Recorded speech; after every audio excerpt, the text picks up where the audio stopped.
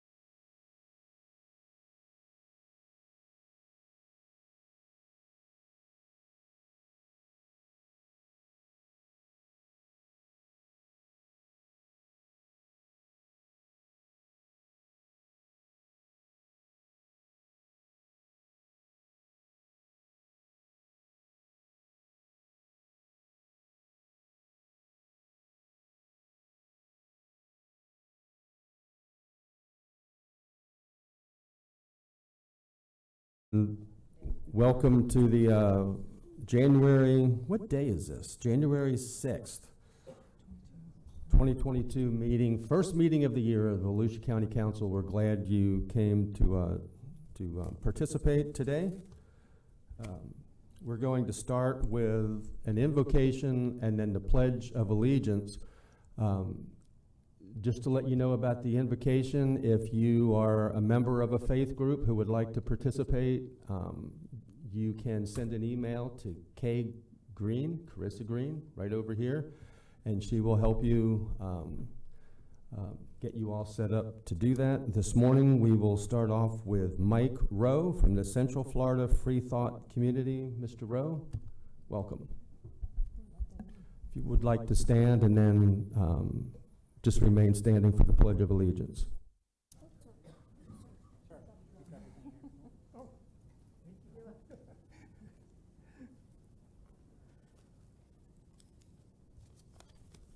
Good morning. Thank you, Chairman Brower, Commissioner members, staff, and the community for the opportunity to offer the opening words for this morning's meeting. I want to thank you and your staff for their hard work. There's only so much time available to us in life, and the fact that you have invested so much of yours in this service to your community is remarkable. We have weathered many challenges in the recent years. When we have a new year, there's a special energy, an optimism, and a renewed hope for bettering our future together. Let us tap into this renewed hope as we begin the meeting today. Today, let us consider the importance of the decisions we make, knowing that there will be new challenges coming our way, which we are not even aware of. May the year ahead provide this commission leaders with the ability to confront the challenges and to do so in the best interest of our exceptional community here in the Sunshine State. Together, let's embody the words of Reverend Dr. Martin Luther King Jr. when he said, "The good neighbor looks beyond the external accidents and discerns those inner qualities that make all of us human and therefore family." Finally, let us incline our ears toward reason, apply our heart to understanding, and seek knowledge we can use to find common ground among the citizens for the betterment of the county. Thank you, and thank you for your inclusion.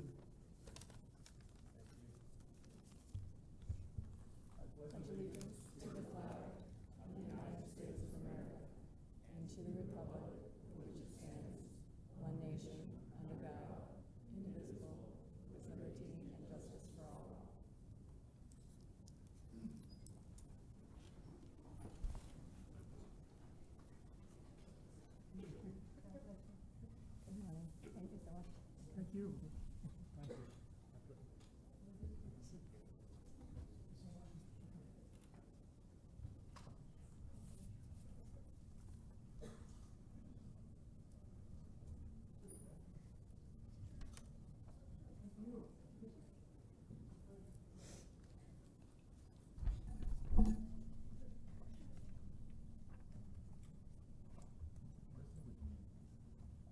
Would you call the roll, please?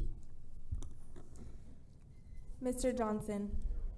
Dr. Lowry. Here. Ms. Post. Here. Mr. Robbins. Ms. Wheeler. Ms. Gertman. Here. Mr. Brower. Here. Welcome again, everybody. We're going to start our meeting with public participation. As I call your name, you can come to the front here. You'll have 3 minutes. We have a lot of speakers, not just this morning, but during the day. So you have, if you would stick to 3 minutes. We're also starting off this year with new technology. New year, new technology. So something's bound to go wrong, but I have a new tool, and it's called a mute button. And so not for you, but for the people to my left and right. Actually, it can mute anybody. It can mute this microphone, or I don't plan on using it. So just stick to the 3 minutes. Every council member up here wants to hear from you. They want to hear what you have to say. It's an important part of our meeting. So we'll start with, in the order that they came in, Paul Richardson. And when you come up, just tell us where you're from. You don't have to give your whole address, but the city, so that the council knows who they're hearing from. Okay. Thank you, Council. My name is Paul Richardson. I live here in DeLand, Florida. Recently, the governor of the Free State of Florida announced that he was proposing the WOKE Act, which will limit and just would eliminate critical race theory talk from the classrooms and offices. Specifically, I want to talk about I give examples, more in-depth discussion about critical race theory in my public participation card, if you would like to look at those videos yourself. But let me give you a brief example. Let's say I was walking up to the door of the council building, and I saw Councilwoman Wheeler and Councilwoman Gitman walk up to the door as well. I, as a gentleman, will open the door for them. Now, if critical race theory would teach, I did it because I was did it for Councilwoman Wheeler here, and not for Councilwoman Gitman, because I'm racist, because I'm white. Now, if I hadn't opened the door, it's because I was racist against Councilwoman Gitman for that same purpose. So it's as Elon Musk calls wokeness, divisive, exclusionary, and hateful. Again, a lot of teachers are claiming First Amendment in regards to critical race theory, but this is not a First Amendment issue. This is teaching young, malleable minds who think that this is part of their grade. So they will take this in and think, oh, this must be true. We don't need this divisive, exclusionary, and hateful teachings in our classroom.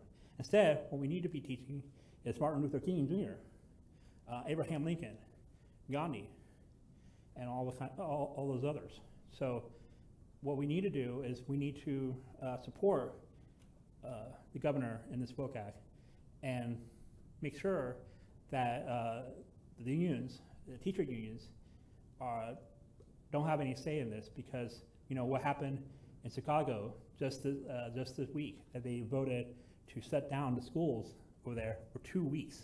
2 weeks. So let's support the Woke Act. Let's open our children's minds, not close them, and teach them, like I said, Martin Luther King Jr., Abraham Lincoln, and Gandhi's teachings instead of this divisive, exclusionary, and hateful rhetoric. Thank you very much. Have a good day, and I hope you had a great Christmas too. Thank you. Next we have Suzanne Shiver. We'll also say while she's coming up here, the setup is different from your perspective. For the speakers, there was a clock right here. You'll notice the clock is up above my head on the big screen and on their laptop as well. So. Hello, Suzanne Shiver, Ormond Beach, Florida. On December 8th, a diverse group of 8 toured the water treatment plant in Daytona Beach.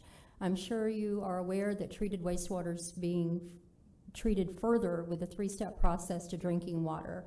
That would be ultrafiltration, reverse osmosis, UV disinfection, and advanced oxidation. Nothing matches in-person participation when it comes to a treated drinking water plant. As council members, I'm encouraging all of you to tour yourselves for a firsthand experience. I'm also encouraging this as a part of a workshop on water in our county. While there are various testing facilities across the state, we have the largest test site in Daytona Beach. What should have been a 2-year test turned into a 3-year test due to COVID. After all, the testing is completed and data reported from every test facility. The DEP will create regulations by 2025 for South Florida to be the first to convert, according to the utility staff at the Daytona plant. I'm not here to support toilet to tap conversion though. The question that many of us left with after the tour was why weren't we protecting our springs more, and what exactly are we doing currently?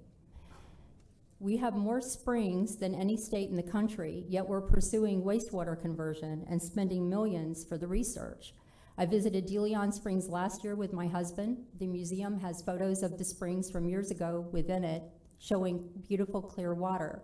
If you walk out the door and look at the water, you can physically see the difference. Residents in our state and county didn't ask for treated wastewater to become drinking water. We haven't had a choice in the matter.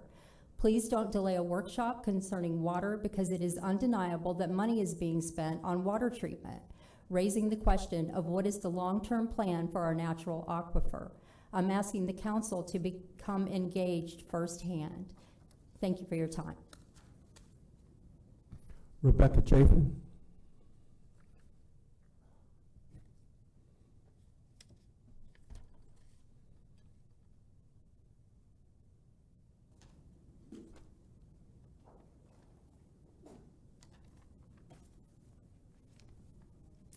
Hello, Rebecca Chaffee, New Smyrna Beach. I am representing local not-for-profit Dream Green Volusia, a nonpartisan environmental group of over 1,000 members, which tackles issues such as litter pollution, water quality, and land conservation. Our organization is made up of a group of volunteers who work countywide. We are supplying the county and all Volusia County cities with storm drain labeling stencils during 2022. Paint that is used on roads and parking spaces is used with the stencils to label the storm drains. These stencils are highly visible when used in areas with heavy foot traffic. Large and bold fonts will capture the public's attention with their message. Many residents are unaware that what goes down our storm drains goes directly to our rivers, lakes, and retention ponds, unfiltered and untreated. By raising public awareness, less litter, yard debris, fertilizer, pesticides, herbicides, car oil, and other chemicals can be kept from entering our waterways. These sources of pollution need to be more seriously addressed as major contributing factors to our water quality issues and marine life die-off. Thank you, and we hope that you utilize our contribution to the county. Thank you. I'll just bring them right over here. Thank you. Thank you. Reverend Ben Collins.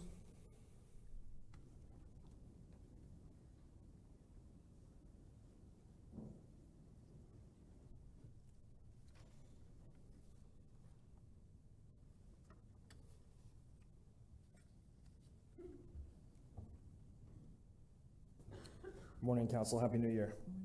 I'm Reverend Ben Collins. I live in DeLand. I'm the founder and pastor of Collective United Methodist Church, CEO of the Drika Theater, and the president-elect for the Main Street DeLand Association. And I'm a member of Faith. We've been here several times before. As you know, Faith has been calling for the creation of a county-wide housing trust fund for about 3 years. We know that every council member and everyone on the staff are not only aware of the county's lack of affordable housing, but committed to take action on it. That was evident at the Housing Summit last month. At the last council meeting, you all discussed an ordinance that Faith helped to craft with the help of Mark Watts and Michael Anderson of the Housing Trust Fund Project. Ultimately, the majority did decide not to put the ordinance on the upcoming agenda for discussion. Our committee representatives look forward to working with the county's affinity groups, as is the plan, and we recognize the importance of embracing a diversity of approaches to strategies in addressing housing locally. However, we know that nearly every approach requires funding.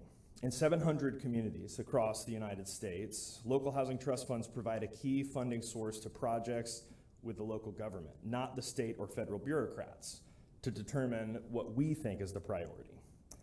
That's why we know that regardless of what our county determines to prioritize, a housing trust fund will be pivotal to that success. We would also like to clarify our strategy amid some confusion at last month's meeting. We know that local housing trust funds require money. Faith has advocated toward using $2.5 million from the American Rescue Plan in order to kickstart the fund. We want to work with the county council and the staff to identify a dedicated revenue source which would not cause a tax increase for Volusia County residents. Our research and countless conversations with experts from around the country and from around our own county continue to confirm that the American Rescue Plan dollars provide an opportunity to kickstart a fund that will serve these essential workers who have been hit hardest by COVID. We want to invite each of you to our action assembly on March 28th at 6:30 p.m., the Peabody Auditorium in Daytona Beach. We also hope to meet with each of you individually before that time to continue this good work. Thank you all so much for your time. Angela Markey.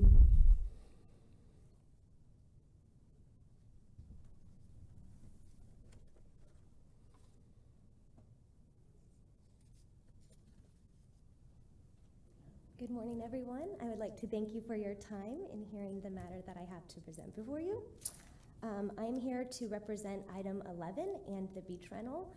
I would just like to sort of speak on behalf of the community. I'm from Daytona Beach, and I've been in the county for over 30 years. I would like to just say that I do understand that it's a requirement to put bids out, and so I do understand that you're just trying to meet requirements, but to move our beach rentals to a foreign company would not serve our county well. We would be taking the profits away from the county, and we would also be disrupting over 60 families that have been working on this beach their entire lives before this even became a thing. So I just wanted to bring it to your attention that I would hope that we keep it local and that this is not taken out of our county. So thank you for hearing me. Thank you for your time. This is my first time. Have a great day. You did well in 2 minutes.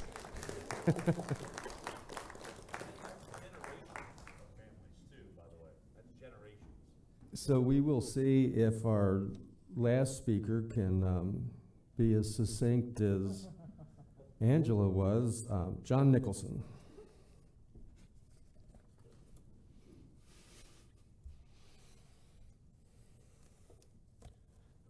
John Nicholson, Beachside. Thank you for the hint to shut up. Several things. One on your consent agenda is F, the Votran. I'm asking you to plan ahead with a route. We're getting an Amazon in Daytona Beach. We created a Tanger Outlet Mall area, and it took, 4 or 5 years before Heather got us a bus route. I'm asking that not be the same thing with Amazon, that we do it ahead of time rather than behind. Secondly, the city was discussing LPGA and the development. Day late and a dollar short because almost everything is developed already, or planned to be developed except for the last 1,000 feet towards ISB, and I brought that up the last time. I'm asking you to, again, plan for ISB now, because Heather said it takes like 10 years to go through the process, and in 10 years, That last 1,000 feet is gonna be done in past history, and they will be going to on ISB on both sides. So I'm asking you to plan that bridge now. There was an article in the paper that there was a push to take over the council by a certain group. We know in the past, we already had a group try to take over the council. They targeted 3 of you guys, all right? They wanted you to resign, remember, Billy? So when I look at this council, I make no bones that I like the council, and I have my favorites. I mean, there's only 7 of you that are my favorites. So Jeff sat there the other day and said, gee, I thought you didn't like me. It's not that, okay? You guys work well together, and you only have 10 months left.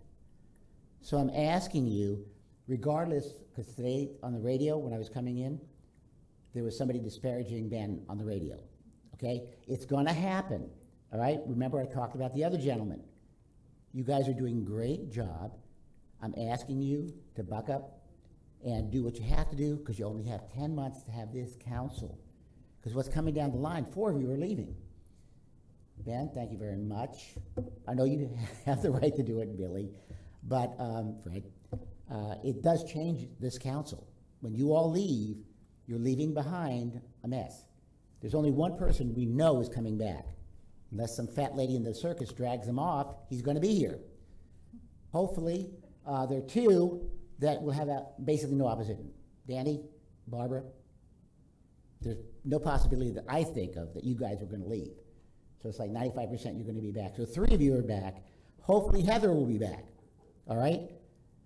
She's got a lot of bad press in the paper, but if you look at her history, when she said we needed to work on EMC, she was absolutely positively correct. So I'm asking you guys to stick together, get as much done as you can in the short period of time we have left. Thank you. Thank you, John. Sometimes I feel like I live in a circus. If you've never been to my house, but there's a lot going on. But if you've ever met my wife, there is no fat lady. We have a few items of business before we get to the consent agenda, since this is the first meeting of the year. And the first order of business in item 1 will be to elect the vice chair for the council. And so I would like at this time just to open this up to nominations. Billy Wheeler. Yes, thank you, Mr. Chair. I would like to nominate Barbara Gertman for Second. vice chair. So that took care of yours to nomination by Wheeler of Barbara Gertman, second by Lowry. Are there any other nominations? Not hearing any, we will call for a vote. All in favor of appointing Barbara Gertman as vice chair, please say aye. Aye. Aye. Any opposed? Barb, you didn't say aye to opposed. Okay. County Attorney Michael Dyer. Sorry, just to clarify, I know the term nominate was used, but it was seconded. I think council treated that as a motion. So for the minutes, unless there's an objection, we'll reflect it as that. Thank you. Thank you.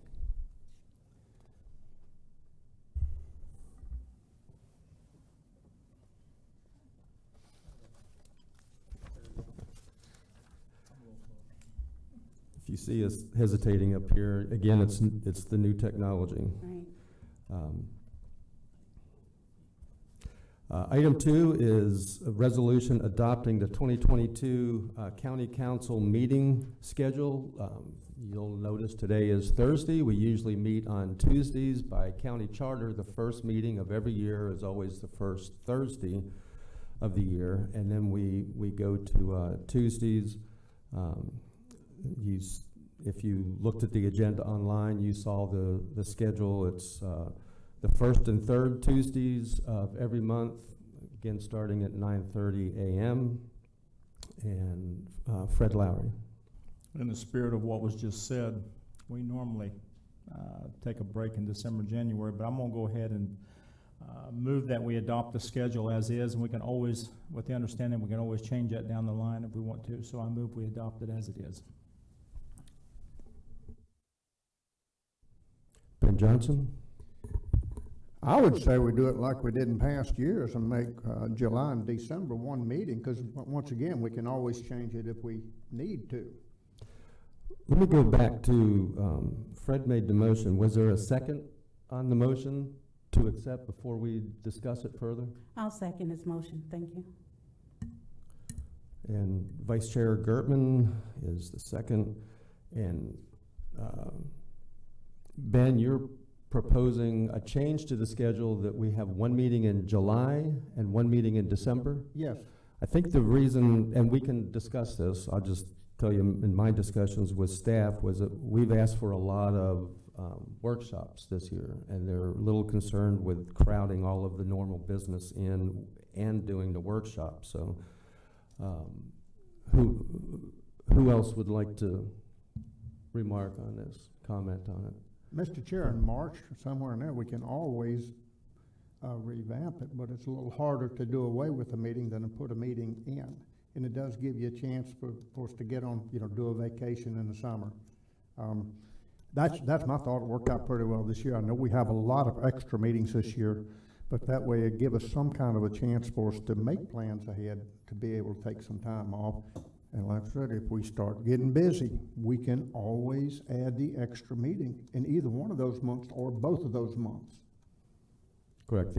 I believe the opposite is also true, that, in fact, Attorney Dyer, would you chime in on this with what is required if we cancel a meeting? We would notice it. We would also, if there was time, do an ad in the newspaper. All your meeting dates are advertised in that paper ahead of time. So if you did call a meeting, we would just, generally usually we've known about a month in advance, and we make arrangements and advertise for the public. Okay.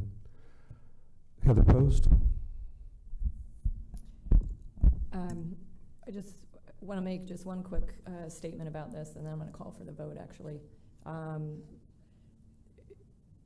There's been a couple times throughout, I know, my time on the council where I think I remember one time we had 65 items on the consent, and then a whole bunch more. We went from A to Z to double A to double Z to triple A to something else. And for us to get that information, a week ahead of time, and to be able to go through it all and to actually vet it very well is really tough, just on the regular meeting schedule. So when we don't have meetings, I'm all for vacations for sure, but when we don't have those meetings, it really puts us in a bind as to really being able to do our job, I think, in the way that I feel I should be doing it. And so just personally, unless there's any more discussion, I see Barbara's now, but I would call for a vote on the first motion. You just withdrew, Barbara? Oh, okay. Okay. Barbara Gertman is back on. There's been a call for the vote. Okay. The vote, the motion and the second is to keep the schedule as presented by county staff, which has 2 meetings a month for the entire year. With the, to me, I think it goes both ways. We have the ability to add a meeting. We have an ability to take a meeting off. I concur with the fact that we've got a lot going on this year and a lot of workshops, and it would be better to keep our meeting schedule. It's not convenient, but we're not here for convenience. So with that, Krista, would you call the roll on this?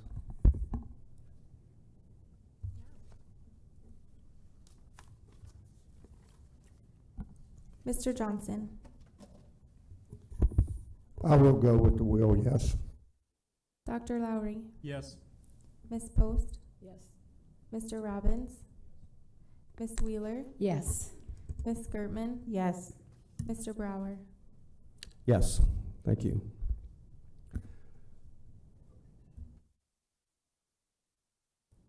Item 3 is assignment of council members to committees. And unless a council member wants a change in their committee assignments, I don't feel a need to change anybody from their current assignment. Danny Robbins. Thank you, Chair. Now, I just wanted to express my thanks for the opportunity for the Indian River Lagoon Council Board last year as an alternative, and also just for your consideration, Chair, that maybe it can be a full-time position if you're able to do that. If not, I understand. Thank you. A full-time position as what? As the primary. Oh. Well, it's currently that's me, and it's probably my favorite committee. So nothing, no disrespect to you, but I would really prefer to keep that and have you attend as you have been in each meeting.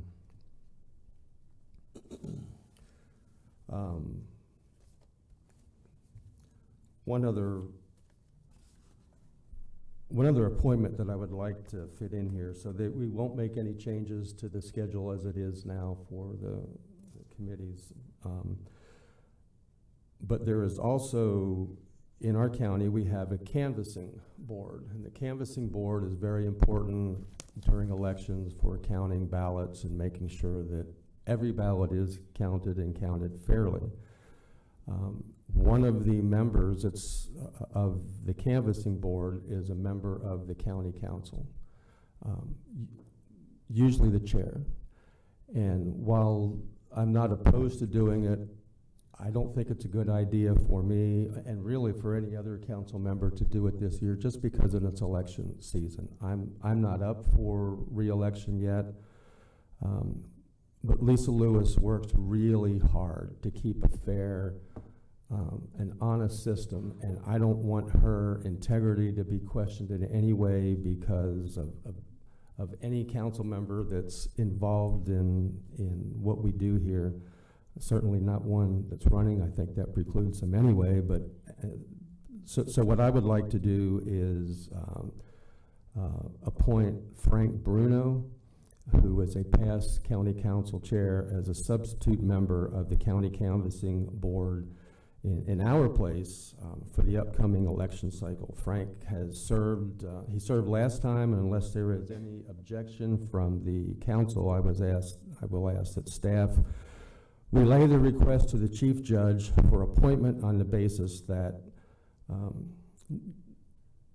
no one is available, that if no one is available to serve or would be disqualified. So Frank Bruno would be the appointment from the county. Is there any objection, staff? Michael, would you prefer a vote on that? No, that's fine. If there's no objection, No. just take it with the consent I of see no council. objection. Thank you. Thank you.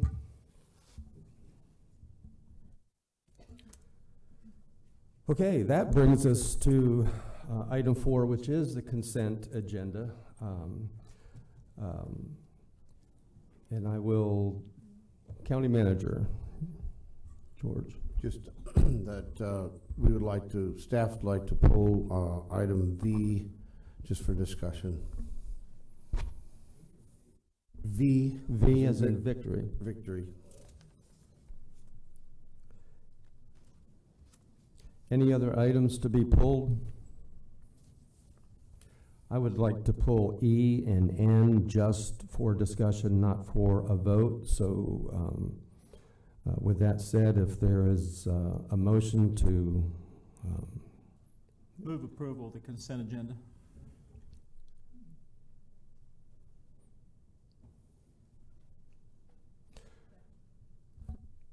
Johnson made the second, Dr. Lowry made the motion to approve. George, did you have more discussion? The only one, like I say, just for us was item V, just to give a little highlight of what we're doing. I'll come back to that. Your name is still up. I just didn't know if you wanted to. New technology. That's there right. it goes. Okay. Motion and a second on the floor to approve the consent agenda as it currently stands. All in favor say aye. Aye. Any opposed? Motion carries 7-0. Now I'll call on you, George, if you want to discuss item V. Yeah, I'd like to have Ben Bartlett and Mike Ulrich down, please. And I also believe today we have in council the mayor of Oak Hill, Gibson, and I think he's brought some folks with him. And that's, of course, this item involves an agreement with the city.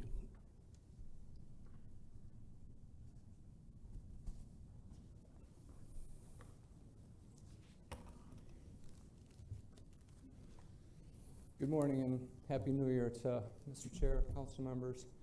It's going to be a good year. I'm very pleased to present this item to you today.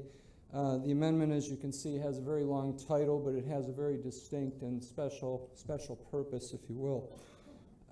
Before I get into that, Helen, I did want to again acknowledge Mayor Gibson and Deputy City Clerk Amanda Osweiler, who's here today as well, along with the mayor's wife. And we just wanted to, again, this is a tremendous accomplishment by a very, very small city, and I appreciate the opportunity to highlight this for you all. Of course, it wouldn't be appropriate without acknowledging all of the collaboration and all of the cooperation that has taken place. These projects, as you know, take many years to develop because there is a lot of things to consider, especially when you're trying to understand these very difficult water quality issues that we're facing in our springs as well as the Indian River Lagoon and other areas. And so as a result of that, understanding the sources of pollutants, assessing various technologies to address these issues, considering the existing infrastructure that's in place, as well as the impact that some of these improvements can have on a community. Cooperation and collaboration is essential among local governments as well as our state agencies. And last but not least, funding opportunities, because that's really the crux of a lot of these issues. If we could make all these improvements, if we could afford to make all these improvements, we'd do it, but we have to be very, very conscious and take into strong consideration how we're going to spend, very valuable dollars to address these issues.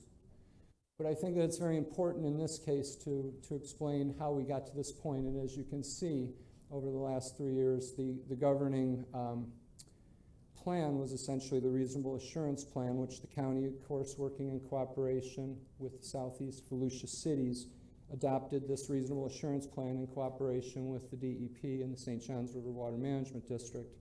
And of course, during that time period, we established a lot of key projects, many of these being stormwater improvement projects along the IRL. Again, when you're trying to consider all of the various options, you need to consider all the best opportunities for dealing with the nutrients and the pollutants that are in there. And so there are different technologies to consider for all of these. And in this case, this is my first project over in the IRL.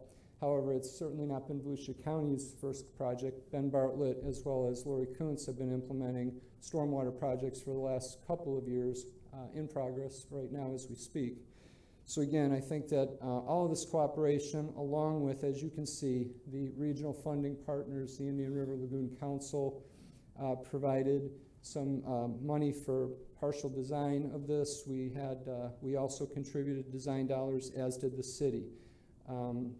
We were involved in a variety of technical assistance issues for city grants as well as loans. Spent a lot of time with with the mayor and going and pounding the streets, but clearly he did the majority of the heavy lifting down there for the city, as well as the city council. And so, as I'll go on to just one last statement, this is really the basis for the Memorandum of Understanding. As you understand today, it's the Second Amendment, but the history of this is that we established the framework for cooperation back in November 2019 when Council approved the initial MOU to develop and design a solution for the Indian Harbor Estates development. Then the First Amendment, which took place, was, again, sharing city and county resources to contribute financial resources as well as technical resources to evaluate surface and groundwater quality so that we can establish a baseline to understand what the current issues are in these canals right now and what impact they might be having on the lagoon, so that once we're completed with this project, we'll also once again be able to go back in, sample, test, and determine how effective that this was. Because that's going to be so important for us as we continue to evaluate technologies in the future to understand, is this the best way to go? Will this achieve the maximum amount of pollutant reductions that we seek for many of our springs as well as the Indian River Lagoon? So today's,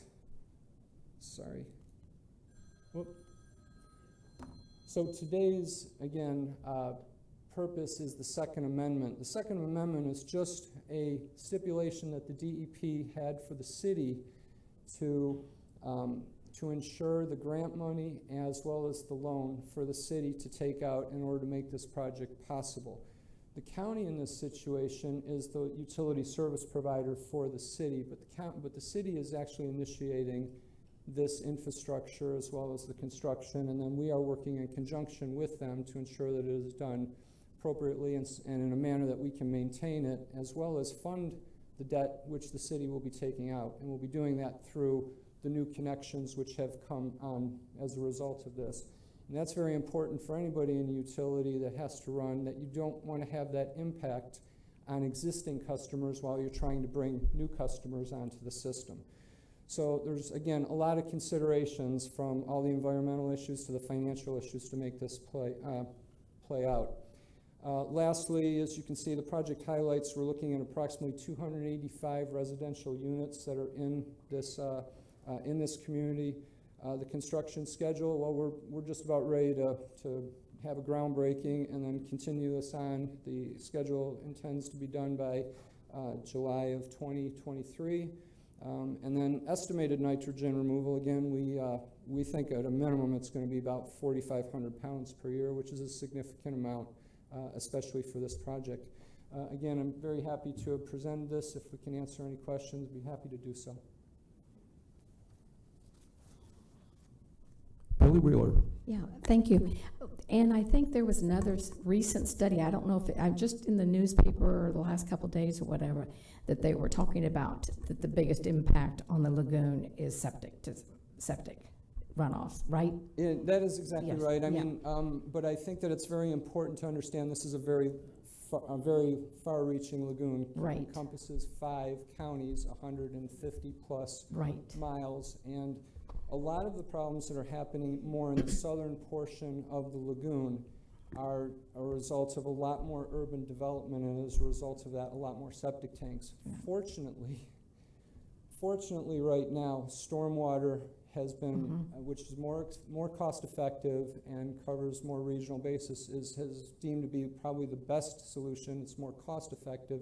However, there are areas such as this canal that leads right out into the lagoon, which makes it a high priority. But again, you have to look in really the specifics of where you're at to determine. And as we'll find out, as you'll see in the near future, even our 3 springs have different types of contributing factors, and as a result of it, we're going to have different types of strategies to mitigate some of those pollutants. But that's a very good point. Yeah, and one of the other things I was going to mention, Mr. Chair, was the importance of the council. We don't just do 2 meetings a month. You know, we're all on boards, assigned boards and whatever, and one being the Indian River Lagoon. That one is so vital for all of us to be a part of. So participation is wonderful. When I was on that, I think 3 years ago, Mayor, happened to be getting my agenda while I was on the Indian River Lagoon, and the executive director told me about a grant that was going to become available the very next day for a short period of time. It was vital. And once I hung up from him, I immediately contacted the mayor and said, there's going to be a grant. You might want to get yours in right off the bat. And I think I did the same thing with the town of Ponce Inlet because I knew that they were working. So it's important that we keep our ears open and that we're always out there. That's what I see a big portion of our job. It's not just the 2 meetings a month. It's what we're doing out there to bring in the connections that we may hear out there and check with staff and everything. So I alerted staff, called him right away. So it's a collaboration, and we're a part of that collaboration. I totally agree with you. If I could offer one observation through this whole process, it's really a matter of when you really consider the fact water connects us and all of us. It is our environment, our economy, our health, our entire quality of life, and it is a shared use. Therefore, it's a shared responsibility, and we really, like I said, the city, this very small city, what it has managed to accomplish, it's really a moment to really congratulate the mayor, the city, and we are glad to have been a part of this as well. Also, if I may, I'm sorry, the mayor did bring about a copy of the report of the current conditions within there. It's available electronically. I'll make sure that you all have a copy of that as well. Thank you. Michael, I just wanted to piggyback on what you just said, and I have a quick question.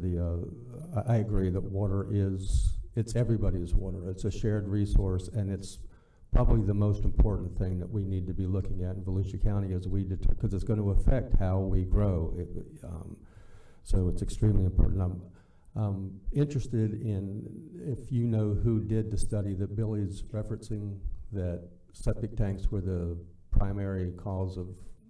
I'm not sure who it was. I saw it in the news journal yesterday or the day before. It was an article out of the Palm Beach, but we'll certainly find out who did that. We certainly have the Applied Ecology who did the report specifically for this canal. And again, this is 150 miles. We have to figure out what's going to be our best technologies to deal with it, because it's not going to just be a cookie cutter approach in every single situation. And I'm certainly not calling it into question or disputing it. I think that, I see most studies I see say stormwater is the number one. It's either stormwater or septic tank seems to come up. So in my opinion, we need to do everything and then some, do everything that we can and look at every possible source. But If I may, Mr. Chair, Ben Bartlett, Public Works Director, I can speak to that a little bit. The Mosquito Lagoon Reasonable Assurance Plan looked at the 3 water bodies that comprise the Mosquito Lagoon, which is basically from the Haulover Canal to Ponce Inlet. That particular study showed that a large portion of the pollution in the Mosquito Lagoon in particular, that portion of the IRL, was basically from base flow and stormwater runoff. There was a septic tank contribution. I think what's being referenced is the overall IRL, which goes all the way down south, where you do have a lot of urbanization, a lot of older urbanization that does involve septic tanks. There is a large contribution from septic tanks down there. But the reasonable assurance plan, there is some septic tank contribution, which is why this project is vital. You've got 285 septic units right on the lagoon, but also stormwater is a large component of that as well. Yeah, absolutely. I've been to that area. I've walked those streets along canals, and it's houses along canals with a high water table are probably not the best place for a drain field and a septic system. So we're, like I said, we need to do everything that we can and then some. George Rectenwald. Thank you, Ben.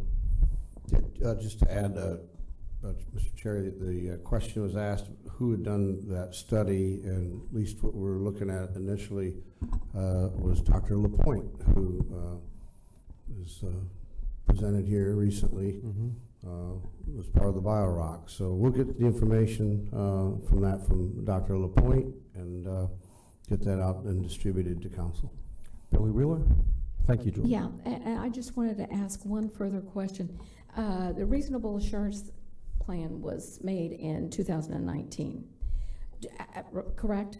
It was actually It was executed by the, executed. yes, it was a couple year iterative process with multiple meetings, everything before that. So do we have any scheduled in advance a update on that? Where, here's the plan, what have we done, what have we not done, what's the conditions, has it been changed? Absolutely. So we're required to provide a yearly update. Okay, that's. And then at 5 years, we do an in-depth look-in. So we just completed our first yearly update, which is really, a lot of the projects are getting underway, but it involves monitoring and measuring the concentrations of the nutrients in the lagoon to make sure that we're on the right track with the projects we're doing and making sure we're having an impact, and if we're not, we have to readjust our strategy. Thank you. Okay, I had two others. I'm going to scratch one and just go to E because I really want. Can you put item E on the board, and either Donna or Tim? Donna's coming, and Tim. This is going to be easy. This is a budget resolution from license plates. You know, we have numerous. Thank you, Mayor, for coming in. Thank you, County Chair, County Council. Yes.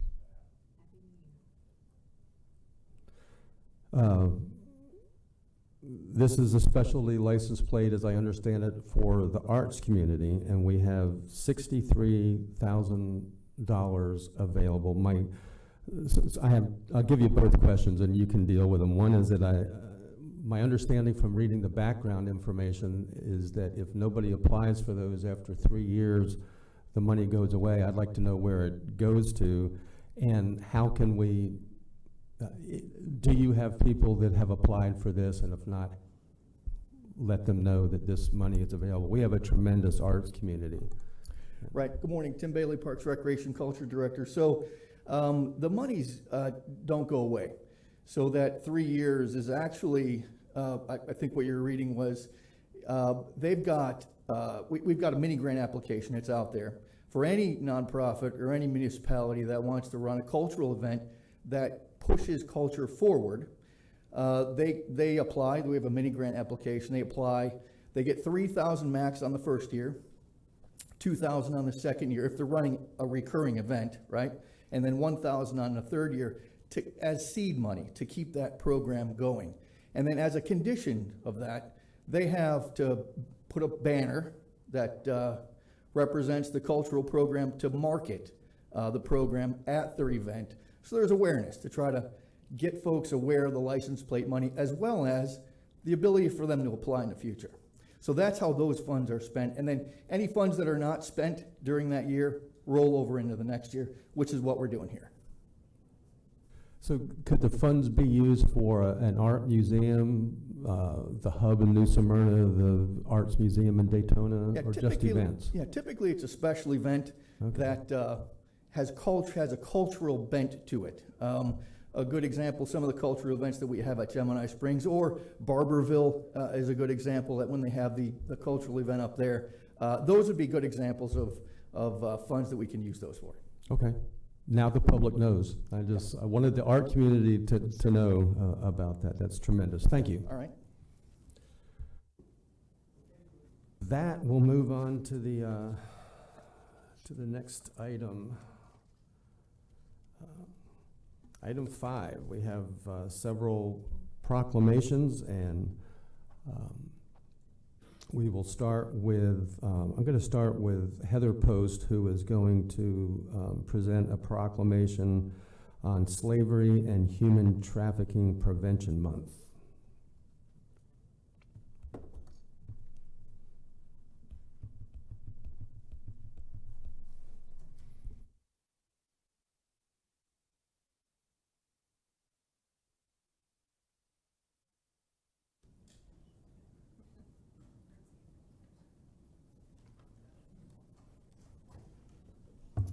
Good morning. It's weird being on this side.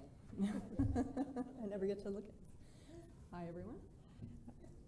So this morning I wanted to come down here, and I'm going to read a proclamation, and the proclamation is actually Slavery and Human Trafficking Prevention Month proclamation. But before I read it and present it, I want to, I would love to have a proclamation that made it Christy Gillis Day as well, but we don't have that. But I want everyone in the audience to understand the impact that Christy Gillis has in our community. And she is the reason that this proclamation is being presented. She is the reason that a lot of the human trafficking issues in Volusia County are dealt with and really focused on. She works with Homeland Security, she works with DCF, she works with the schools, and one of the things I think is very important for the audience and anyone listening to understand is that when you think of human trafficking, you think, oh, that couldn't possibly be occurring in our area, and every county says that. But we do have those instances, and certainly in our schools, and it's something that we need to be addressing. So I thank you for your work. Thank you. Thank you.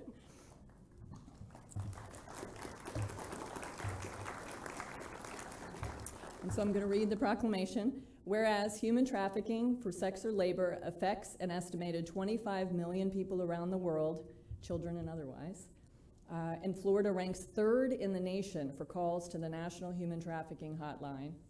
And whereas although slavery is commonly thought to be a thing of the past, human traffickers generate hundreds of billions of dollars in profits by trapping children and adults in horrific situations. And whereas human traffickers prey on their victims by promising a life of hope and greater opportunity while delivering only enslavement in brothels and factories, on farms and fishing vessels, in private homes, and in countless industries. And whereas this evil practice robs countless individuals of their dignity and freedom, splinters families, and threatens our nation's security and public health. And whereas the Freedom 7 Human Trafficking Task Force, which includes the Florida Department of Children and Families, Florida Department of Juvenile Justice, law enforcement agencies, local and federal governments, the faith community, and private organizations, is committed to raising awareness about human trafficking. And whereas during National Slavery and Human Trafficking Prevention Month, the Volusia County Council reaffirms its strong commitment to social justice and human dignity, now therefore, we the County Council of Volusia County, Florida, do hereby proclaim January 2022, it's hard to say, it's a new year, as Slavery and Human Trafficking Prevention Month, and commend the Freedom 7 Human Trafficking Task Force for its coordinated efforts to end this horrific practice. So thank you very much, Christy. And I also really want to push the point, and maybe you can speak to it, but when people think of human trafficking, they also think of you're kidnapped and taken away and never seen again.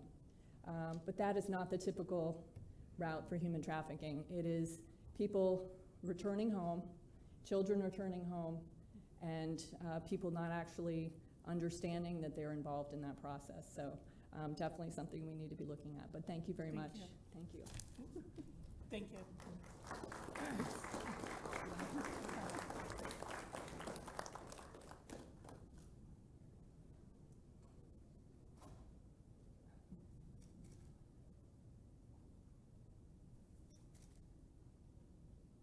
And Christy, I'd love for you to say a few words. Okay. Thank you. So I also brought with me, first of all, I want to thank the County Council. This is the, I believe, 3rd year that they have issued the proclamation for Human Trafficking Awareness Month. I also brought with me Shanice Carr from the Volusia County Rape Crisis Center, as they often work with human trafficking victims as well.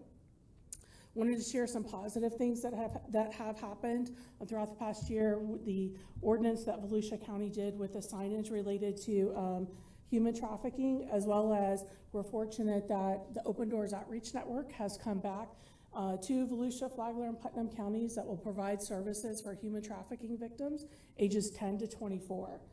So that's something positive that has happened. Again, I'll share some data like I have the past couple of years. Just Department of Children and Families does investigate human trafficking in relation to children.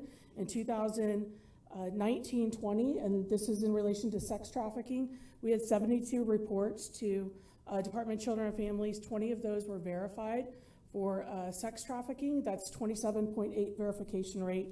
In 2021, Volusia County, we had 52 reports to Department of Children and Families. 8 of those were verified. That's a 15.4 verification rate. And then from July 1 until November of this year, we had 15 reports and 2 of those were verified, and that's a 13% verification rate. And again, those are juveniles that is under the age of 18. What we have seen a trend, and especially with COVID and people not going out as much, 100% of the cases that we've investigated have involved some sort of technology. It could be a phone, also thinking about gaming systems. Traffickers are able to contact youth and on those gaming systems. So we at the task force do offer education and training. We have on January 20th, we have a webinar facilitating care through a survivor's lens.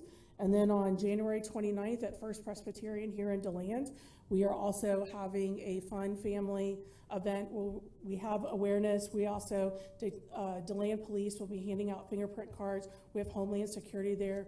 We also have the support of our community providers that are providing services for trafficking victims. So again, we can share information for families, especially related to the online gaming systems and making sure that parents know where to look, who to contact if they suspect that a child's been trafficked. Thank you. Thank you.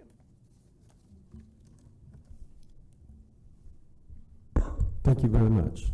I didn't know if you were both going to speak or, well, thank you. Is there a representative here from the Tomorrow's Leaders Day organization? Good morning, Mr. Chair. Kevin Captain, Community Information Director. At this time, the Tomorrow's Leaders Group they have not arrived yet.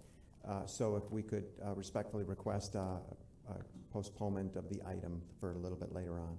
Absolutely. Thank you, sir. Thank you.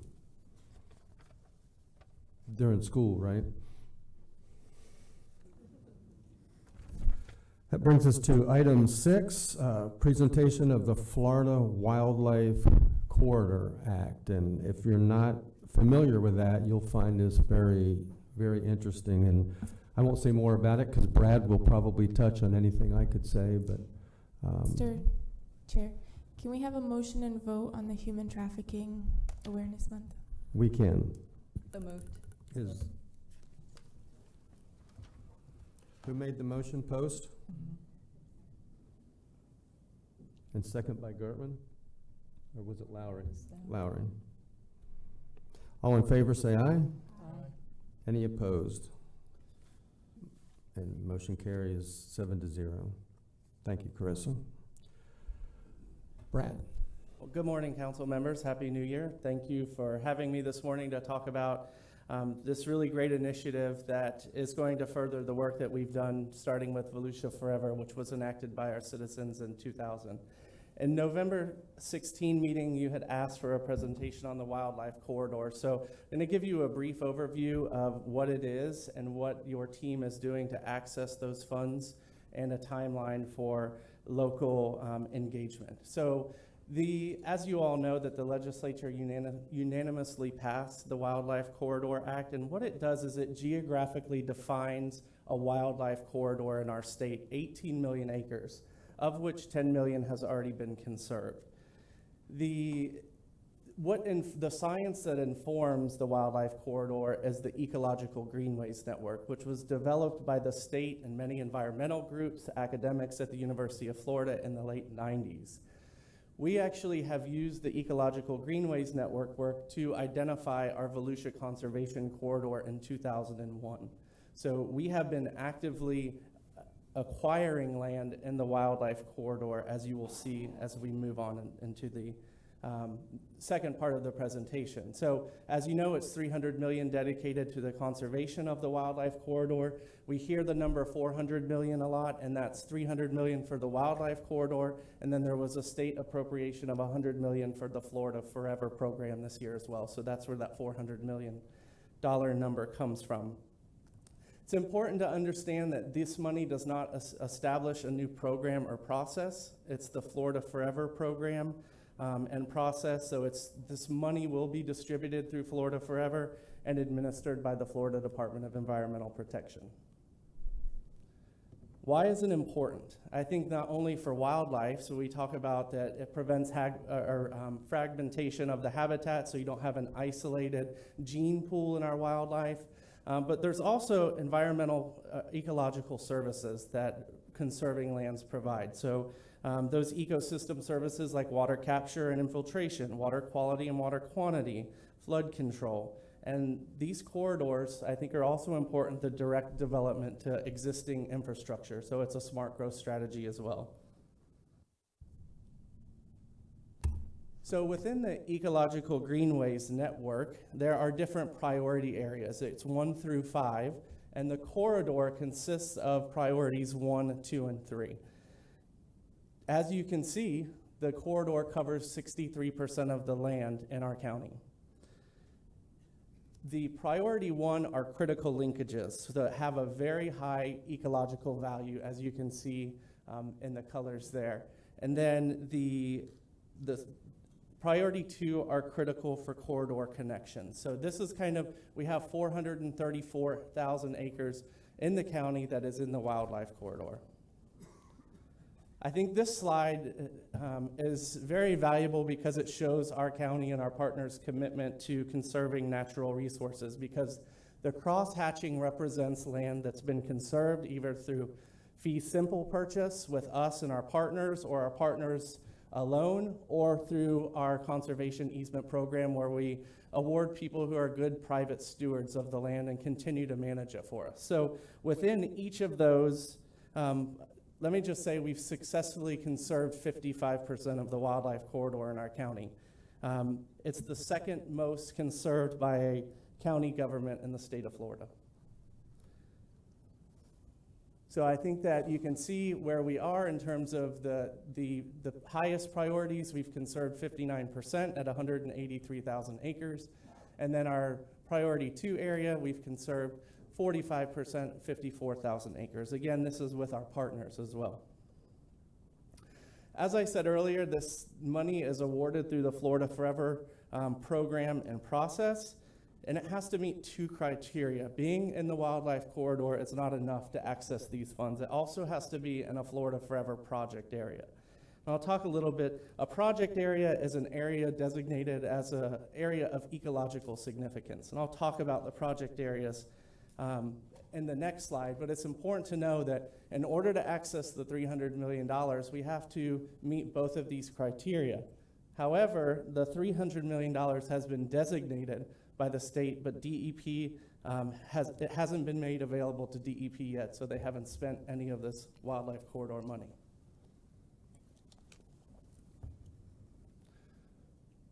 So we have 5 project areas. So again, those project areas are areas of high ecological significance. We have 5 in the corridor in our county, as you can see here. So we have in the northwestern part of the county, the strategic managed area lands, the Wekiva-Ocala Greenway, Longleaf Pine Ecosystem, and Volusia Conservation Corridor, as well as the Indian River Lagoon Blueway. This is a snapshot. So if you see the cross-hatching here, this is a snapshot of the applications that we've received as part of the Volusia Forever process to date. So your committee is in the process, or your staff is in the process of preparing for a committee meeting where they will vet these applications and bring them forward to you. Our goal is to have them to you in March. These are, again, from willing sellers moving through the program. One of the things I think I'm proud of, and this first application series, we had 26 applications. When we opened the program in 2012, we had 14 applications. So we've had a significant increase in interest in people that are willing to sell their land for conservation. One of the things, too, I'm very proud of is that nearly 55% of the applications that have come through the door were due to your team, Resource Stewardship's team, proactivity engagement with realtor associations, precision targeting large landowners in these priority groups with letters and phone calls. And then this is just a kind of a zooming in on 2 high priority project areas for us. in terms of the Indian River Lagoon Blueway, which is on the left. You can see we've had some big parcels come in that we're considering, and then as well to the right, and the Volusia Conservation Corridor. So about 2,600 acres have come in the Blueway and 1,700 in the corridor, which both of these would be eligible for wildlife corridor funding. So what does the Florida Forever process look like? It looks very much like our process that we have in the county. So there'll be an initial meeting where we make an application. The ARC committee determines its eligibility. Once the eligibility is determined, the staff at DEP will do due diligence. They'll go to the property, do visits, and they'll bring back their report for consideration by the committee for a vote. Again, Florida Forever is a willing seller program, just like ours is in Volusia Forever. The applications are reviewed twice annually, just like we do. It's typically an 18-month time cycle to acquisition. So if you're dealing with the Florida Forever program, we're going to have to be patient because it does take about 18 months. Joint acquisitions, which means when we have money to bring to the table, improve competitiveness. One of the things that I do want to make the council aware of is that in previous iterations of Volusia Forever, when we bought land with the Water Management District, we could hold joint title with them. With the state, there's a state law that does not allow us to hold joint title. So if we put money into the acquisition, the state will hold the title. Well, what does that mean? And essentially, it increases the administrative burden on our team. So we will be managing it, but we develop a plan with public input. The state comes in every 5 years to do a check of our land management, and every 10 years we have to update the plan with public input, very much like what we're doing with Spruce Creek right now. So what does the local timeline look like? In January 26, your Volusia Forever Advisory Council is going to meet and make eligibility determinations on the 26 applications. In February, they will meet to sort the eligible applications into the A list, which is that high priority for acquisition, and B list, which are lower priority. March, we're going to bring that list to you for your review and approval. Then in April, my team will submit the Florida Forever properties to Florida Forever and start getting them in the process. And this is where we actually need your help, because talking to many folks at the Water Management District and contacts in Tallahassee is a lot of these projects, in order to move past that initial triage stage, need a legislative champion. And that's where we need you folks engaging when you go to Tallahassee and talking to our state legislators about the applications that we have under review, which will get you a list once we have that list. But some of the other things that we're doing, I think it's important that, we're not relying on Florida Forever only. We have a good track history of engaging other partners. So we have 3 parcels that have been submitted by municipalities that are moving through the program right now. We have 2 parcels with the Water Management District that are moving through the program. We have 1 parcel that the Department of Ag and Consumer Services is interested in. And we also have 1 large parcel that we're engaging the USDA on. So I want you to realize that, so there is a plan to access these funds. We have a council-approved process, an advisory committee to vet applications. And I think this plan and process will position us well when that wildlife corridor money becomes available. So with that, I'll answer any questions you may have. We do have a lot of questions from, requests to speak from the public. If nobody on the council has a question, I've got one just quick one. Excellent job on that. It makes it much clearer on where we are and what we're doing. I'm interested in the priority groups of 1 and 2. What's the difference between those? So the priority 1 and ecological network are the ones that have very high, they're a critical link with high ecological value.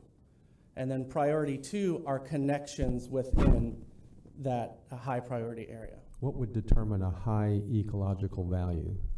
wetlands, or?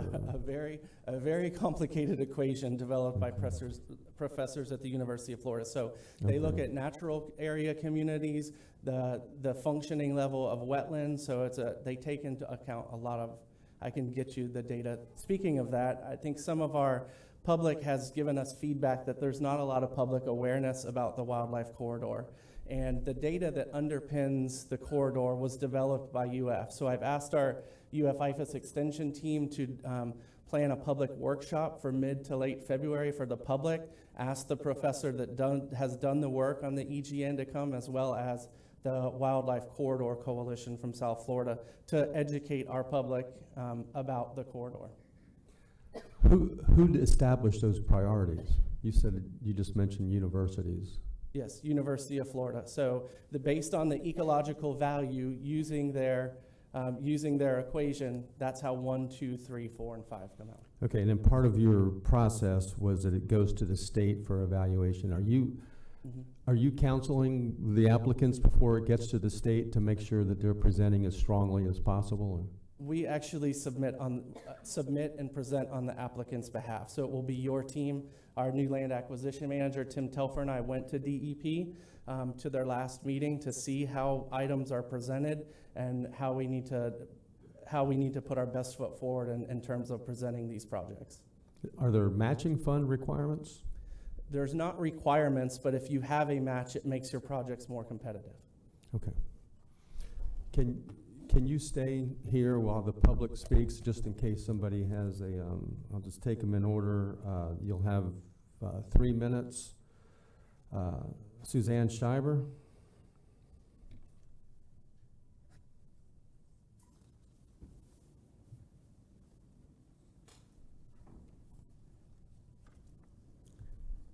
Hello, Suzanne Schreiber. I'm representing Dream Green Volusia, and I live in Ormond Beach. And I did speak to Brad about a lot of things I'm about to say to you.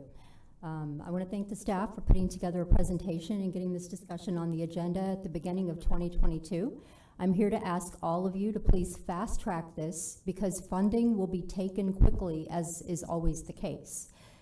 $50 million of the total $400 million has been designated for 20,000 acres of land in South Florida already. Please pursue a presentation for the public as soon as possible from the Wildlife Corridor Coalition. Jason Lauritsen has put together a team and will come to the county to do a presentation. This presentation should include invitations to realtors, landowners, brokers, Volusia County residents, and the council. One of the biggest issues with land conservation in Volusia County is the message does not reach far and wide enough that programs are available seeking willing sellers. In plain English, the word does not always get out to everyone. This is not from a lack of staff trying. Of course, there must be willing sellers, but the word must be spread, and it must be spread starting today. So some of you may wonder why I put the word out about this discussion today on 4 social media platforms, because I did. It was to educate the public that this discussion is happening and spread the word that we must act swiftly.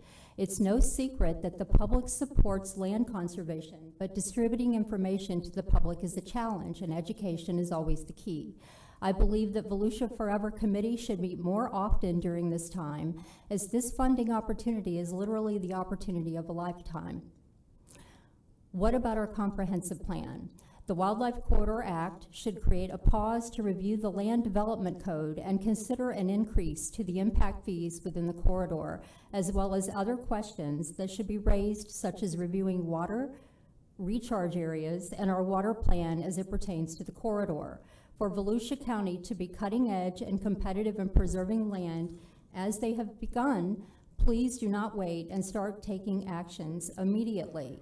Opportunities such as this don't come along every day. There's no question as to where the public stands on wanting to preserve the wildlife corridor in Volusia County. Thank you. Rebecca Chafee.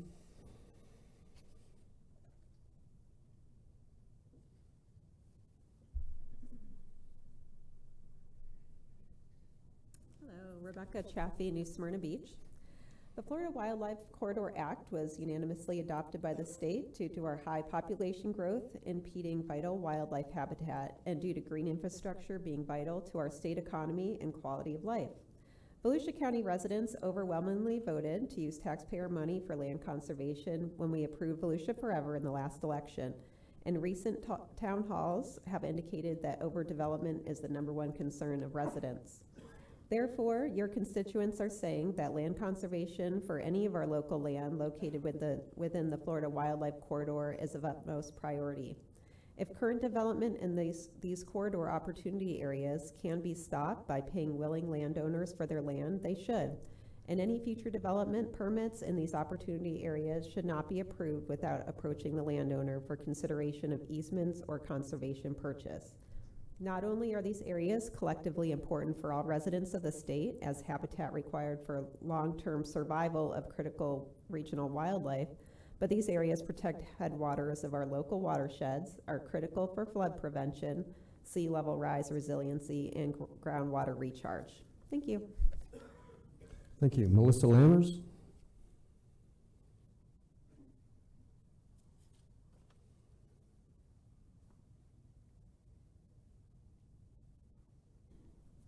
Happy New Year, honorable council members and Manager Rechtenwald. Congratulations, Ms. Gertman. My name is Melissa Lammers. I live in Ormond by the Sea.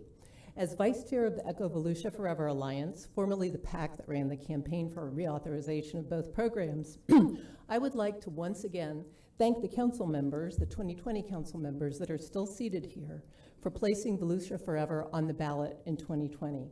It was the right thing to do, and that's obvious since it was approved by nearly 76% of the voters. In April of last year, after the new advisory committee was seated, we made a series of recommendations for the renewed program.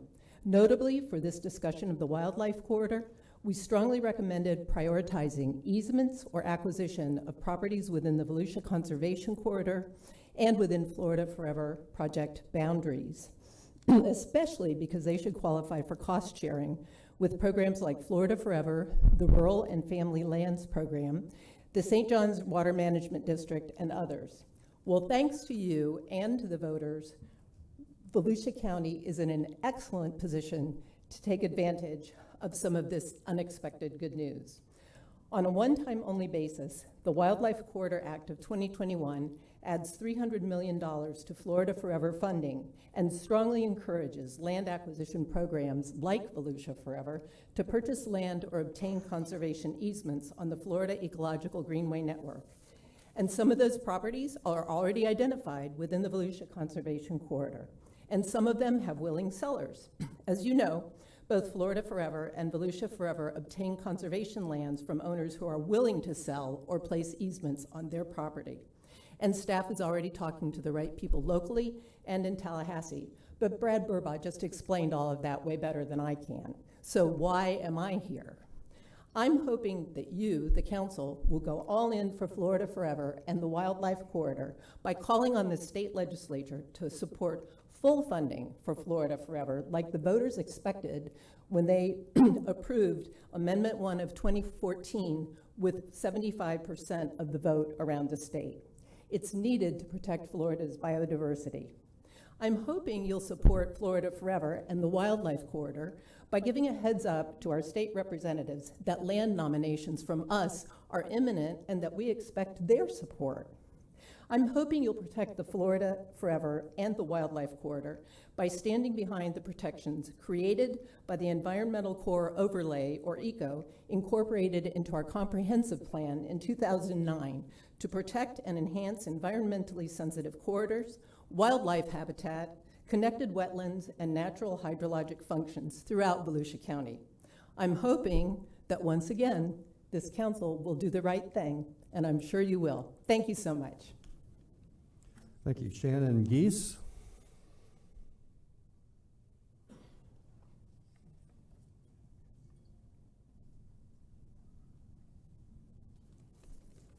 Hello, everyone. My name is Shannon Geis. I live in New Smyrna Beach, Florida. And I would like to thank you for this opportunity to speak on this agenda item. I support the Wildlife Corridor Act and realize this is an important opportunity for Volusia County and the Volusia Conservation Corridor.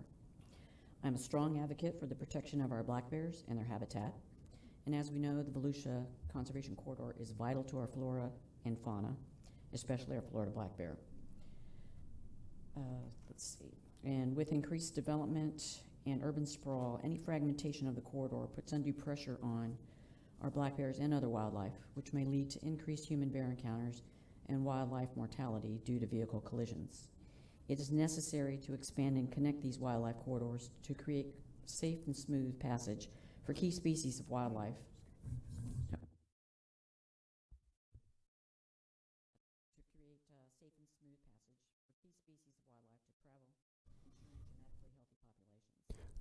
Can you pause 1 second, because we can't hear you? Try the other microphone if you.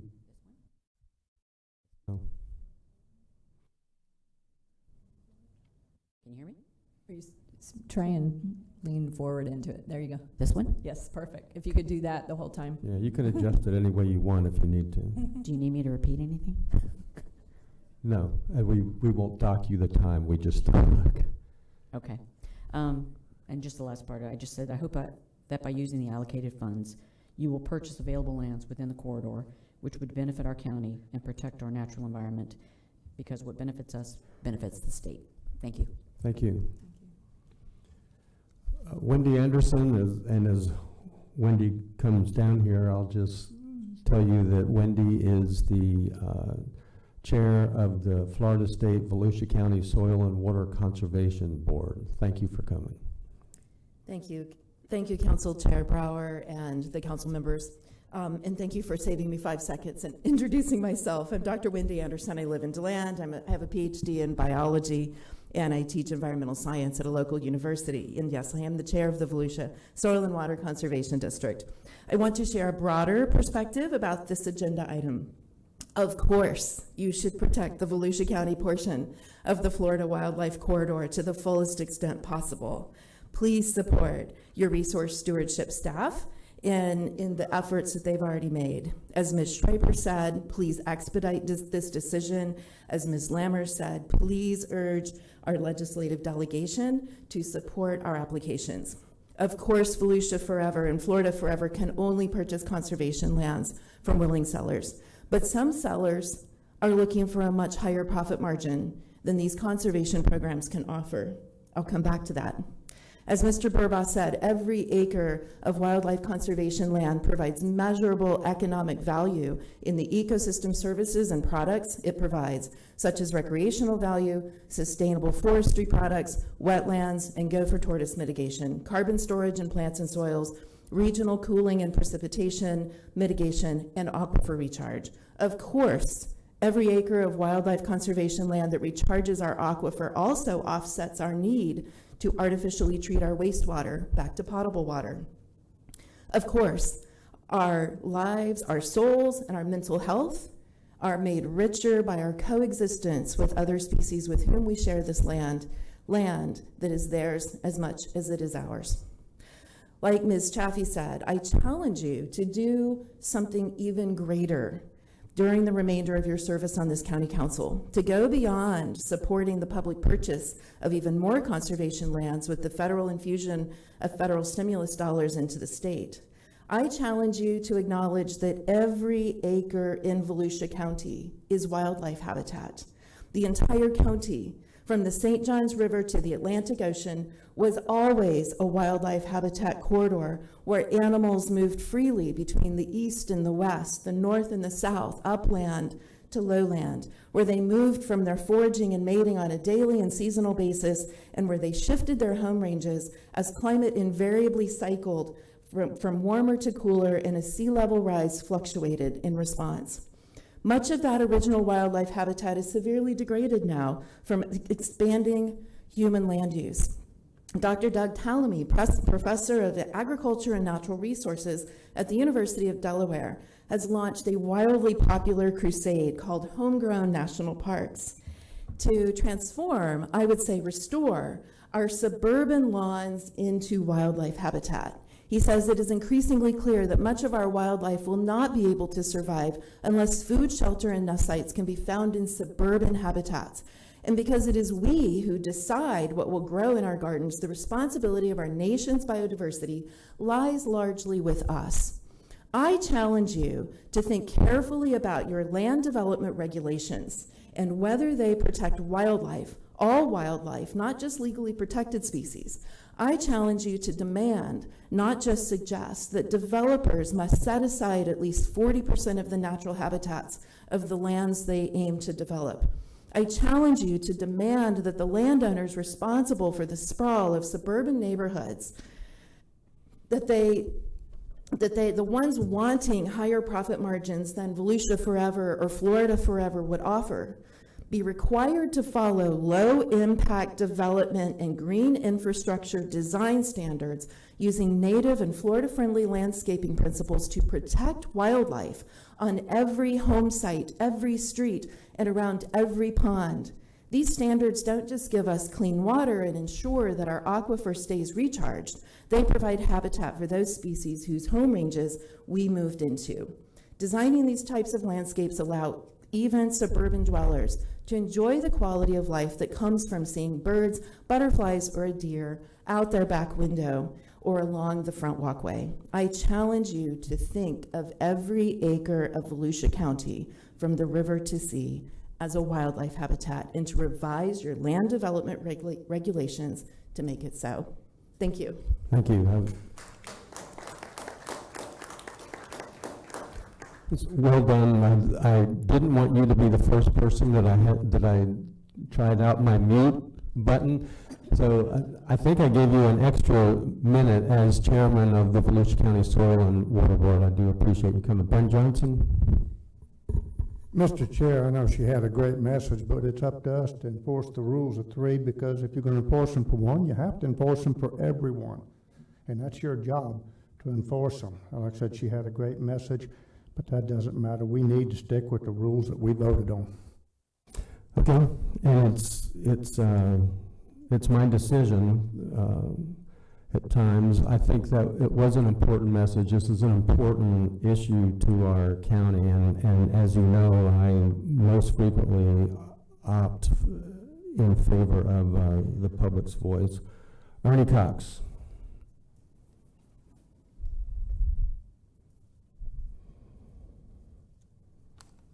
Good morning, everyone. It's good to see you again. Ernie Cox. I'm president of a company called Family Lands Remembered, and I'm here today on behalf of Miami Alternatives and Farm to North, two large landowners in Volusia County.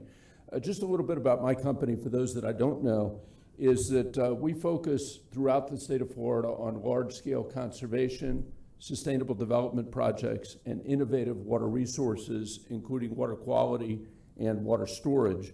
A few examples of projects that I've been involved in over the years: Babcock Ranch over on the West Coast, the largest Florida Forever acquisition that's been determined to date, but also the Hatchnahaw Ranch, which became the beginning property for the Everglades Headwaters National Wildlife Refuge. Also working with Adams Ranch, one of Florida's cow-calf operations in both Fort Pierce and Osceola County, and then the 4G Ranch, which is in Pasco County, which involved an innovative water reuse wetland park to take reclaimed water and create habitat, but also aquifer recharge. So this is the world that I live in. I've also been involved with the Florida Wildlife Corridor since the very first expedition that Carlton and Mallory and Joe did back in 2012. Welcomed them onto Babcock Ranch as they came out of the Caloosahatchee River on their 100-day minute from the Florida Keys all the way up to the state of Georgia. So I'm really, really excited and very, very much in favor of the Florida Wildlife Corridor, Volusia Forever, and I'm really glad that you all are taking such an interest in it. Just to talk briefly, and certainly anytime you have any questions, let me know. With me today is Robbie Lee, our land manager, recently joined us. If you haven't had a chance to meet Robbie, please do so. Also working with Glenn Storch, who sends his regards today. I think he'd sent a letter previously.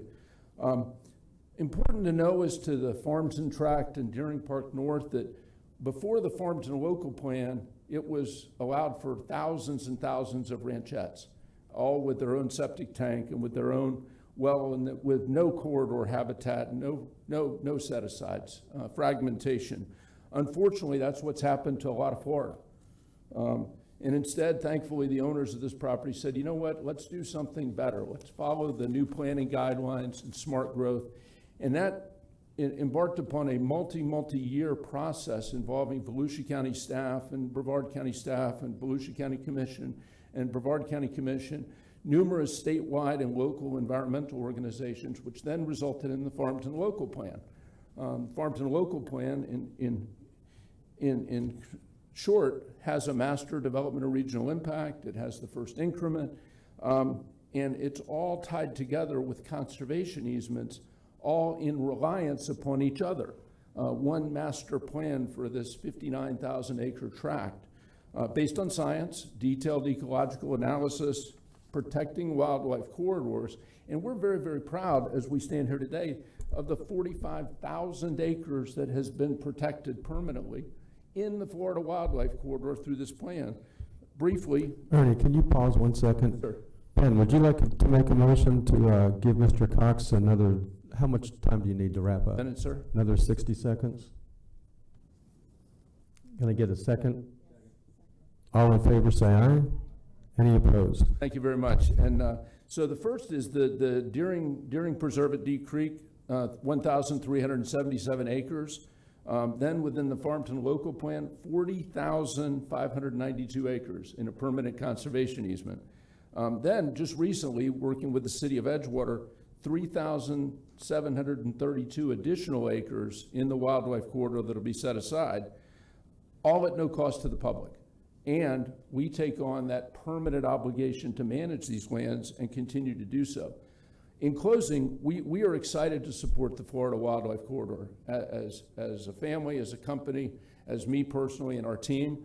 We look forward to working with you and with your staff and hope that we're able to get some more funding from the state to come to Volusia County to connect up to the corridors that we've connected to. And I offer our interest, our support, and anything we can do to help. Very, very excited about this, and thank you very much. Thank you. Kelly McGee? Mr. Brower, can you tell me who the second was to allow more time? Pardon me? Mr. Johnson made the motion to allow Mr. Ernie more time. Can you tell me who the second was? Danny Robbins.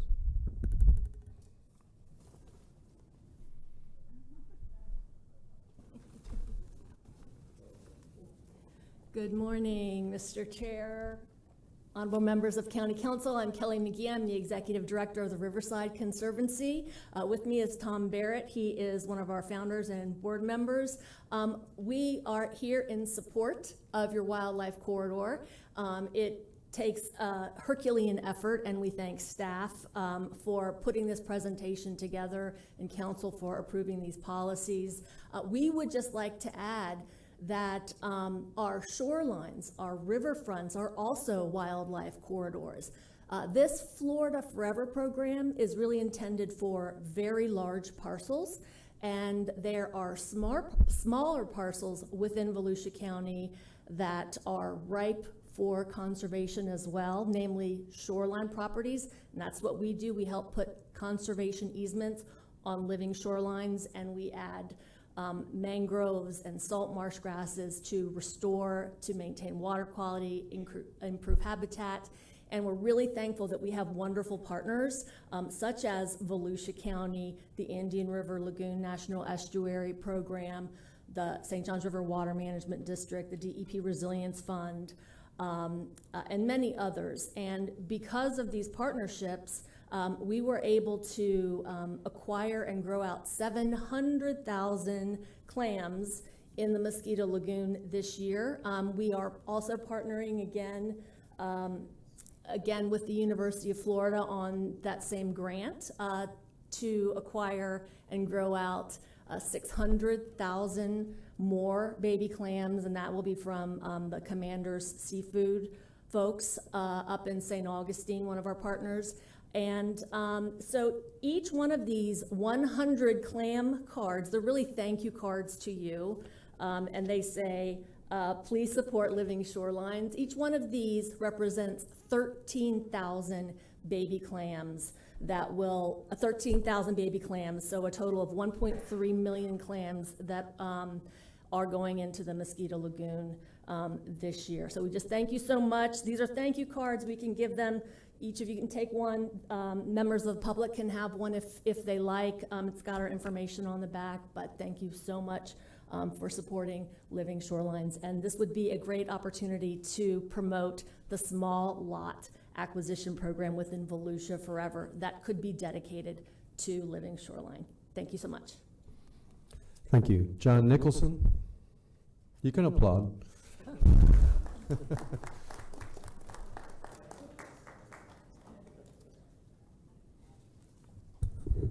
John Nicholson, Daytona Beach.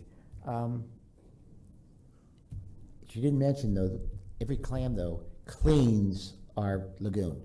So you don't realize how much our lagoon survives by what they're planting. Secondly, before I forget anything else, is I don't know if up there is what's coming from the public voluntarily. It's a good thing Farmington, because it's on my list. They're putting in almost 50,000 acres. I don't know if it's on your corridor up there. In Avalon Park, there is 1,200 added right next to the section. There are several things going on in Daytona Beach where our developers are voluntarily giving property set-asides for our corridor. So more than what we're seeing here, and there's more in the future. I do agree with her that there is a possibility that we can change our land development codes in the future so that we can require native plants more often than we do. Somebody had mentioned the clear cutting. Oh, that was mentioned last night at the City Commission meeting. Clear cutting. When they do that, it destroys the natural habitat. It destroys the ability of the water to drain, to replenish our aquifer. So there are a lot of things that we could do if we just decided that we wanted to do it. The City of Daytona Beach has not, well, yes, it did. 30 years ago, it asked for $700,000 for a corridor on Nova so that the museum could have access to Nova Road. Now, that's the last thing that Daytona Beach has gotten. We don't have a dime from ECHO. Nothing from, Volusia Forever. So there are areas that could be developed, but we don't ask. So I'm asking the board to look at the small towns and the other towns so that at least everybody gets something, because we deserve to have all of our areas preserved. So I ask you to look at that. And lastly, if you could just imagine the future, that looks great, but I'm also worried about it because every acre you save is 1 acre you can't develop. So what the county did was, in the City of Daytona Beach, it was buying property on the ocean. So we are losing probably $10 million a year because you guys are nice enough to provide oceanfront for the west side of the county. But we are hurting. The shores went through that, okay? So realize when you buy, it's specific. Why are you buying what you're buying rather than just volume? Because when you buy volume, you are taking land off the tax roll. You all have a great day. Thank you. Just real quick, Donna, I see you. Is Brad still next to you? I don't know who wants to answer this, but it's come up, and I know I've talked with Brad yesterday, so I know the answer, but I'd like the public to know the answer. Can you tell us how many letters you have sent out already and what the return is? Letters to prospective. So yes, sir. So we engaged with the Realtor Association. So that was one. We engaged each of the groups and asked them to share with all of their realtors. So they brought us some properties. So that was one letter that went to a large group. But we also, with our precision targeting, sent out 34 letters to individuals. And depending on the priority area, we had a threshold. So for example, we reached out to folks that were in the Volusia Conservation Corridor that own 200 acres or more. Now in the Spruce Creek, we have 3 landowners that have about 250 acres of the 300 that's left. So we reached out to them, whereas the remaining 50 acres is 1 acre pieces. So it would not be feasible for your staff, but 34 in total we sent out to the folks that we targeted in all of the Florida Forever priority areas. And so of the 27, we talked about this, of the 27 applications we received, 26 rather, 15 of them were from our proactivity. So for example, the large piece in the Indian River Lagoon Blueway, it's 3 parcels from the same family, was from our outreach. You hear from the public today, I'm sure you've heard it in emails, as we all have, that the public really wants us to do what you just said, be proactive and be as fast as possible. You said it has an 18-month. It's a process. It's government. It goes to the state, and it takes time. We've all heard this number of $50,000 that somebody's already got. Did they have a special in? How were they so much faster than us to? So the 50 million is from the Florida Forever state legislature's allocation. So we did not have we did not have projects in the hopper at that time. But the DEP, they meet twice annually, is meeting in June. We will have projects in front of them at that time. Thank you. Yes, sir. That's okay. And we have one more public. I'll call her, but before it's Emily Nice. If you want to work your way up, but Heather Post, you had a comment. I have a question for Brad, but I can wait. Okay. Yeah. Thank you. Hi, Emily Nice, live in Daytona Beach. I just wanted to encourage you to save this wildlife corridor. I work in wildlife rescue, and I can't tell you how many people come to our state to take pictures, to enjoy our wildlife and our beauty in our nature. As citizens, we enjoy it too. The majority of the residents voted to protect these areas. And as a matter of fact, I was also a bear defender for the bear hunt. And we had a whole group come together afterwards to try to save our wildlife because it is so important to us. Thank you. Thank you. Heather Post. Actually, so I just wanted to piggyback for a second on what she said as well, but the community information personnel and I were out at one of the state parks in the northeast section and near Tomoka State Park, and it is true, we do have people that come here and just to take pictures. There was a group of 4 men that we met that I talked with for a while that actually meet like twice a week at that park just to take photos of the birds and all of the different things that are out there. And so we do, it's interesting that you say that, but we would just run into a group that does that, and it's pretty common. So, but Brad, I have so speaking of that area of the county, I have a question as to, did any of those letters or inquiries that we sent out have any application to the Ormond Loop area and that general area of the county? So none of the correspondence that we sent out, because it was not in a project area. However, and it's not on this slide, on the next slide of what's come in the door, but we've actually had some bigger parcels come in right and it's actually surrounded by the parks up there by Bulow, and I believe it's North Peninsula. I think it's a 2,000 acre piece. So we are looking at Yes. land up there? Okay, thank you. Yes. Vice Chair Gertman. Oh, I like the sound of that.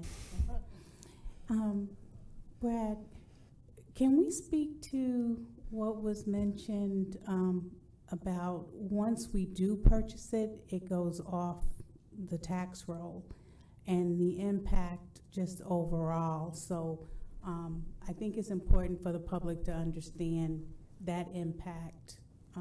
And again, how are those numbers represented? And I think it's just a matter of education and awareness. I think that's part of what they, I guess, may not see and may not understand. And I haven't myself seen the cumulative number. We see how much we've saved, how much land we've conserved, but how much tax base are we not collecting so the public can understand that impact, because that matters too when it comes time for what we have to make hard decisions on. Excellent point, and we had not thought about that, but when we bring forward applications, we'll bring forward that information as well. And I think one of the things that we do to protect against that is the conservation easements as well. So that's still in private ownership, but we're essentially buying the development rights. So it still stays on the tax rolls. We do a yearly inspection to make sure that they're complying with our conservation easement agreement, so there's a balance. And if we can provide that information, right, and break it down for those that are under the easement, those that we've lost the tax base for, and, those that are still open and available. I think it's a good education. Yes, ma'am. Thank you. Thank you. I don't see any other questions. It was stated here that the public is wildly in favor of this. I think all of us up here would concur with that. This is not about water, but it is about water too, because all of this land contains springs, wetlands, important parts of our environment that give us clean water to drink, to recreate in, and once we lose the kidneys, the body dies. So this is a step in that direction. Before I'm going to call, Heather, I'll call on you in just a second. This was just for discussion, but I'm going to call for a vote just to accept this report after I call on Heather, because I want the public to know that this council is as concerned as you are about this, and I want to give them the opportunity to go on record. Heather Post. Do you want to do the vote first, or you good? No, let's finish comments. All right. So I think the big point about this is everyone is wildly in favor of the wildlife corridor and wildly in favor of saving the beauty that we have in Volusia County. We have a lot of people here who are here for the beaches today. I see the blue shirts. And so that is very indicative of how everyone feels about the resources that we have in our county. And the resources that we have here are unlike any other in any other county. Sure, do we have a beach, but our beach is special, right? Our beach is different. And we have dog parks, we have all kinds of things going on that other counties don't necessarily. We have driving on the beach that other counties don't necessarily have. And so I continuously hear both sides come up, especially in the cities within my district, and I know Daytona Beach was brought up quite a bit. But I consistently hear the discussion between, we can't go too far this way because then we lose property tax base. And but I think we've really come to a significant point in Volusia County. I think the state recognizes that we need to be looking at water. We need to be looking at the wildlife corridor. Everyone is realizing that the decisions that are made in these areas, you can't take them back once they're gone, once these things are taken away or even destroyed.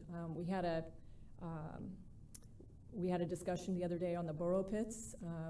Burrow pits are basically strip mining the properties and make them not useful. Sure, can you put a retention pond there? Yes, but you're strip mining the property. So there's a lot of decisions that we are making and that we're looking at that are so impactful. And I actually wanted to see if staff is in favor of going ahead and directing staff to look at the land. I don't see Wendy in here anymore. But looking at the land development plan and bringing that back to us to see what we can do to be more effective and maybe a little bit more stringent in these areas as we make these decisions. I think it would do us well.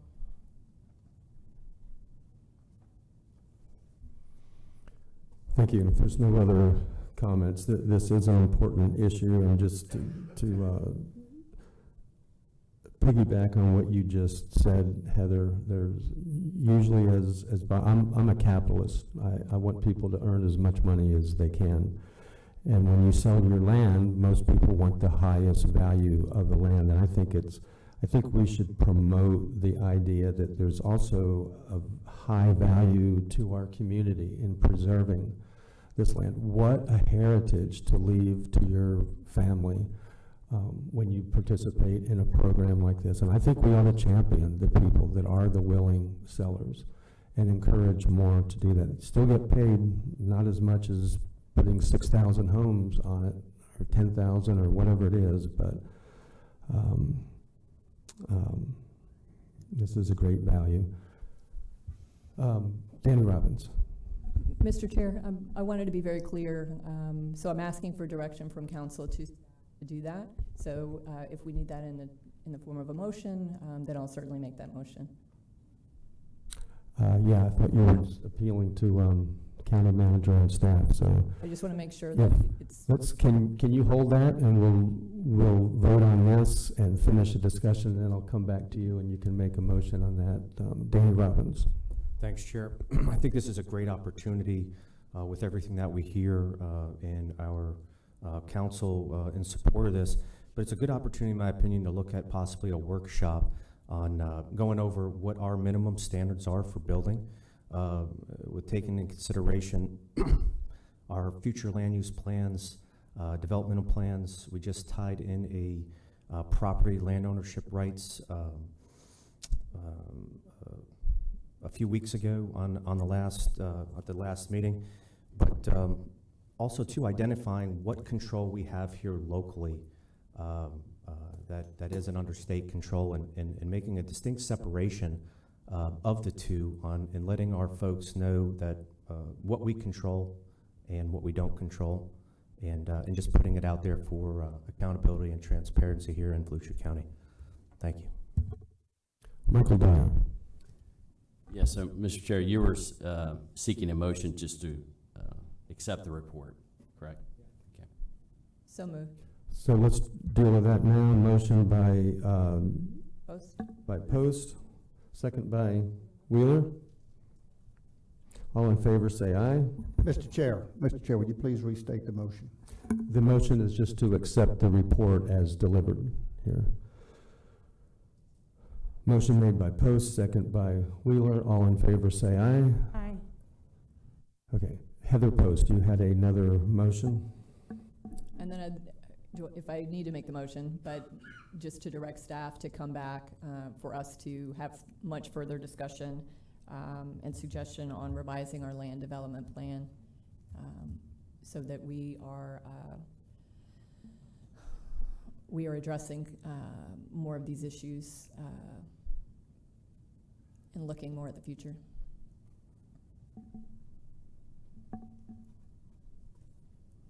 Mr. County Manager.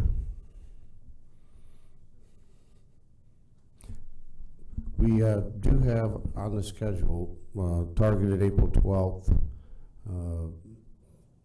growth management workshop, so we could certainly that would be something that would be part of that workshop. I think some permitting and other things were also requested at the time, so we'll take a look at how we craft the workshop, but certainly looking at more restrictive land development measures would be something that could be discussed at that workshop. Make sure there's clear consensus from staff and that it's not just an act from one and then I don't want anybody coming back and saying they didn't get consensus from 7. So we're council direction then? Everyone's just looking at me. Hello? Sure. Are you making? Do I need to make them? I made a motion. However you guys want to do it. I made the motion. I haven't heard a second. I'm hearing staff say yes. We can do this. Are you making a motion to now, after what the county manager said, to add this discussion to the April 12th workshop? Absolutely. Would that be? Can I get a second on that? I'm a little confused. Isn't it already included in that? Isn't the whole concept of everything? Well, I think we were looking at a little bit broader Yeah. discussion. And that would be part of the discussion? But we would certainly highlight this if Yeah. that's what you'd like. It was not intended to be included, which was why I made the motion. I'm sorry, I didn't understand. It's not intended to be included in that? I think it's all one big, The county manager is saying that it was not previously intended to be included in the workshop, which is in fact why I'm making the motion. So now, So if you would like it included, someone can make a second, and if you would not like it included, then no, I'm okay with making a second. I just kind of thought with the manager that it was included. he said it was not. Well, it was a broader discussion. I think what Ms. Post is asking is for a focus on making tighter regulations, especially in this corridor or in this area. We were looking at the county as a whole, at least in the unincorporated county, and given probably a rundown of where we stand today and where would you like to go. But this, I think, is a particular focus on maybe even more restrictive land development measures within this corridor.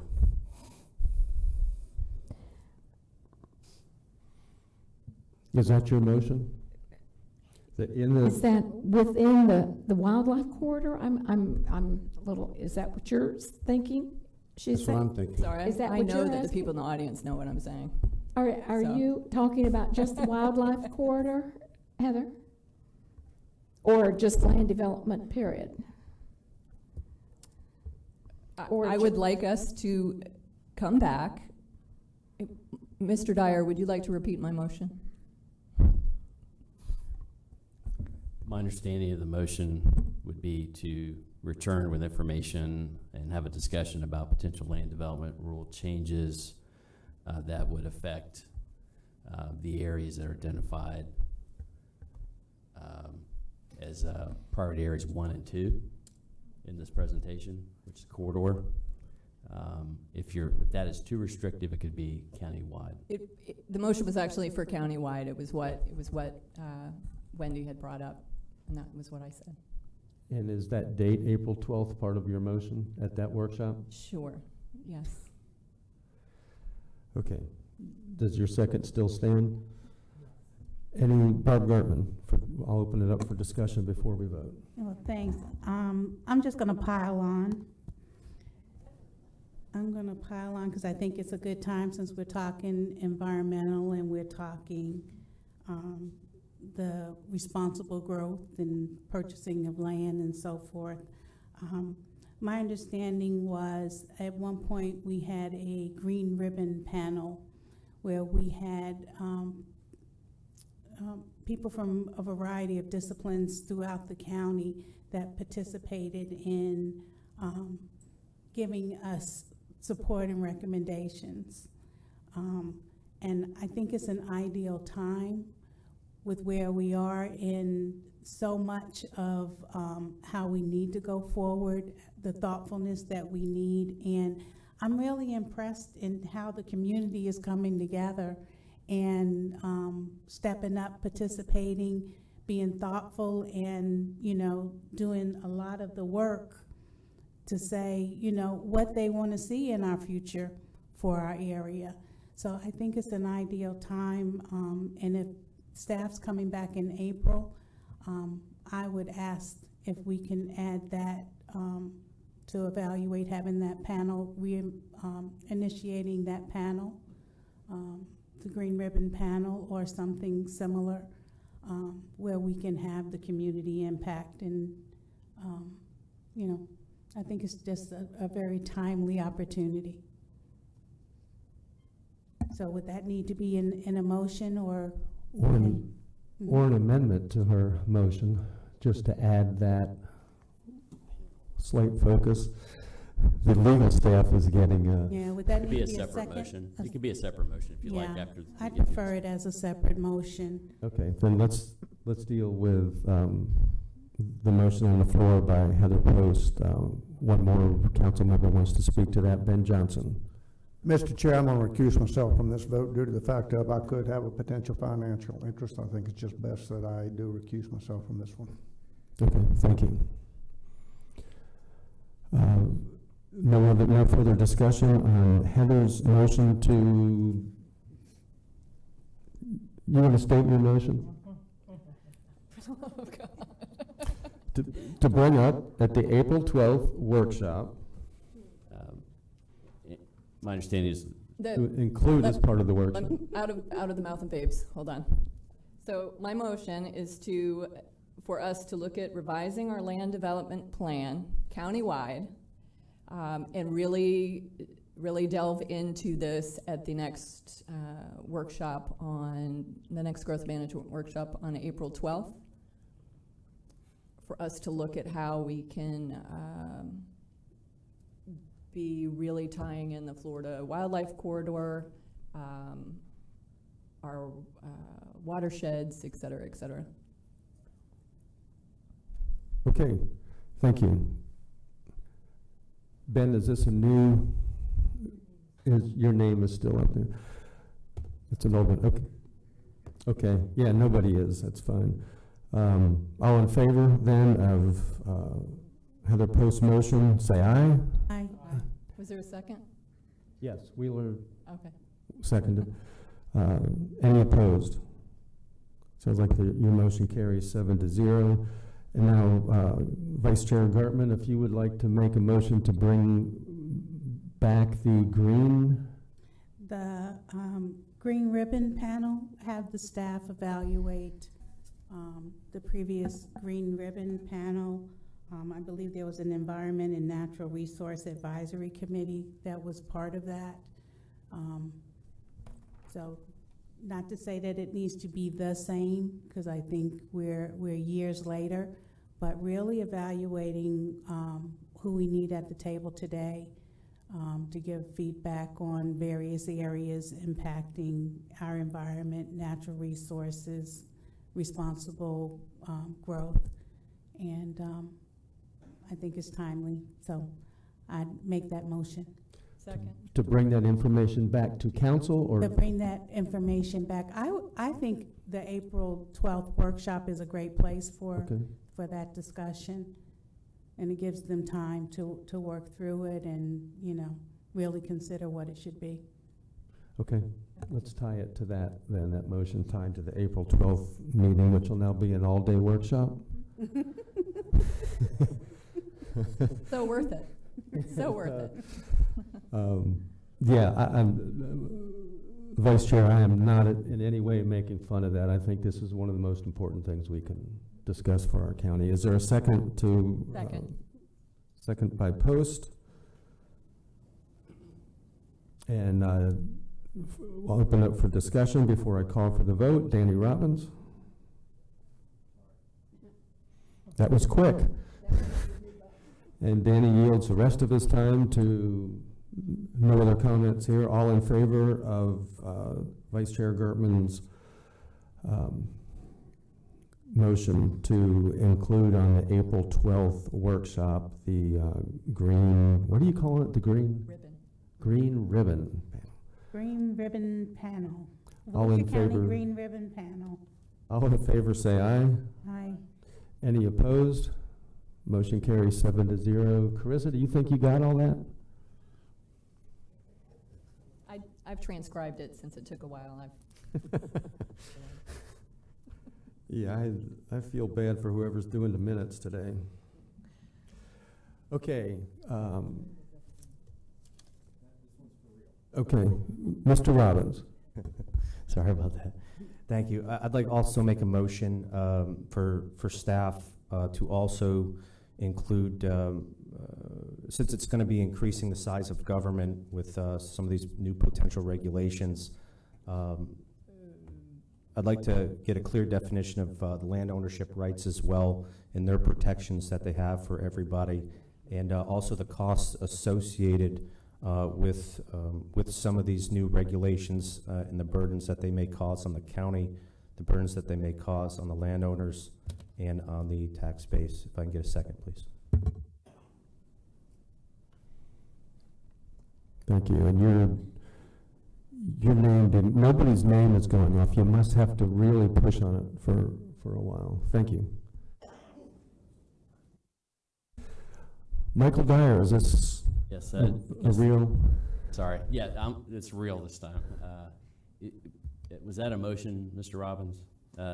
Just since I know that we've kind of followed that pattern. Yeah, it was, Mr. Dyer, it was a motion, just to also include information on there, since there's going to be a significant cost if we do. I want people to be able to see both sides of this with adding regulations and the impacts on the landowners and whatnot. Just I want the full story. Is your motion to bring that back to, as information to the council or to the April 12th workshop? To the April 12th workshop. Okay. Motion by Robbins. Is there a second? Wheeler will second the motion to bring back information on the, finish my sentence, please. State your motion. The impacts of increasing the size of government when it comes to adding potential regulations, the effects that it's going to have on the landowners in terms of increasing costs and additional tax burdens it may cause or with the county or with the landowner themselves. Okay. I'll open it up for discussion to the council. Heather Post. That's an excellent point, but just to be very, very clear that revising for the public, that revising our land development plan does not necessarily mean just adding a ton more regulations. It can certainly mean, adding 13, but taking away 22. So just to be clear on that. Any other discussion? All in favor of the motion, say aye. Aye. Any opposed? Motion carries 7-0. And oh, which one did you abstain from? Abstain from Heather's? Yeah, so that one, Carissa, the vote was 6-0 on Heather's motion for the April 12th workshop on growth management.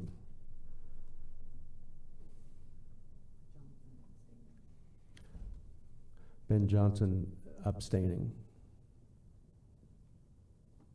Thank you.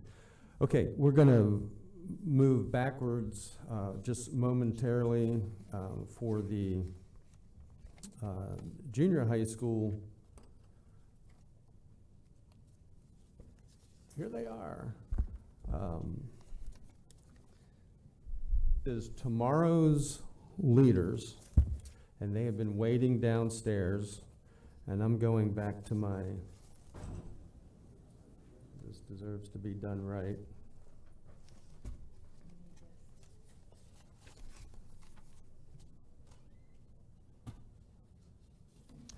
Yeah, that'll work, but I have a. You guys can make a second row in front of them, so come on over, Murphy, or Annabelle, you can start. 3 rows. Yeah. Shorter people up front. Wow. No. It's okay. That's okay. All right. Keep coming. Yep. Thank you so much for having us this morning. As they file in for a group photo, can I share a brief moment about what this program is about? Would that be okay? You can. I'll just introduce it for you. This is tomorrow's leaders. This is junior high? Juniors in high school. And high school. Mm-hmm. Juniors in high school. 11th graders. Mm-hmm. So my name is Stephanie Parks. I'm the program coordinator for Futures Foundation for Volusia County Schools. This is our Tomorrow's Leaders program. These Tomorrow's Leaders represent all 10 of the public high schools. There are 40 students total, and they've been hand-selected to be a part of this leadership program that's modeled after many chamber leadership programs. So today is our Criminal Justice, Government, and Education Day. We spent the morning in Judge Nichols' courtroom. We're here today watching the County Council meeting. This afternoon we'll be with the Supervisor of Elections, and then we will head over to the school board room for a quick presentation. And we're excited to be here. I know the students have gotten a lot out of the program so far. This is our third of 5 seminar days, so we have 2 more days of presentations about manufacturing and the arts and healthcare and social services to hear from. So thank you so much for having us. It is our pleasure. I'm going to read the proclamation, but before I do, I just want to very briefly congratulate every one of these young people, the sponsors that are helping you with this. You are our future. You're our tomorrow. And I am really encouraged to see the number of you that are stepping out to learn leadership skills in many different areas. Our country depends on this. We're a republic, and in a republic, you are the government. You're the power. You need to speak up. And so you are business leaders, you are family leaders, and this is just very encouraging. I want to congratulate you, and I want to encourage you to continue to step out and do things that are uncomfortable, like standing up in front of the public like this, like speaking to the public, because communication is going to be the key to our future. You need to be able to debate respectfully and to exert your leadership. I'm encouraged. Congratulations. Let me read the proclamation, and then we will get some pictures. It says, whereas Futures Foundation's Tomorrow's Leaders program identifies high school juniors who are responsible, self-reliant members of their school and community. And whereas through a 6-month program of structured activities, participants become familiar with current issues, community resources, and other factors influencing the direction of Volusia County's future. And whereas participating in Tomorrow's Leaders prepares students for constructive leadership and responsible participation in the affairs of Volusia County.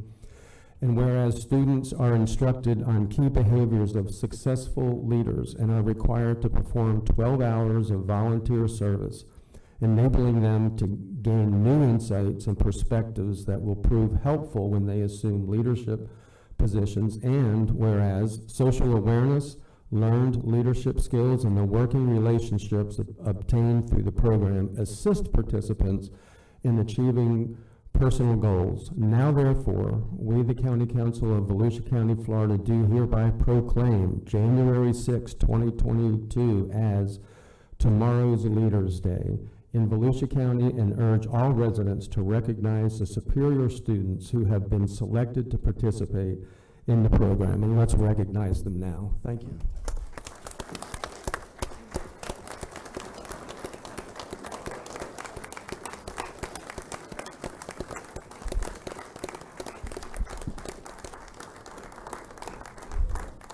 Thank you very much. And Billy points out that the line and the screen that you're looking at, if you're looking above my head, these are not the proclamation for slavery and human trafficking. You're doing this on your own accord, right?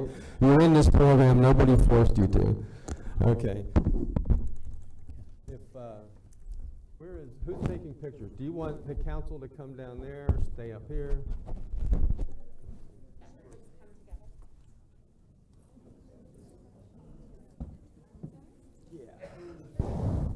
Let one of you hold this so the camera picks it up. You should let the lady help. Yeah, that's good. That's good leadership. It's John, Annabella, Daniel, looking to Matthew, Amani, John, come in front. Harley, Alexandra, come in front too. And Linda, come in front. Allie, just crouch down a little bit. Oh my goodness.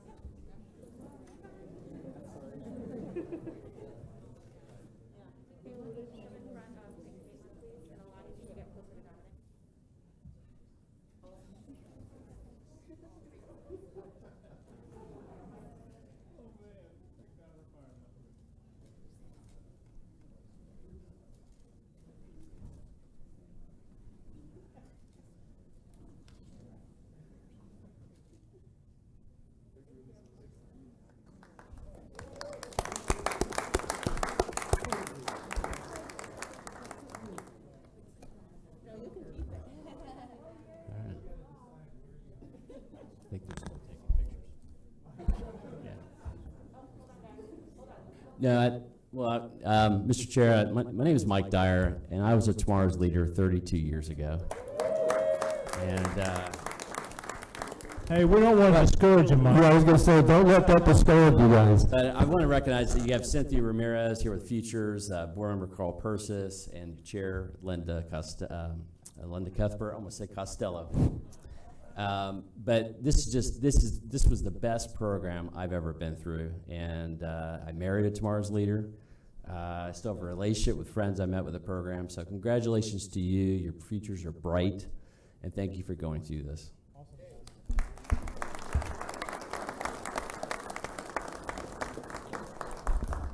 Is this the entire group, or are there some that couldn't make this? Everybody showed up. Thank you.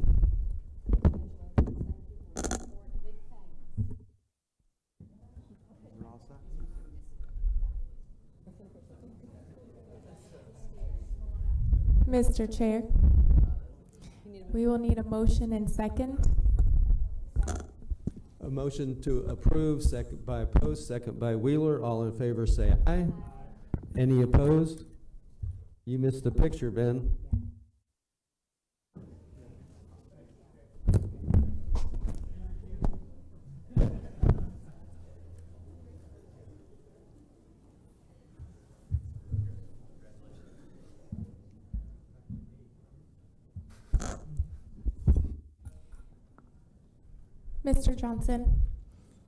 Mr. Johnson, I want to ensure that you were in agreement to approve the proclamation. So now it's unanimous by 7-0. That, I know we have a big crowd waiting for your item.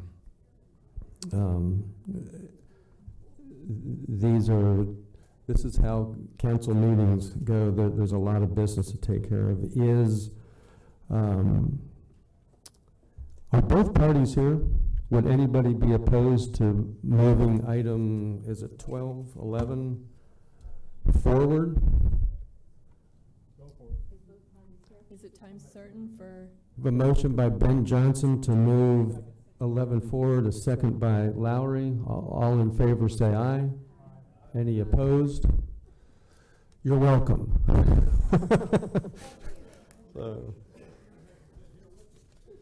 Pardon me?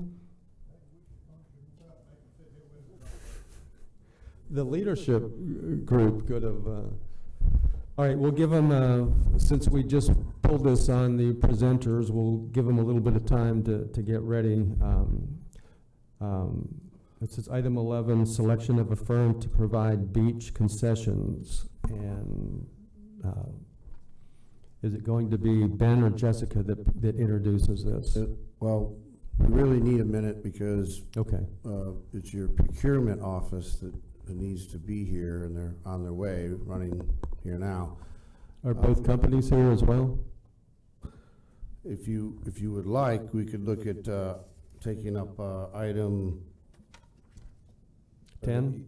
Well, you could do 14 or 15 if you wanted and knock them out, or you could do 9 and 10 if you wanted to knock them out while the purchasing department gets here. Everybody understands. Let's go. I just pulled a fast one on them, so we need to get them time to come here. Let's go to 14. Pardon me? She's here.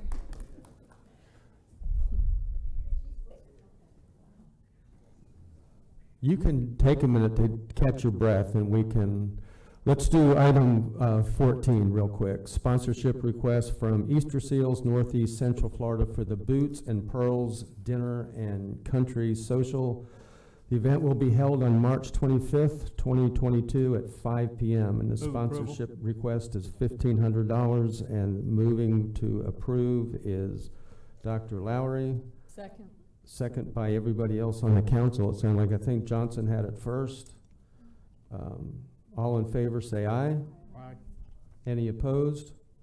Motion carries 7-0. And real quickly, while you're collecting your breath there, item 15, a sponsorship request from the African American Association of Deltona for the annual Dr. Martin Luther King Jr. celebration. The event will be held on January 15th, 2022.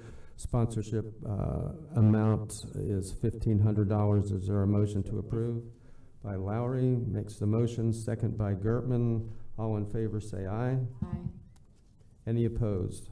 Motion approved, 7-0 unanimously. Now we will, is everybody in place? Everybody's in place.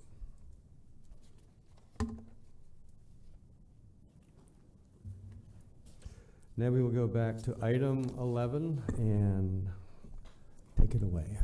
Thank you for being flexible. Absolutely. And thank you for letting me catch my breath for a minute.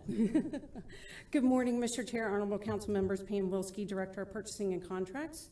Today, we bring before you the request for proposal 22-P22 KW for beach concessions for evaluation and selection. I have not heard from anyone that anyone has a conflict of interest, so I am assuming that there is none. If you brought your forms, we'll collect them from you when we collect your ballots from you, and if you need one, we'll hand an extra one out when we hand out your ballots later on.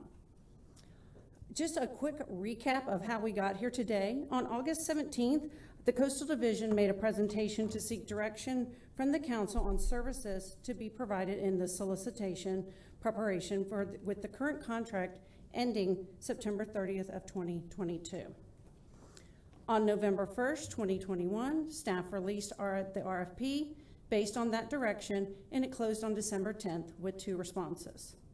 We have checked all the references submitted. There were no issues for either firm that submitted. We have received responses from 2 firms, and they are here today. Beach Rentals and Refreshments, Volusia County LLC, and Boucher Brothers, Volusia County LLC.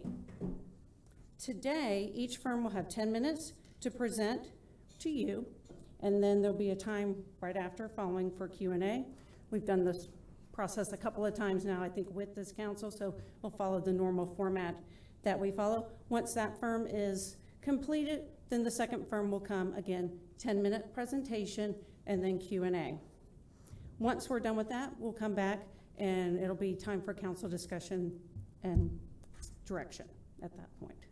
All right. And at that time, public participation? Because we have quite a few, absolutely, yes, quite sir. a few members of the public. And would you go over again the voting procedure? You mentioned ballots. Does anyone So up here? we will hand them out. Once all of your discussion is completed, all public participation is complete, and you all are ready to vote, we will hand out the ballots. You will rank the firms, 1 and 2, 1 being your top choice, 2 being your second choice. Collect the ballots, tabulate them, we'll read them back into the record, and then look for a motion. How will you read them back into the record? We will read them back, each person's vote. So if I had yours, Chair Brower. Voted so-and-so. So first, so-and-so second. Excellent. Just like that. Okay. And then we'll give the total at the end. Okay. Okay? Is that I can collect the conflicts when we collect the ballots. If you have them, and if you don't, we'll hand one out as well. Okay. So without further ado, unless there's any other comment, I will bring forth the first firm, which will be Beach Rentals and Refreshments, Volusia County LLC. Again, 10 minutes for them, and then Q&A for you after their presentation.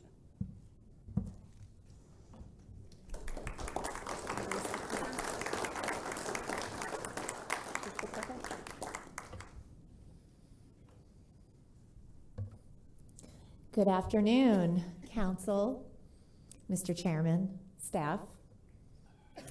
We are Beach Rentals and Refreshments of Volusia County, and my team,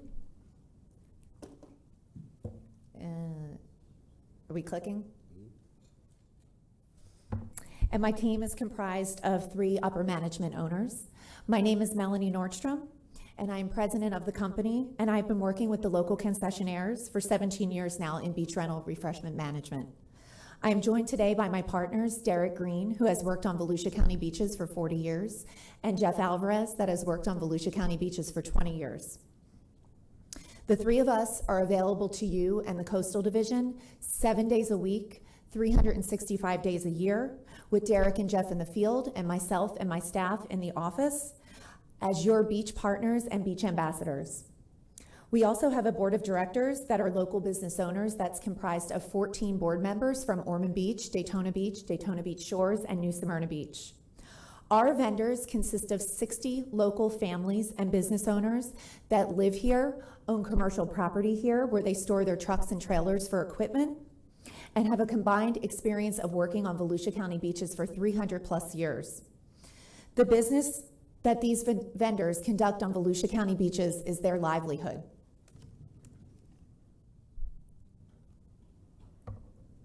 Our locations that we are presenting to you today are available for examination in Exhibit A of our business plan.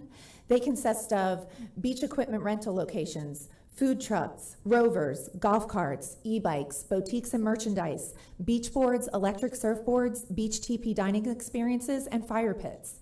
The upland parks that are predominantly frequented by our local residents will be served as combo locations. Combo meaning it will be a food truck and a rental location working out of one vehicle. This makes the most sense because parking is very limited at these upland parks, and we do not want our vendors taking up valuable parking space away from our local residents. The relationships that we have developed with the upland property hotels and restaurants in our local area are the most important aspect of our business.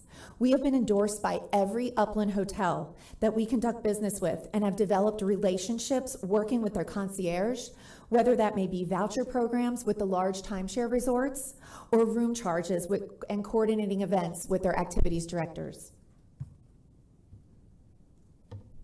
This next slide, I feel, is the most important slide in our presentation as it really touches on the knowledge, training, and education of our beach vendors. I cannot stress enough how diverse Volusia County beaches are. Our business model is not a one-size-fits-all. Each business owner has been handpicked to serve their area. Our Ormond Beach owners have the most experience with handling four-wheel drive situations, as the soft sand in the north is a continuous issue. Our International Speedway business owner is born in Cuba, fluent in Spanish, and caters to the large Hispanic population that visits from Central Florida on the daily. We have several resorts that cater to the elderly population on their summer bus tours, and they absolutely love the cuisine of our food trucks that are located behind them. We are governed by the Habitat Conservation Plan while working on the beach, and it's a big part of our day-to-day operations, educating our beach patrons when they vacation during turtle season. We have created a turtle stop menu on each of our food trucks that not only gives back a portion to the Friends of the Marine Science Center, which is a local nonprofit, but it also educates the beach patrons on how to recognize a turtle nest, the importance of knocking down your sandcastles at the end of the day, filling in your holes, and using infrared lights at night during turtle season. Let's talk about some of our equipment, our products, and services. All of our rental equipment is made in the USA, specifically Florida. We actually went to our manufacturer up in Jacksonville and had them change the specifications on our umbrella to make it safer for adverse weather conditions. Our umbrella has now become the standard in the beach concession industry. Same goes for our chairs. A stackable chair works best when operating on the beach when you're hauling equipment via trucks and trailers. And we did the same with our Florida-based manufacturer with the chair. We actually had them add an aluminum pole inside of the chairs to make it stronger for day-to-day use. All of our three-wheel fun cycles on the beach are made in Sarasota, and the new vendor that we'll be working with for e-bike operations makes all of his e-bikes right here in New Smyrna Beach. Here's a picture of some of our equipment on the beach and our trailer wrap design and our rental pricing. We have affordable pricing options of our equipment to meet the needs of travelers that are on a family-friendly budget. We offer a combination of gourmet and traditional style food trucks with food delivery. You can be sitting under your umbrella, order some food on an app, and have it delivered right to your chair. Our traditional style food trucks are all made of aluminum, and that ensures no rust on the beach, and it's an open air concept for good ventilation during the summer hot months, and they're made right here in Port Orange. We use all environmentally safe, biodegradable products on our food trucks. No styrofoam is used on the beach. To ensure safety in the congested areas of our traffic-free beaches, our roving vehicles that provide ice cream and prepackaged food are all solar powered, and they're environmentally friendly. These vehicles, if you have not been to our beaches, they are a sight to see. They are known for having people wanting to get their pictures taken in front of them. They are our own design. We carry national brands like Dipping Dots, Maglioni's Water Ice. This season we'll be featuring Dole Whip, just like you can find at Disney World. In the driving portions of our beach, which is the more rural sections, we use a larger footprint of a vehicle so that it can cover a larger area, and it's a larger size so it can carry more product. We feature national brands like Blue Bunny, we have Scoop Ice Cream, we also carry all natural made in Florida Pop Fusion bars. Beach boards, this is where you can surf the sand. These have been a huge hit on the beach this season. We just introduced them this season, and we will be expanding to offer 2 more additional locations on the beach. These are offered behind the Hawaiian Inn. We offer guided 30-minute and 1-hour tours that is conducted duckling style. These can be booked via the concierge, online, or through our rental offices. All right, let's get to the new rental experiences that this RFP is offering. Golf carts. We will be offering 3 different types of golf carts on the beach. The first type that you're seeing pictured here is our exotic style. They are environmentally friendly, used with all lithium-ion batteries. Next will be our MOC technology vehicles. These are all environmentally friendly as well. Lithium-ion batteries. We also will offer the traditional style golf carts that can accommodate up to 6 people. These golf carts will offer beach street legal certification. They will also have a current beach pass where guests can do off-beach touring. E-bikes, we're working with 2 local companies for e-bikes. We'll offer 4 fixed locations on the North Beach, 1 location on the South Beach. They will be the fat tire style for more safety. They will offer child seating as well. These can be booked online through the concierge as well as our office. Beach teepees and fire pits. This is a new experience. We're working with a local company called Barefoot Philosophy that will provide a beach teepee upscale lunch and dining experience on the beach, where local chefs will provide a more intimate dining experience. Fire pits will be provided during non-turtle nesting season. We're working with the Upland Properties, the concierge services, and this will be by appointment only with online bookings. We're also offering boutiques on the beach that will carry merchandise, jewelry, bathing suits. Just to let you know, anytime there is a dressing room involved with these boutiques, the dressing room will be outside of the mobile vehicle for safety purposes. Electric surfboards. This is a new concept that we're looking into. We actually had the manufacturer of these electric surfboards come to Volusia County beaches in October. They demoed the board with 2 of our beach safety officers. They are still pending approval from our Coastal Division project manager. They were a really neat thing to see actually go out on the beach. We're offering these in the less congested area. We feel it's safer south of Frank Rendon Park. 55 seconds. Lastly, last slide, this is our transition timeline. All existing and new products and experience will be ready to go by October 1st, 2022. I would like to end this presentation with a couple pictures that you can see here. The first picture was featured in the News Journal a couple years ago, and you can see that's a pretty harsh lightning strike that was on the beach. That's our rental truck. You can see during lightning periods, it is imperative that we get all of our equipment secured and put away. We just want to let you know that this partnership with Volusia County, we take safety as our #1 priority. And not every day on the beach is a sunshiny day. As you know, in the summer months, Florida storms pop up very fast, and safety is so important. It's our #1, followed by customer comfort and service, beach conservation, and the cleanliness of our beach. We hope to continue this partnership with you, and we look forward to serving you. Thank you for your time and your consideration. Thank you very much.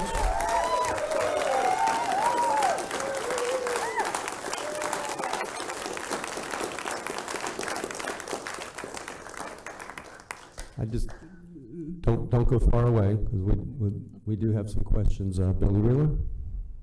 Yeah, nothing. Just Sorry, relax. I sat down Just right relax. away. I'm not the enemy. No, there's a couple of things. On the golf carts, Yes. are they needing a driver's license? They are. In fact, there is going to be a hefty waiver associated with the golf carts that they will sign before any rental can go out. They will also be governed to a certain speed, so they cannot go over a certain speed provided by the project's coastal division manager. Okay, Yes. that was important to me. Absolutely. The beach pit, fire pit. Fire And pits. the TP, I think that's a great new Yes, idea. I yes. think that's really exciting. I think your new ideas are really great. And have we always had the golf cart that you could call in and order and have them deliver, or is that something We new? have. Those are at our larger resorts right Okay, now. okay. It's fully functioning. So that is out there, but we're offering it to our smaller locations as well so they can serve a larger portion of the beach. Well, since I have the largest portion of the beach as my district, y'all have done a great job. Thank you. I'll save the rest of my comments until after the Okay. other one. Thank you. You do have the largest portion in your district, but I drive the farthest to get to the beach. You mentioned that there was 60 families Yes. involved. What about for your, the equipment suppliers? How many of those are Volusia County? Our equipment suppliers, we deal with a local supplier right in Daytona Beach. I believe she's here today, or her daughter is. And so we order all of our equipment locally. It is manufactured within Florida, but our distributors are located right here in Volusia County. And my name is still up there. I still have another question. Do you want to ask it right now? Are you trying to interrupt me? No, I was still continuing. You want me to No, put go my ahead back before there? you lose your thought. No, that's fine, Billy. No, that was kind of bringing up the other one too. The golf carts, where are they going to come from? The golf carts, again, manufactured right here in Okay, Florida. The exotic golf carts, that's actually a kit.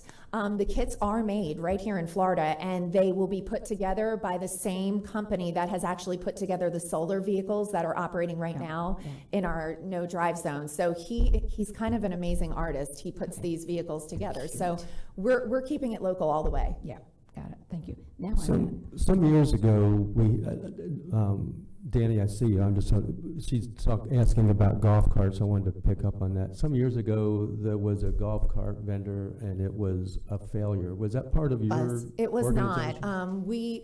That was at the time when all of the contracts were separate. It was a rental contract, a food contract, and a motorized contract. And the motorized contract had another company come in. I believe they were called Mid-Florida Golf Carts. And they came in and they actually were awarded the contract. And I think they only lasted on the beach for 6 months, I want to say. Any idea why? Was it your company? It wasn't our company, no. Okay, Danny Robbins? Thanks, Chair.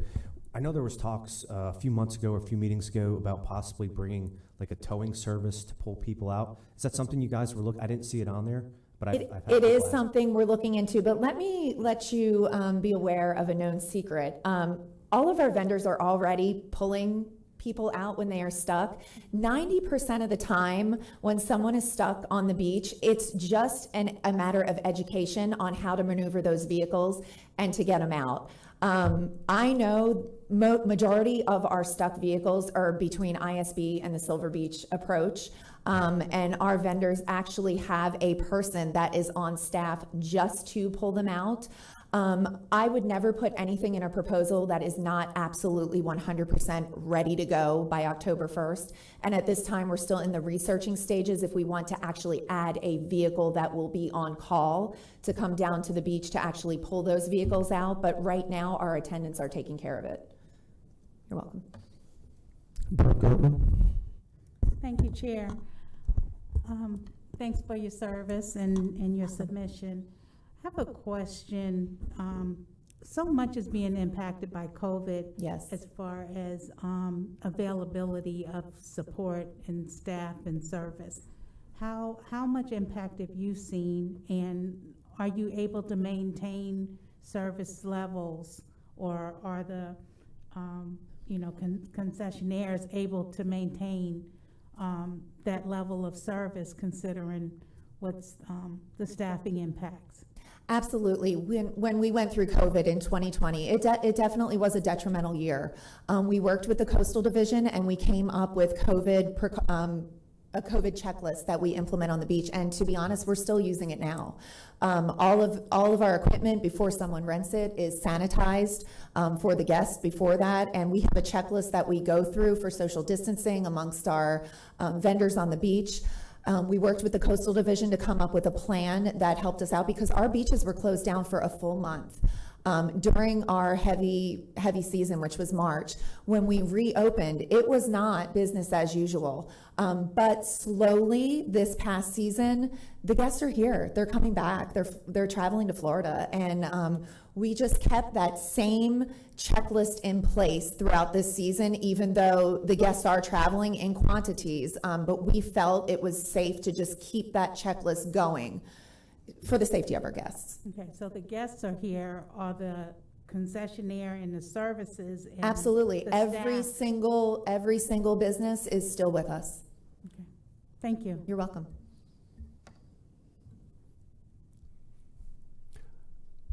I also like the beach teepee.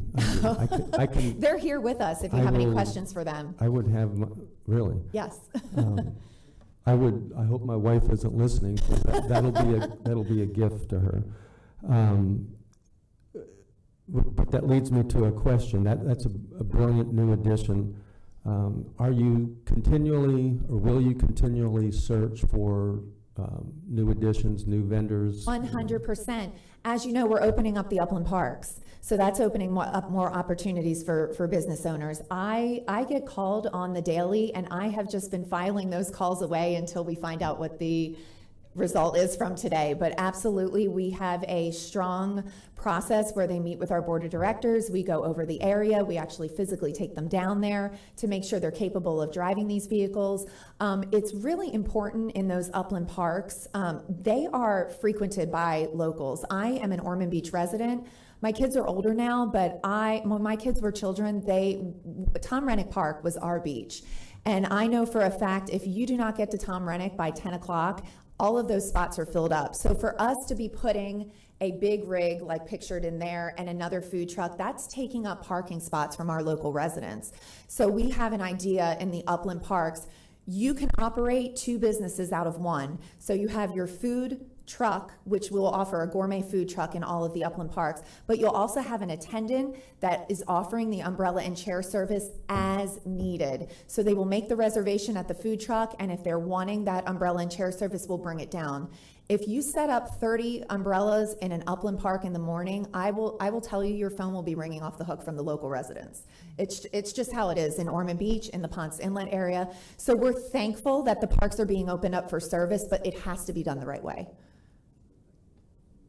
One last question, and then your staff, I think it was the three leadership staff, has actually invented a new umbrella. We have. A new chair. Do you pay extra for that, or are you able to collect a royalty if they sell it to somebody else? We actually went to the manufacturer in Jacksonville, and I know they submitted a letter in our business plan, and they were blown away by the little things that we found that, you can't just put a single stitch around an umbrella. In a year, it's gonna fray. You have to double stitch all of those umbrellas. We noticed with our adverse weather conditions that come out, the standard pole is 16 feet, and we made it 18 feet. So it has deeper penetration into the ground, and it's all aluminum. So they went back, and we went back to them, and they listened, and they produced this umbrella for us, and this is what we've been using. And I'll tell you what, a storm can go through. It's our priority to get those umbrellas down, but they're not gonna come out of the ground. And now they have taken our umbrella, and that is what they use for the beach concession standard when they're selling to all their other vendors. That's good. Probably some of the people in the audience will remember this name, but I can still picture. I'm going to clean it up a little bit. Wild Bill Finley running up and down the beach, making sure that his umbrellas were deep in the sand. That is a name of the past, but I know who he is. Yeah. So, any other questions from council? Don't see any more. Thank you very much, and your time.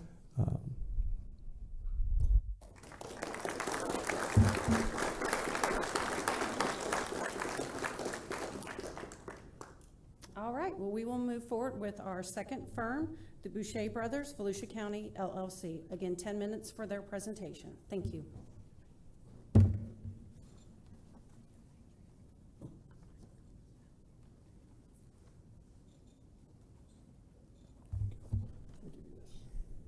Good afternoon. My name is Perry Boucher, and this is Todd Hill. He's our VP of Operations.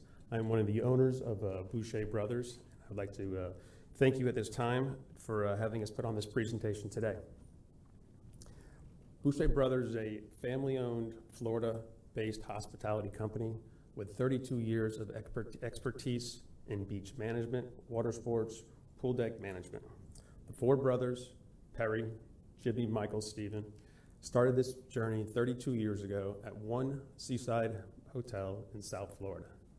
After years of dedication, hard work, we got the reputation in the industry as being hardworking, dedicated to five-star service throughout the industry. Fast forward today, we have over 1,400 employees, over 110 contracts in over 20 cities in South Florida, Virginia Beach, Virginia, and Coronado, California. We provide five-star hospitality management services to municipalities, condominiums that desire high-quality services. Our mission is very simple. Always exceed our guests, partners, and residents' expectations. Our vision is very precise: to make Volusia County beaches the envy of all beaches throughout the country. How do we do this? With great service, highest quality of equipment, and the support of the local community. It starts with partnering with the current subcontractors. We understand the importance of building a long-lasting partnership with the current subcontractors and new local subcontractors, as long as they're in alignment with our company values and brand standards. With the support of our leadership team, our vision infrastructure, training, and back-of-the-house support, we have the tools needed to elevate beach services. It would be naive for us to think that we could have come in here and have done this project on our own. That was never our intention. That was never our plan. So we want to dispel any of the rumors that that was going to happen. That was never our plan. Our vision only works with the support of the current and new local subcontractors. Once this vision is complete, our vision works. Residents and visitors will be able to experience five-star service for years to come. Our presentation overview will consist of aesthetics and customer service, geographical layout, collaboration with the upland property owners, and our transition plan. We are prepared to invest over $2 million in new equipment, resources, and technology to elevate the beach experience. If granted permission, we would like the opportunity to co-brand all the equipment with Volusia County. Our beach pre-setups will consist of 60 chairs and 30 umbrellas. Working with our qualified subcontracting partners, we will incorporate diverse food and beverage menu options with sustainable, eco-friendly packaging. Please reference page 75 of our response for any further questions. If approved, some of the additional offerings will consist of, but not be limited to, beach games, apparel, beach toys, e-bikes, golf cart rentals, sundries, beach games, and towing service. Regardless if the service is coming from a Boucher Brother team member or one of our subcontractors, you can always expect five-star service. Everyone associated with Boucher Brothers will undergo extensive customer service training based on the Forbes pillars.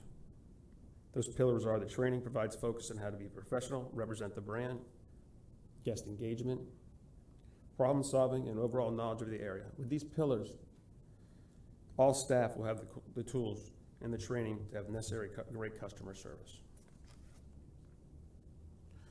The proposed site plans and layouts from North Beach and of South Beach will consist of food and beverage stationary concessions, food and beverage rovers, beach rental equipment concessions, clothing and manufacture and merchandise, golf cart rentals, e-bike rentals, and possible towing services.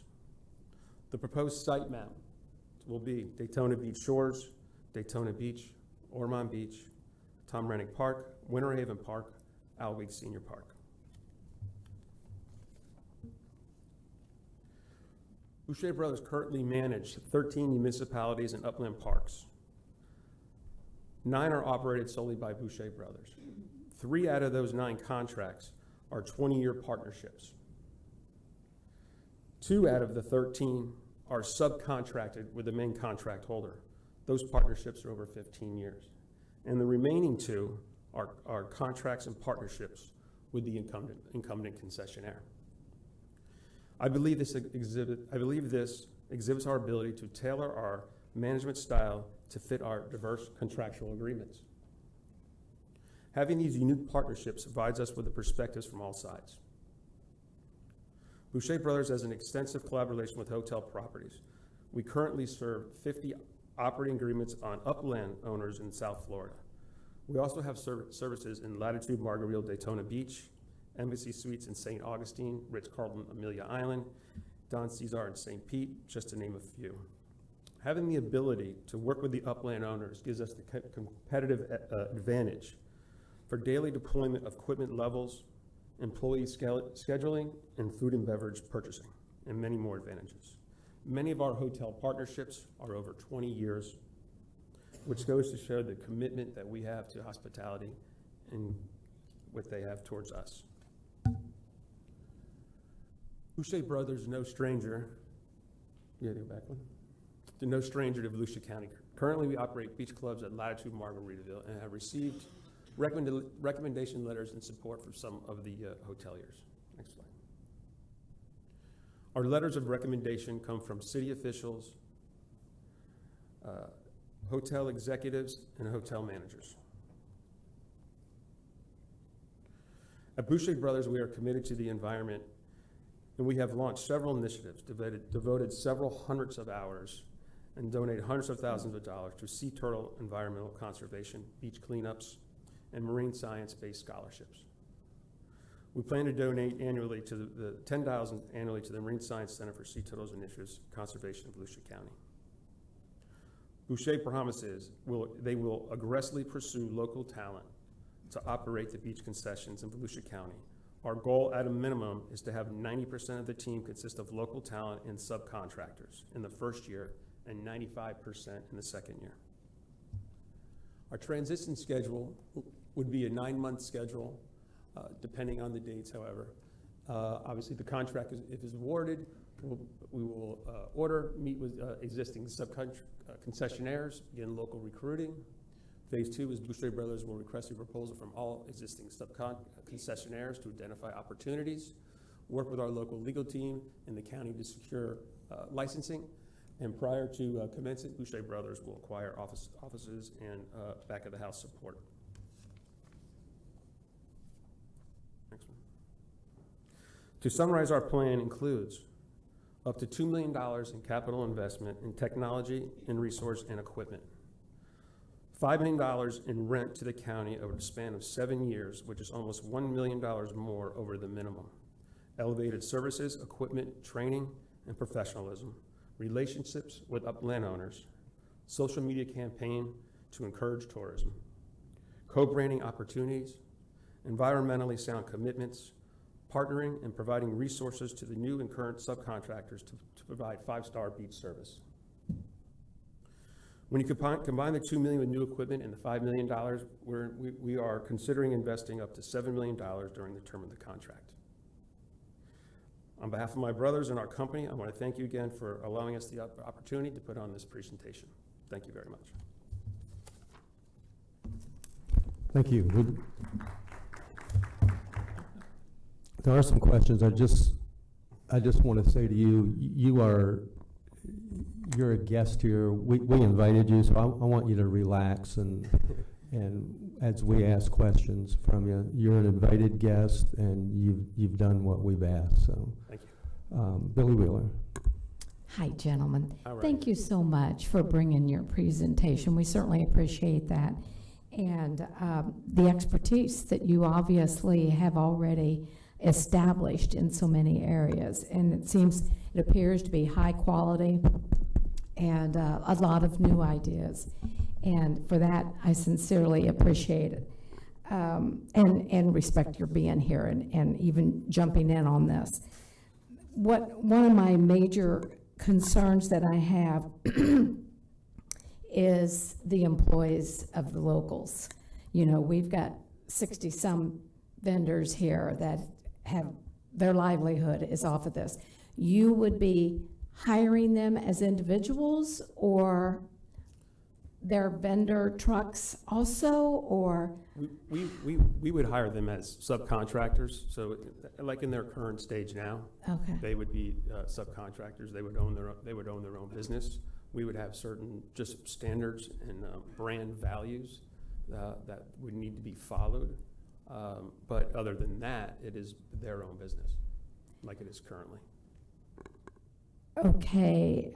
We would be the management of the entire contract. Mhm. So if anything were to happen, if there were any questions towards one of the subcontractors, if it wasn't taken care of through county, they can come to us. We would be the master contract holder, and we would establish whatever we needed to do to take care of the problem. If I may add, in addition to that, I mean, each relationship would be tailored to the individual subcontractor. For instance, there are benefits to coming on as an employee as well. I mean, you get company-sponsored benefits.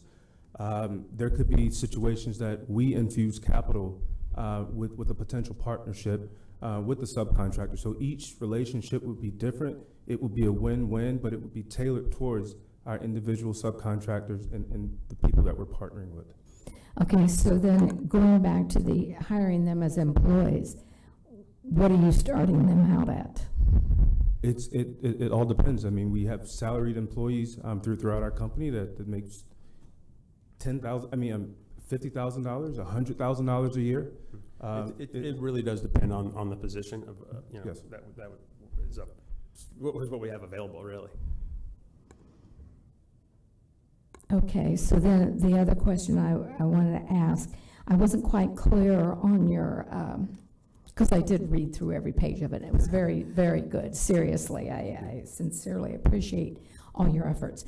On your food truck, yes, do you just have one food source that you're delivering up and down? So am I correct? You have your food?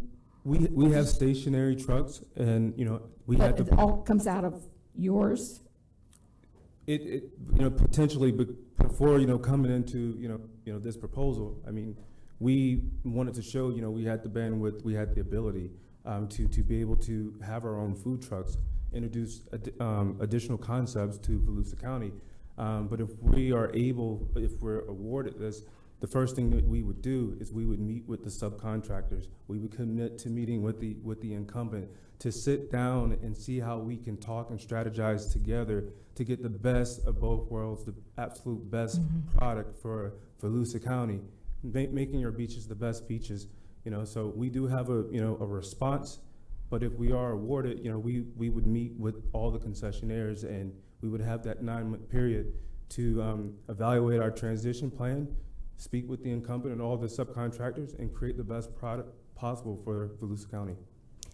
And then my third question is, the employees that you do hire, would you be looking at local, or would you be bringing on employees from Miami Absolutely. Beach or whatever? They would be local. They would be local. It only benefits us to have local employees. Absolutely local. I think at this point that's all. Oh, yeah, I think that's all that I wanted to say. You did mention that you would possibly have towing, and I think in the contract it said that towing was there. But again, I thank you very much. It's very hard to compete against locals, the ones that I see every day on the beach. and their local families and their hard-working families that we have built a relationship with, as well as the entire Volusia County. So many of the people that come to the beach every day see them and they're local. So I appreciate your coming here. That's a hard one to beat, but I certainly appreciate everything you are doing and accomplishing. Thank you. Thank you for having us. Vice Chair Gartman. Thank you, Chair. Thank you for your presentation. I've been someone who's traveled a lot and have seen your work and seen, I guess, stayed at many of the hotels that you service. And it matters when you see that level of professionalism on the beach, even though it's a comfort area. It's just nice to see when things are organized and prepared and relaxed, right? I wish this was coming at a different time, because I think it's such a challenge for us right now. Right now it is about community, it's about local, it's about what we've been through as Volusia County, how we support our local businesses, and I would love to even see a hybrid, right? Because I know we need some of what you have, Sure. right? I know we need to be able to step up and better support our smaller business here. But I also, in my heart, know that we need to support our local businesses and what we need to do to help them get to a similar standard, because I think we can't continue to do the same thing, right? Get the same result and be satisfied, because we're saying we're not satisfied with what we're seeing just holistically on our beaches. We're at a time of rebranding and re-envisioning who we need to be and how we need to go forward. And a lot of what your presentation demonstrates, I think can help be part of that. But again, I think it's critical that I at least support our local environment and give our locals that opportunity to be a part of how we go forward. And not that you said that you would be hiring them as well, but I just think at the core of who and what is happening in Volusia right now, a change would not be the best thing in my viewpoint. But that takes nothing away from your service and your commitment, right, to provide great service. We appreciate that. Thank you very much. Thank you, Councilman Gartman. Certainly. Thank you for the comments. Can you come up to the microphone and tell us who you are? Hi, my name is John Martin. I'm the president of Boucher Brothers. First and foremost, I'd like to acknowledge the incumbents. We had about 45 minutes to meet them, and I'm going to tell you, to a person, wonderful, professional, and made us feel very comfortable. So honestly, very respectful of that. Our goal is to elevate where we are, okay?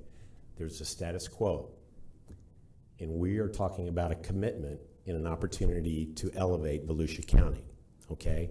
And we do this through a couple of ways. We've mentioned the financial dynamics, okay, and the commitment, the $2 million commitment to new equipment, and the over $1 million raise in regards to rental income. But I'm going to tell you what I'm most proud of, and it's been conveyed on a couple of different levels, and that's our partnership. And this isn't like a 6-month, 1-year, 3-year deal. I think what we need to do is think in terms of the vision. Where are we going in 3 years? Ms. Gertman, I thought your comments were very astute. In 5 years, in 7 years, we need to raise and we need to elevate the brand. Our first conversation is going to be with the incumbents. We have respect for them. They're in the trenches, they're on the sand, and they've done a great job.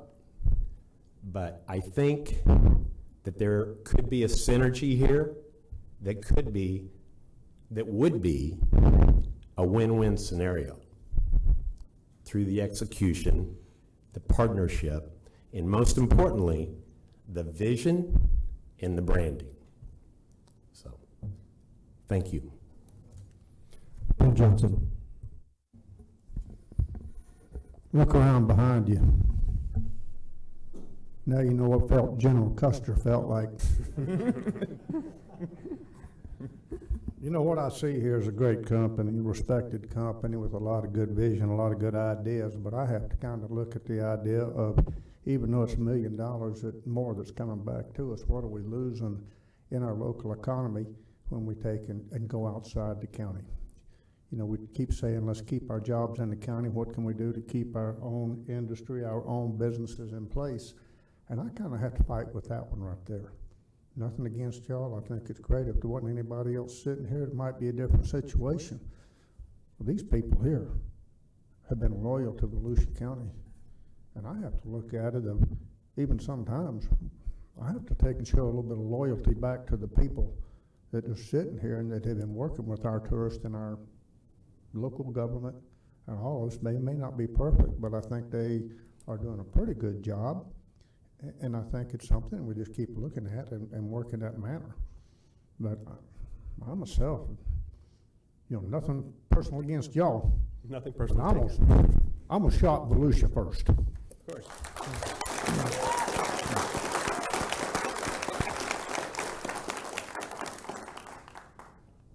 Heather Post.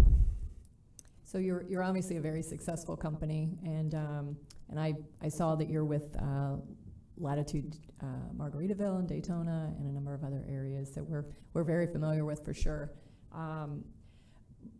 But you talk about moving forward, and I'll tell you, it's really on us.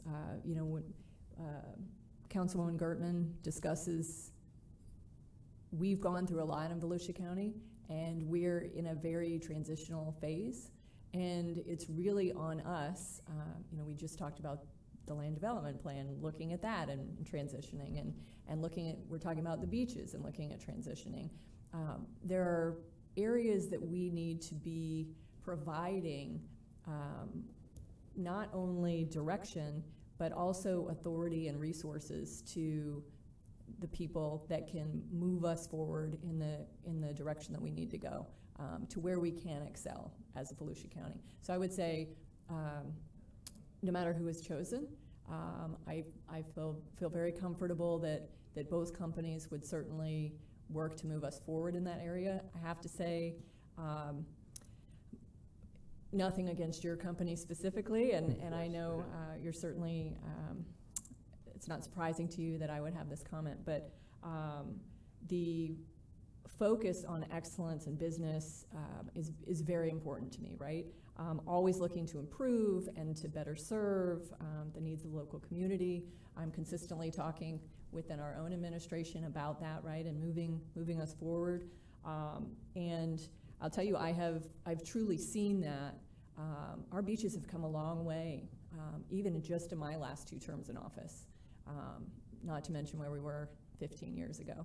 So I do see that direction, and I really think it's up to us as council and up to us as a community to really push that momentum. I do hope, because you do have some roots in the county, that there certainly would be some collaboration.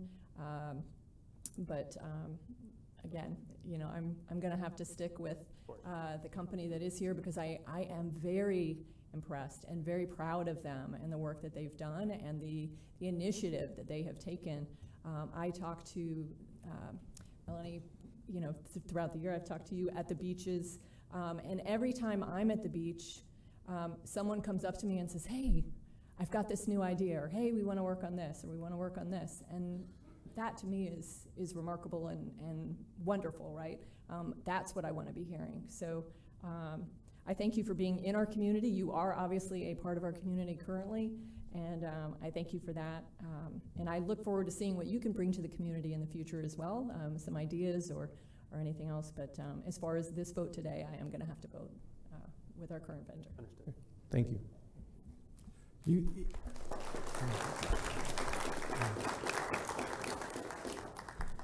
In your proposal, I think it was page 103, I think I read that you already own land and warehouses for where you would park equipment during storms. You already own it up here? We do not own any equipment here. I mean, any Warehousing? land here. We own land in Miami-Dade and other areas, so we would be looking to secure land. We would also be looking to partner with some of the existing chains that we already have relationships with, like the Hilton Daytona and Hersha Hospitality, Latitudes Margaritaville. So we'd be looking to also, speak to them and secure parking spaces in their garages and so forth.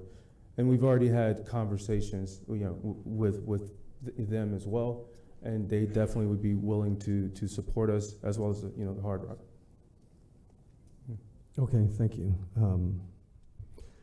I think also in that report, and we've talked about it here, that you were looking at, what I read was 80% of employees to be Volusia County residents. I think you just talked about 90 to 95%. Yeah, that was a typo. I mean, it should have a minimum, but we're committing to 90%. So, of the 60 families that are down there now, or absolutely other people? Absolutely. But there's no promise for that. I mean, all of that could be, if awarded, all of that could be memorialized into a contract, with you. I'm gonna just share one story.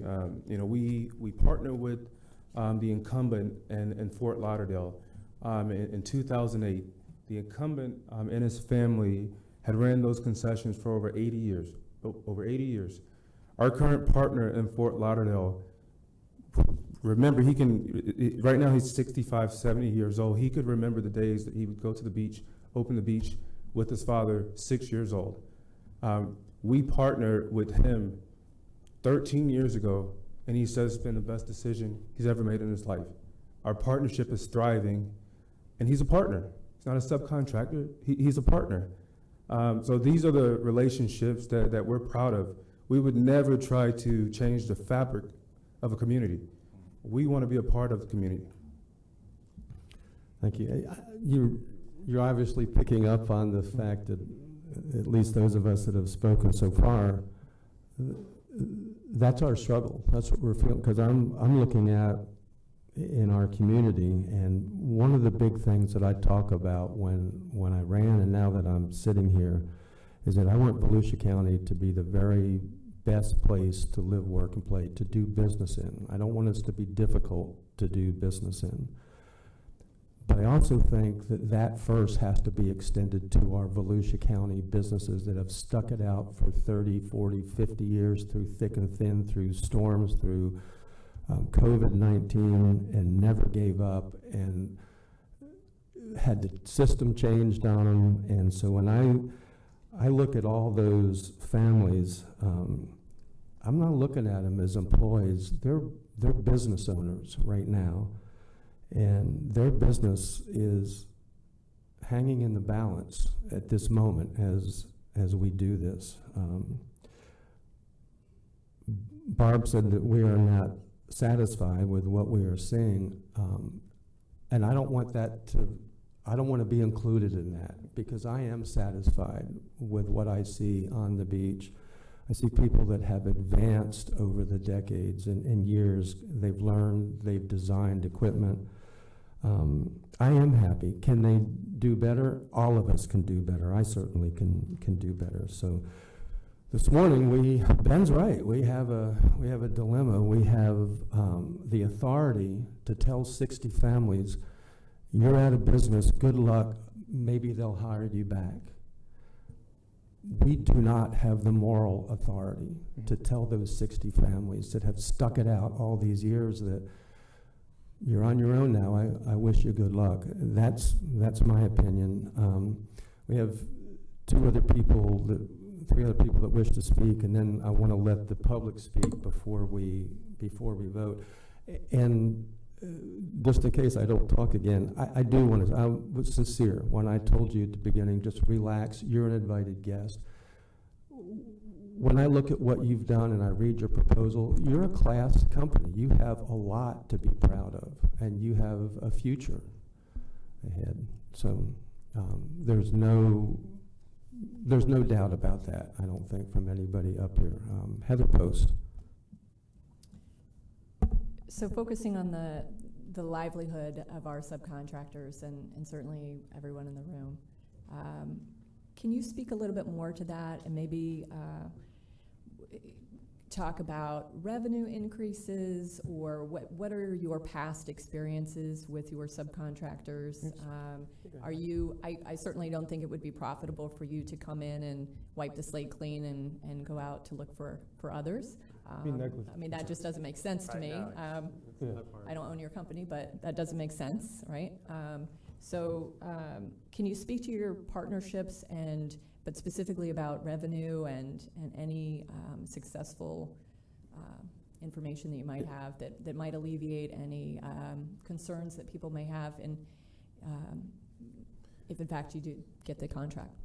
Yeah, so I'll speak to Fort Lauderdale just again really quick, and I'm sure Perry or Steve would also like to add. In Fort Lauderdale, when we came in with our partner, the incumbent, over this 13-year period that we've partnered together, we've helped Fort Lauderdale bring out its best in terms of the beach experience.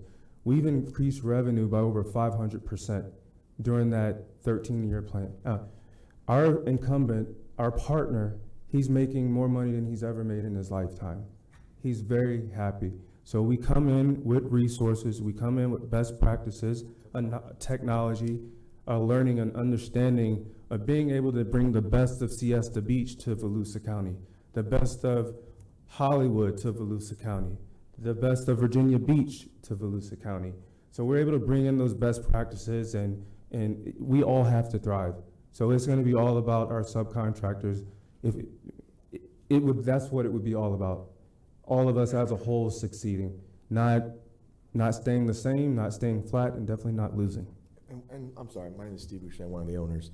And the Fort Lauderdale partnership is a little different because this was a very similar situation.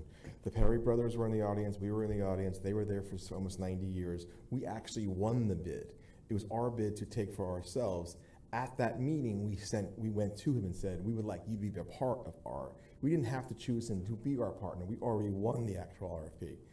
At the, excuse me, at the auditorium, we actually went to him after and said, hey, we want you to be a part of us, and we made him a full partner. So we didn't have to do that. It was about what was right, and we are always about what's right. So all these beautiful people here in the blue shirts, I can't imagine you not seeing them over the next 15 years and still doing what they're doing. So that's the kind of company that we are. Yeah, and then when you talk about increasing revenues, it starts with our policies and procedures for collection, equipment upgrades, and in our proposal we have upgraded beds that we sell, which have over the last several years become our best seller. And it's just a high-end lounge, double width lounge that you're able to sell for a little bit more, upsell it if you want, which increases revenues. Just to name a few, when we started our South Beach contract, we increased the revenues over 800% over 5 years. And the same thing in Hollywood, we increased it 300% in 2 years. So we have the ability to increase revenues, and it doesn't just flow down to us. It flows back down to our partners and obviously the subcontractors. Everybody makes more money. If I may, I just would like to speak about Hollywood Beach. That particular partnership with the incumbent was great. It was unique, but completely different from the one that we have with Fort Lauderdale and the incumbent. The concessionaire, he'd been out on the beach. Our partner, he'd been out on the beach for over 50 years. And he said, you know what? I'm done. I don't have an heir that I'm gonna, try to push the business to. But he worked on a succession plan. He wanted to travel. Now he has the ability to travel, and he's a partner. And he's still a part of the vibrant success and the elevated services that we're experiencing in Hollywood. Now these are the proud stories that we like to talk about. You know, all of our partners, if our partners don't thrive, we don't thrive. Our municipalities don't thrive. So that's our culture. That's who we are. Thank you. Oh, I definitely wanted to give you the opportunity at least to address that. Thank you. Thank you so much. Danny Robbins. Thank you, Chair. And I just wanted to thank you guys for coming and kind of laying it on the line, you know, and putting your ideas out there and giving us an opportunity to hear what y'all have to say. And I try to look at the positives out of everything. And like everybody said prior, we are going through a transition. We are going through a crazy time, and I think this whole country is. But if anything, I think this will raise the bar to what services are being offered or that are projected to be offered. But being a business owner as well, I understand there's no guarantees with anything, and I appreciate you not trying to oversell this and telling us what we want to hear. But I'll be honest with you, I'm of the standpoint as a local business owner, been here for most of my life, we're dealing with a turnkey model here. These folks have made it their life, and I just, my support right now, with that being said, it's an overwhelming duty that I have and a lot of my colleagues have here, that no one knows best or better than our people and knows our beaches better than our people. And that's where I'm at. They have my support. Thank you.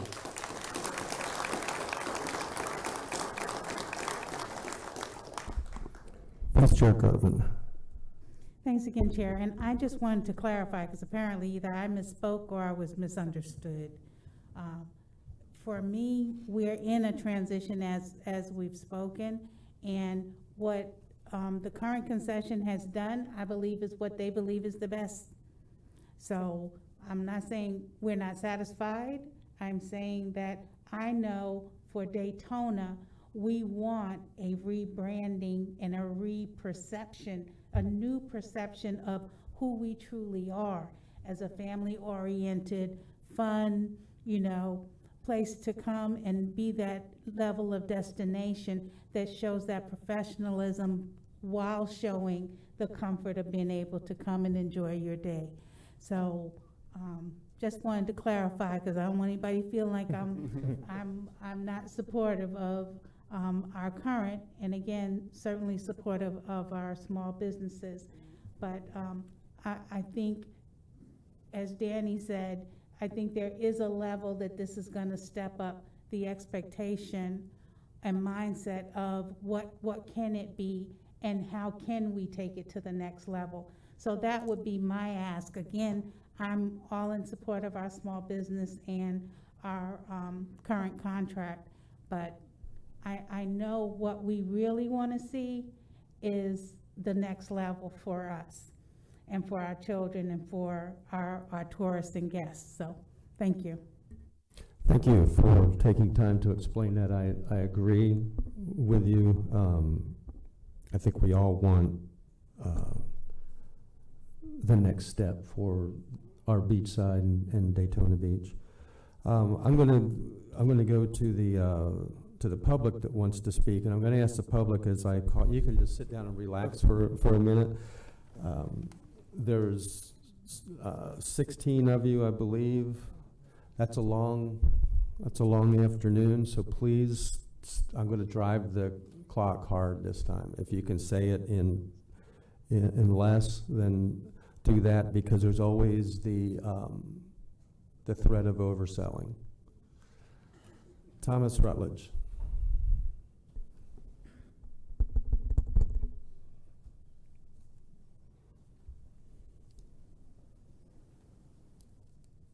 Good afternoon.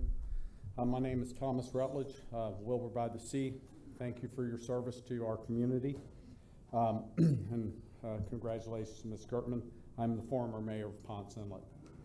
I am here I'm here to speak on behalf of the families represented by the Volusia County Beach Rentals and Refreshments Association.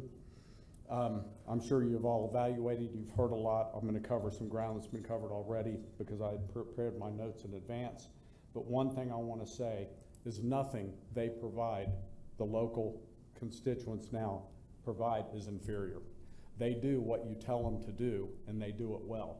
Whatever you tell them to do, they're going to do, and you control it very, very closely. That's important for everyone to know. The services provided by the current Association of Families have a decades-long track record of exceptional service and compliance with the county requirements, which are urgent. In addition, they have long-established relationships with not only their customers, but the local businesses they use to sustain their operation. This Association of Families is a well-oiled machine based on blood, sweat, and tears run by your constituents. Currently, there are over 50 separate locations between umbrellas and food. This represents over 40 or even more families, plus their employees. The new proposals would add substantially to that number with the additional services required. These families are the fabric of our community and built what is here, ironically allowing for the validity of a competitive bid. They have done all of this under a relatively short-term contract with strict, often fluid requirements. They have done what is asked of them. It is time to reward them with this longer-term contract. They are prepared to invest in the required capital improvements using local resources. The dollar amounts are not important here. All of these families they get the profit. They invest it back into the community. You might lose $1 million on the contract, but you're going to gain millions and millions on the reinvestment from the capital they gain from running their businesses. It's a win, even if the contract is for less. There's no doubt about that. We could go over that over and over again. If you award the contract out of the area, it's going to cost numbers of local investors, small businesses would be damaged as a result. There is no compelling reason to outsource our beach services to a South Florida corporation who are not stakeholders in our community. I find it interesting they eloquently offer the current Association of Families, leaders in our community, service wages while the profits leave town. This is not a good thing. In closing, our generational local families' lives are in your hands. They have served our community well and continue to do so if allowed. It's time to reward them for their decades of perseverance, loyalty, and making a visit to Volusia County beaches a wonderful experience. Thank you.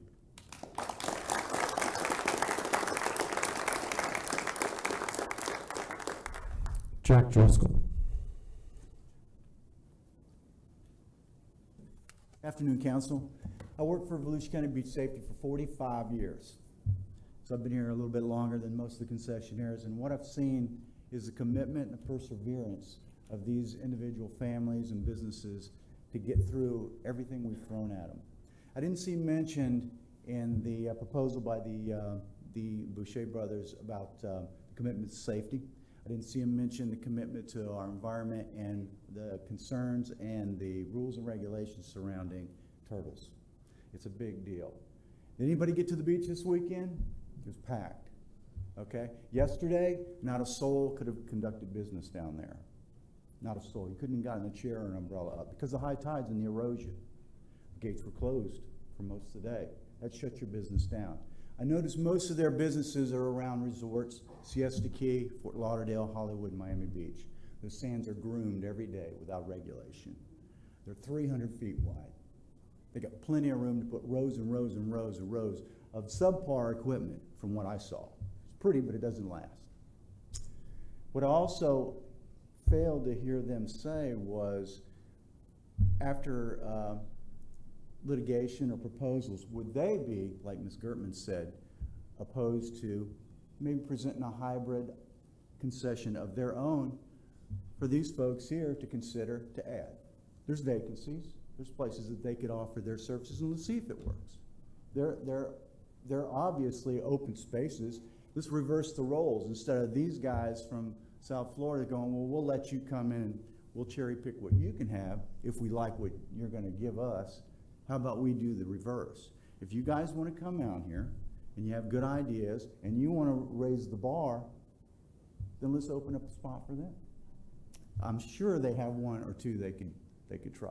But for them to come in here and cherry pick particular spots they want, obviously the resort hotels, and let the minions recover what they can with the outerlying areas, I don't think it's the right thing to do. Also, they're going to have to do everything and comply, just like these folks did, with waiting for the turtle people to clear it in the morning. It could be 8, could be 9, could be 9:30, could be 10 before all those nests are cleared. Our season doesn't start in October like most of theirs does. Okay? South Florida, Siesta Key, they're just getting cranked up. They got 6 months of heavy hitting tourism and those winter climbs. We don't have that. We have dynamic beaches here that change overnight. Christmas week, we got lucky. We got good business. Actually, it's probably going to get some of these guys, if they get an approved contract, an ability to buy and upgrade some of their equipment that they've been waiting on. Because certainly they weren't going to reinvest this last 12 months in new equipment because their life is hinged on what we got coming up here on your vote today. So I want you to consider all the ambassadorship they've done, the perseverance, putting their kids through school, and passing these businesses down to their kids, and the job they've done. I've seen their business elevate year Thank after you, Chair. year. Thank you. Thank you, sir. Appreciate it. Thank you, guys.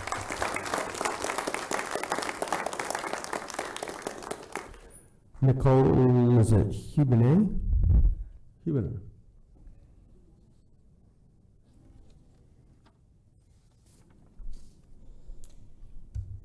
My name is Nicole, and I am the owner of Cool Shade Rentals, which operates in the shores alongside 60 other families that make up Beach Rentals and Refreshments of Volusia County.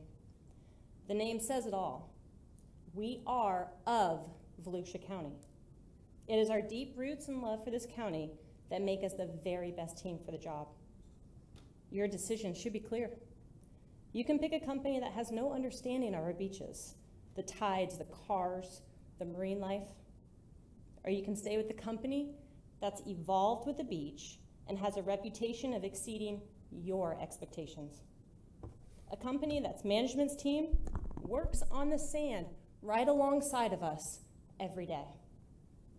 This company supports us as small business owners, and we are not willing to become employees or work for an outside company. Daytona is known worldwide for one thing: the family-friendly, economical fun.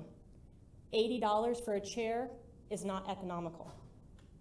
For 30 years, the beach vendors have provided guests with above and beyond service and attention to detail that turns something as routine as renting an umbrella or buying an ice cream into a personal experience that becomes a vacation memory.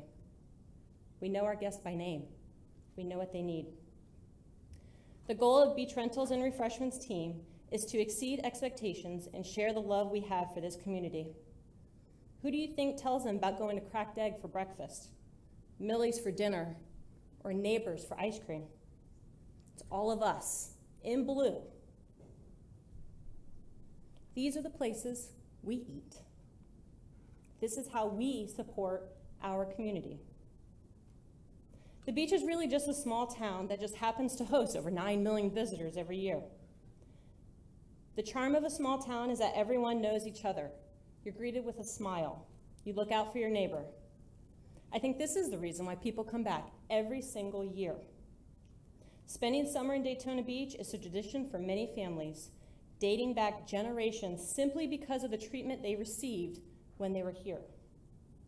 Daytona feels like they're home away from home, and my fellow vendors and I are part of what makes that feeling. We have become part of their families, and they become ours.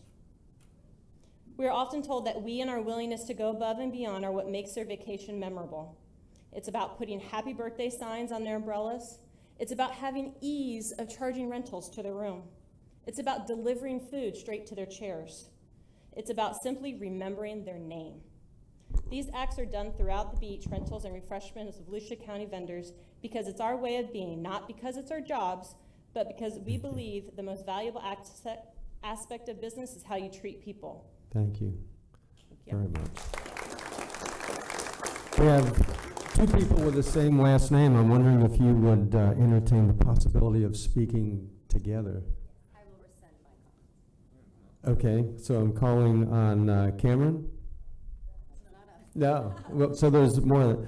Cameron and Terry Fuhrer.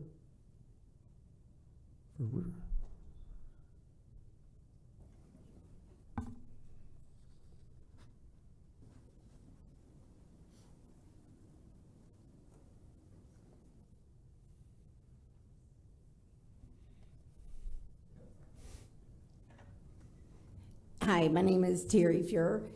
This is my daughter Cameron, and I would just like to say that I think our people don't need another company to help us raise our bar. We already have a high bar. And I'd also like to say, I do not own any of the concession stands, vendors, anything, nor have I ever, nor has any of my family. I am here as a resident of Volusia County that comes to the beaches all the time. I have no personal stake in this financially, but I have sat here, has my daughter who has no stake, for 4 hours just to say we believe in our locals and we want to support them. I'm glad this other company is willing to give us $1 million more, but where's that $1 million going to come from? I just wanted to say kind of what she said. It's a family down there, like the person before me. It's a family down on the beach. Like, you all get the connection. I grew up on the beach. So the vendors are my second family. The beach is my second home. So this new company wouldn't be the same. Thank you. Thank you.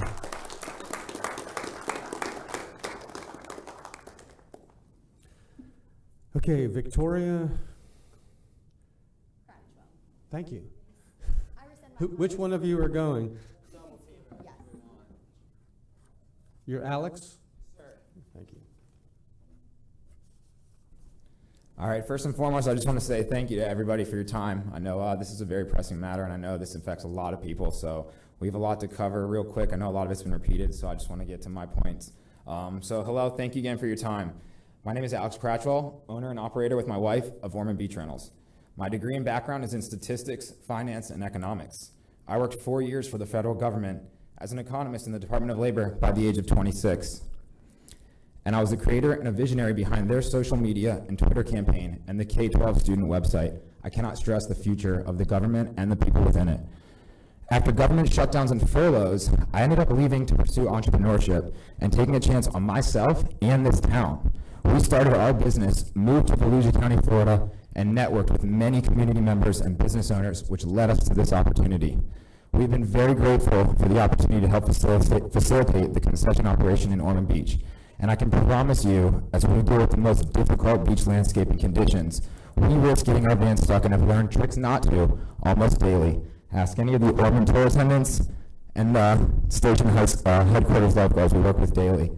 That being said, this is not as simple as removing or partnering with the local business owners only to rehire or replace them as staff. Ideas and renderings look and sound great, but execution and relationships take time. I know for a fact this will not only affect the 60-plus business owners, but this also has a direct impact on our entire local community. We work closely with over 10 other local businesses and owners in Ormond Beach alone, and we constantly collaborate with each other to help stimulate each other and the locals in our town via repairs to our equipment, upgrades, products, new services, marketing, and networking. If you consider the other 60-plus owners working with, let's just say, 5 other businesses, that is disrupting upwards of 300 businesses and losing or disrupting B2B sales and relationships and support. To me, this is a prime example of showing what risks to locals of what allowing an outside developer to come to our town without real local connections, roots, and support, and potentially overpromise and underdeliver, all while Volusia County residents are impacted. This is a risk that needs heavy consideration when representing the world's most famous beach. I can appreciate the vision, promises, and success of Boucher Brothers in the past, but rehiring one owner and family is significantly less work than 60. Also, I keep hearing we want to make Volusia number 1. How does that affect the other beaches that they operate? Are those now lesser beaches than ours? How can we trust these claims? Pretty is great. Safety and cooperation is key with each other. Furthermore, my wife took upon herself to bring 3 Volusia filler bag stations to Volusia County and help reduce the litter and initiative beaches, as well as hosting beach cleanups and community-led philanthropic events. We are a strong-minded, forward-driven company, and it's empowering to know that our boss led us through the unknowns and hardships of COVID and the uncertainty of his upcoming contract, all while beating and being diagnosed with breast cancer. Wow. Wow for her. Thank you for your time. Thank you, Alex.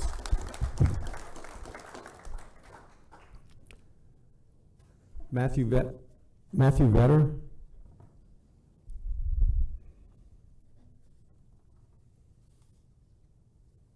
Good morning. Morning. Can you hear me? Yeah. My name is Matthew Vetter. I'm a lifelong resident of Ormond Beach, and the Boucher brothers are friends of mine. I met them in South Florida. We have common subcontractors. We've worked together, and I've seen both presentations. I've been sitting here for several hours, and I just wanted everyone to know that the Boucher brothers are a first-class operation. They're philanthropists. They do good wherever they go. I could bore you with a lot of stories, but they are an excellent organization. And congratulations to the incumbent on an excellent presentation. And I hope this competition raises the level of participation. Thank you very much. Thank you. Thank you. Bob Trudeau?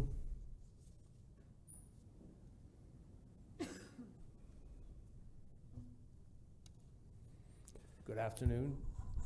My name is Bob Trudeau. I am a 38-year resident of Daytona Beachside. I presently, for the last 12 years, manage the Fountain Beach Resort right there at the end of East International Speedway. Prior to that, I was a member of the management team for Main Street Pier. I oversaw the special events for the management company that owns a lot of the Main Street properties. I tell you this because I've been around a while, and I'm certainly, God help me, I'm certainly invested in our community and our beach. I'm familiar with the beach vendors, the contracts over the years. I know 25 years ago, there was a great push to bring it all together, and decals and new wagons and all the fun things that make the beach look a little bit better and shore it up so it's cohesive. I think our beach has come a long way. I think the vendors you have there are doing a phenomenal job. I think you are doing a phenomenal job because I know they're under your watchful eye. A lot of their momentum has come from this board. I just think that's all you need to keep it going. I don't really think an outside, South Florida's great. I love to go there, but we're not South Florida, and I hear this all the time from people from our community. They want to compare us to somewhere else, and I'm sure you've heard this in yourselves over the years. We're not the West Coast. We're not the Panhandle. We're Daytona, and we're good enough just the way we are. Fine-tune it, tweak it, bring it to a new level if that's what you think we need to do. But to disrupt what's going on there, there's years of experience. There's a lot more to lose there. Just the safety value that these people bring to the beach for performing the jobs that they do. There's a lot involved in that. The quick storms, the heavy equipment they're moving around. There's all kinds of things that have to be taken into consideration. And I think these guys you're not going to find a better group to do it, to keep doing what they're doing, and just keep it simple. Just keep them there.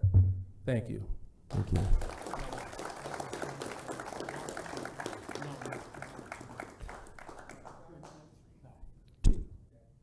Tina Sabella. And is Tina here? Okay.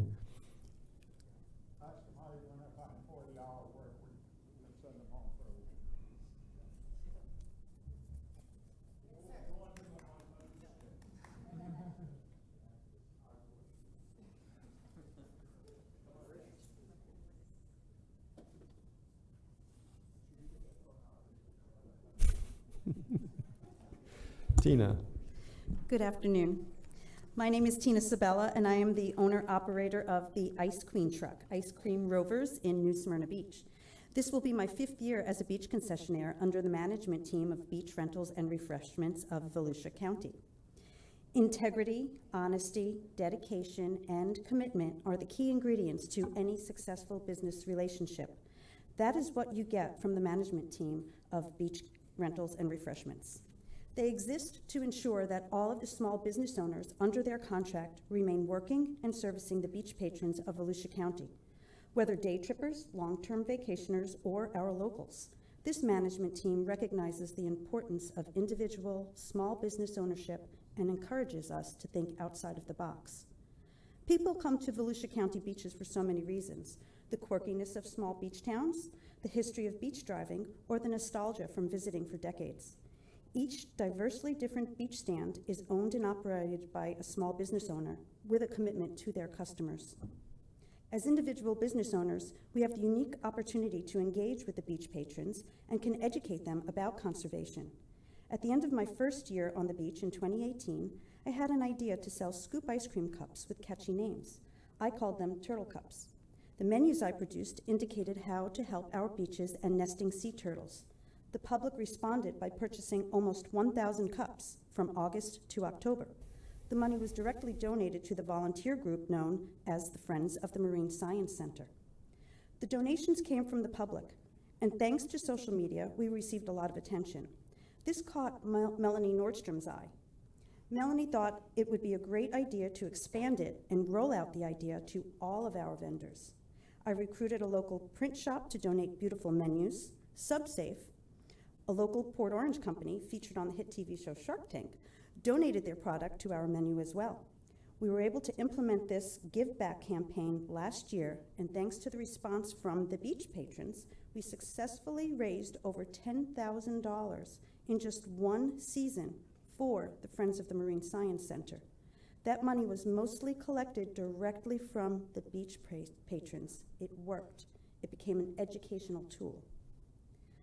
This became a great way to get the beach patrons involved in beach conservation. Whether it was from purchasing a specific food item or a rental, there was a sign with nesting sea turtle information and a donation option. I am proud to say that after 4 years, the total donations alone from the Ice Queen truck were impressive enough to receive a turtle tile at the Marine Science Center, honoring my business. The foresight of what's best for the beaches, the beach patrons, and the vendors is what drives the management of beach rentals and refreshments of Volusia County. Keeping it local, with locals, for locals, and tourists alike. It keeps our local economy healthy. It allows small businesses like mine and so many others to thrive and flourish right here where we live, Volusia County. Thank you very much. I'm going to call one more person that I know is not a concessioner, John Nicholson. And then I'm going to ask a question while John's coming down. I think the majority of what I have are beach concessioners that wanted to speak, and I don't want to rob you of your time to speak if you really want to. But if you'd rather just concur, this is, we really tried to present a fair playing ground here, and we've got a lot of concessioners to talk. So think about that for a second, and I'll come back to it. John? John Nicholson, Daytona Beach side. I've only been in Daytona Beach 40 years, but when I got here, the concessionaires were the pits. Rusting vehicles, all different shapes and sizes. They often hired the transients and the runaways that were often high or drunk. We don't have that anymore, okay? We consolidated. The trucks have to be uniform, they have to be clean. All kinds of regulations were put into place, all right? I wasn't happy with it because when the sands came in at the north end, remember the red sands? We adjusted and put all the concessionaires right in front of my house, okay? So for 10 blocks, no resident could go to the beach. So if you lived in the city of Daytona Beach, you couldn't go to your own beach because the concessionaires had taken it over. So it's not all hunky-dory what we've done. Also, a friend of mine did parasailing, and with a negotiation with a new one, they got booted out. So they're down at Ponce Inlet, where most of the money is up here in Daytona Beach. So people win and lose. Now, all of y'all are talking about all these people are going to lose their job. What you really should have asked the people behind me, which you didn't, was what percentage in the past, not in the future. Nobody can tell the future. How many in the past, when you got Hollywood, how many did you retain? So if they're going to retain about 95% of these people, or 90%, well, that's perfect. They're not losing jobs, okay? They're keeping their jobs, and the ones that don't fit or won't negotiate, that's what's going to happen. Now, we did that a couple of years ago in Daytona Beach. Somebody came in, they wanted to do a restaurant at the end of the pier. Fantastic. We'll give you $750,000 a year. We'll spend $8 million in fixing your pier. And what did we do? We wanted to go local. So we went local. So they offered only $250,000 a year. They only wanted, instead of a 30-year contract, they only wanted a 5-year contract. They didn't want to put any money into the pier. So we chose them, and guess what? We lost out. In the end, we ended up spending $10 million in fixing the repair on the pier that we would have gotten from the new company. Now, this new company I have questions about because I don't know whether we're ready for them, to be honest with you. What's happening in my neighborhood, I've told you before, we have four stars, a fifth one coming online. They're going to require a different type of amenities. Now, I saw the amenities they have, and God, it's nothing like it was in the past. There's all kinds of things coming online.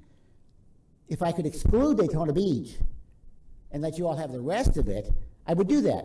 Because what's happening in front of my house is all upscale. They're not upscale. Perhaps they might be upscale in the future.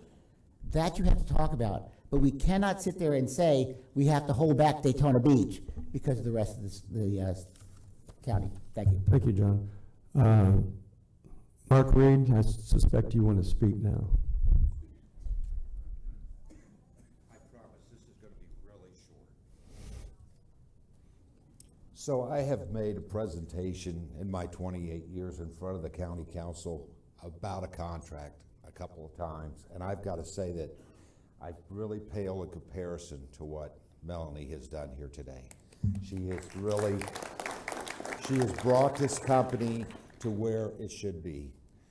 And I tell you this about coming up in front of the county council before, because I had the opportunity to negotiate contracts with Dennis McGee and Rick Carl and Jamie Seaman and many great people that work for the county. And I want to tell you, I enjoy working with the county. Someone asked me the other day, do I trust my government? And I told them, yeah, I do trust my government, and I'm getting ready to go find out. So thank you for hearing me today. And I also believe in not selling past the sale. So I think we've probably all said all we need to say. Thank you very much. Thank you. I think one person has already had to go home. Maureen France, are you still here? She was sitting in the back, and I didn't see her in her seat anymore, which brings us to our last speaker, Bill Roca Jr. You're done. Thank you. Okay, council, does anyone have any closing comments? Where is our fearless? You want to bring the ballots?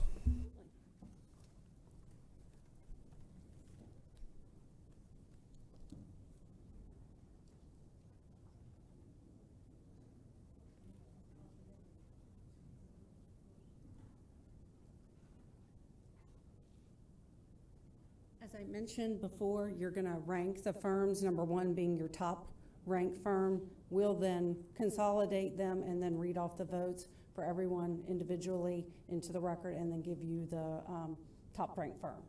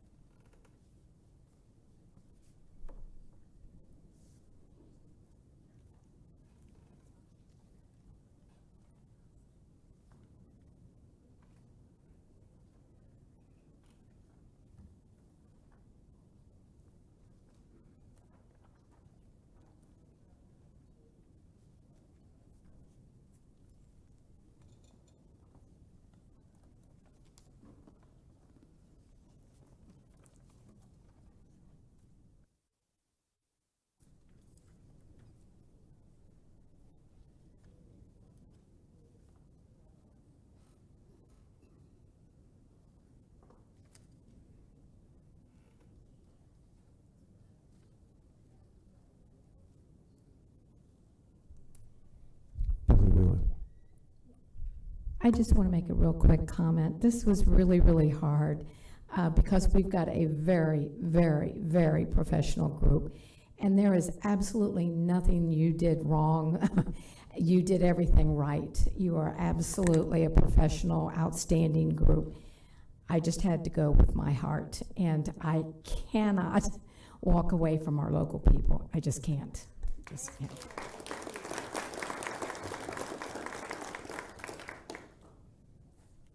All right, we have everything tabulated. I'm going just to read through in order.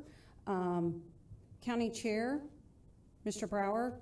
Beach Rentals and Refreshment 1, Boucher Brothers 2. Mr. Johnson, Beach Rentals Refreshments of Volusia County 1, Boucher Brothers 2. Barb Gertman, Beach Rentals Refreshments 1, Boucher Brothers 2. Billy Wheeler, Beach Rental and Refreshments Volusia County 1, Boucher Brothers 2. Danny Robbins, Beach Rental and Refreshment Volusia County 1, Boucher Brothers 2. Heather Post, Beach Rental and Refreshment Volusia County 1, Boucher Brothers 2. Dr. Fred Lowry, Beach Rental and Refreshment Volusia County 1, Boucher Brothers 2.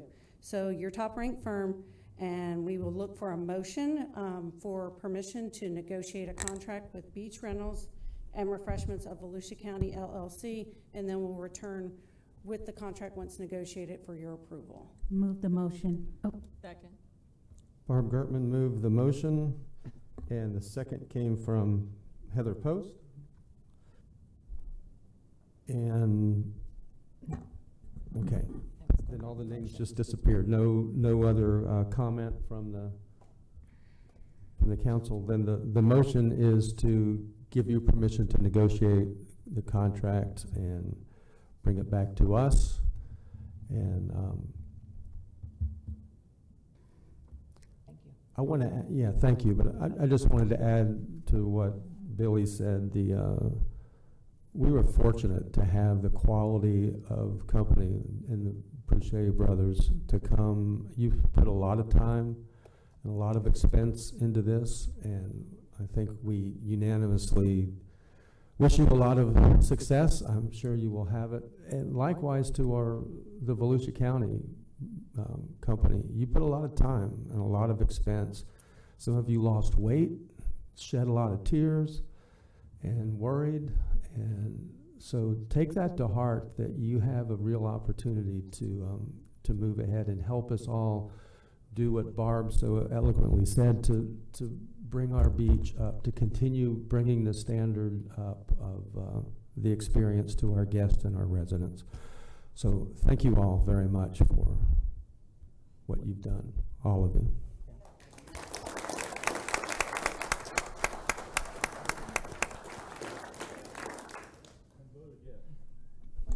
Yeah, we should vote, shouldn't we? Yeah. All in favor of allowing them to negotiate the contract, say aye. Aye. Any opposed? Motion carries 7-0. Thank you all very much.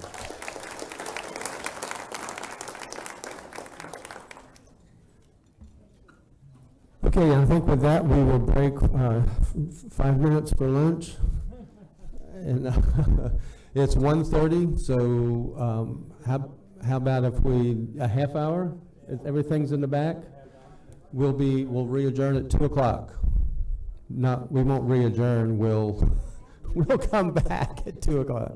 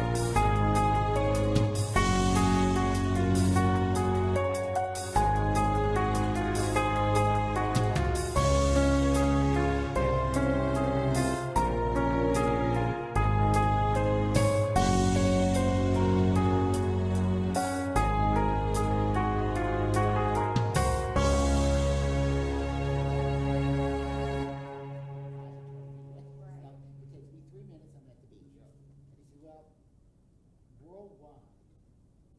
The Europeans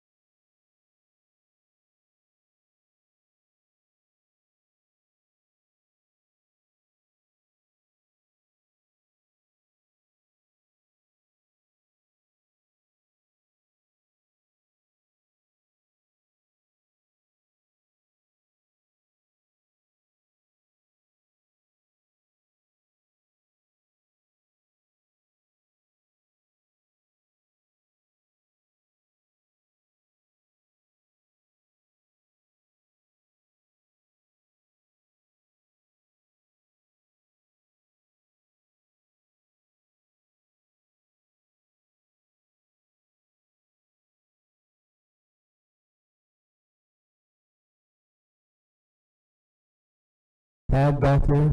Tad Casper? Don't see him?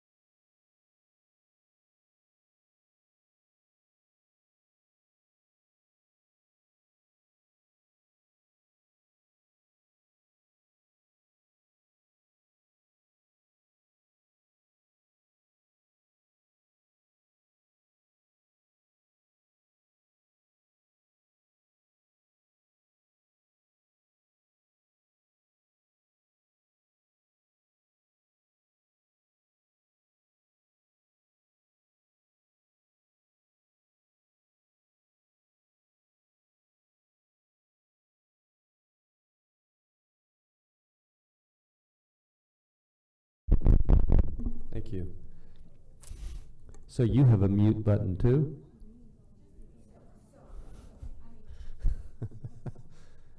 All right, we were supposed to start at 2. It's 2:04. We'll give it another 60 seconds, let everybody get back. And then Barb, Mr. Lowry has offered to change seats with you, so we can do that maybe next meeting. Since you're the vice chair, you should move up here. That way, if I have to hand you the gavel, if I want to make a motion or so, do you mind moving?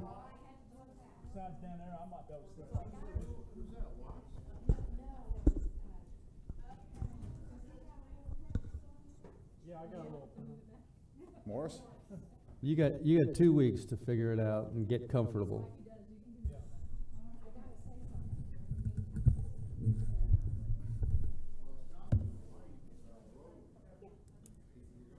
Not on this item. Traffic counts have to be. On this item? Well, you'll let me know.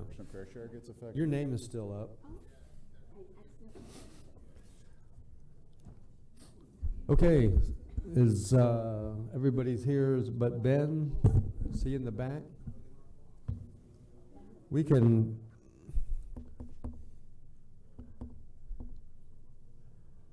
get started. You're a one-man show, right? Yes, You're not sir. waiting for any more staff? No. Okay. Then why don't we begin at 2:06 and we'll pick up at item 7, the 5-year road program update. Tad, thank you. Good afternoon, Tad Casebeer, County Engineer. We'd gone through the road program as a part of the infrastructure workshop about midway through last year. So a large part of this is a Pardon repeat of that. Mr. Chair, can we, we're starting the meeting, guys. We're in a meeting. Thank you. Tad is looking askance at the far right side of your left. I would never do that to my boss. So, road program. As you recall, last June or July, we went through the public infrastructure workshop. As a part of that, we covered road program and some prospective projects as a part of that. Since that time, we've gone out and met with the public in each one of the 4 impact fee zones, presented the proposed projects to them, gotten their public input from that as well. And so we put it all together in this package. I'll be a little bit brief. You've seen this before. If you've got a question on it, go ahead and ask me, but I'm going to move through it rather quickly just to keep things moving along.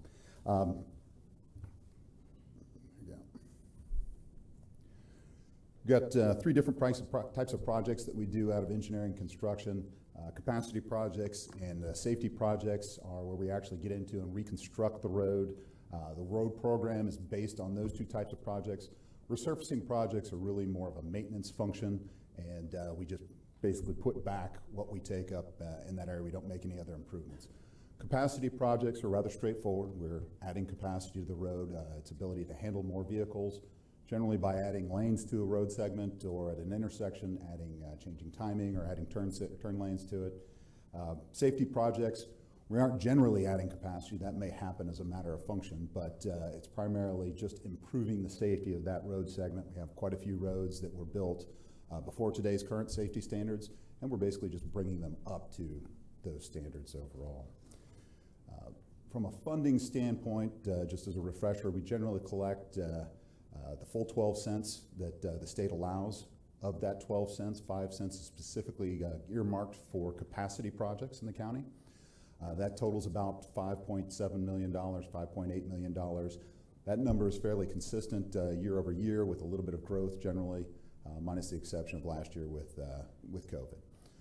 So once our obligations are met, we generally have about $4.8 million of local option gas tax to spend on capacity projects within the county.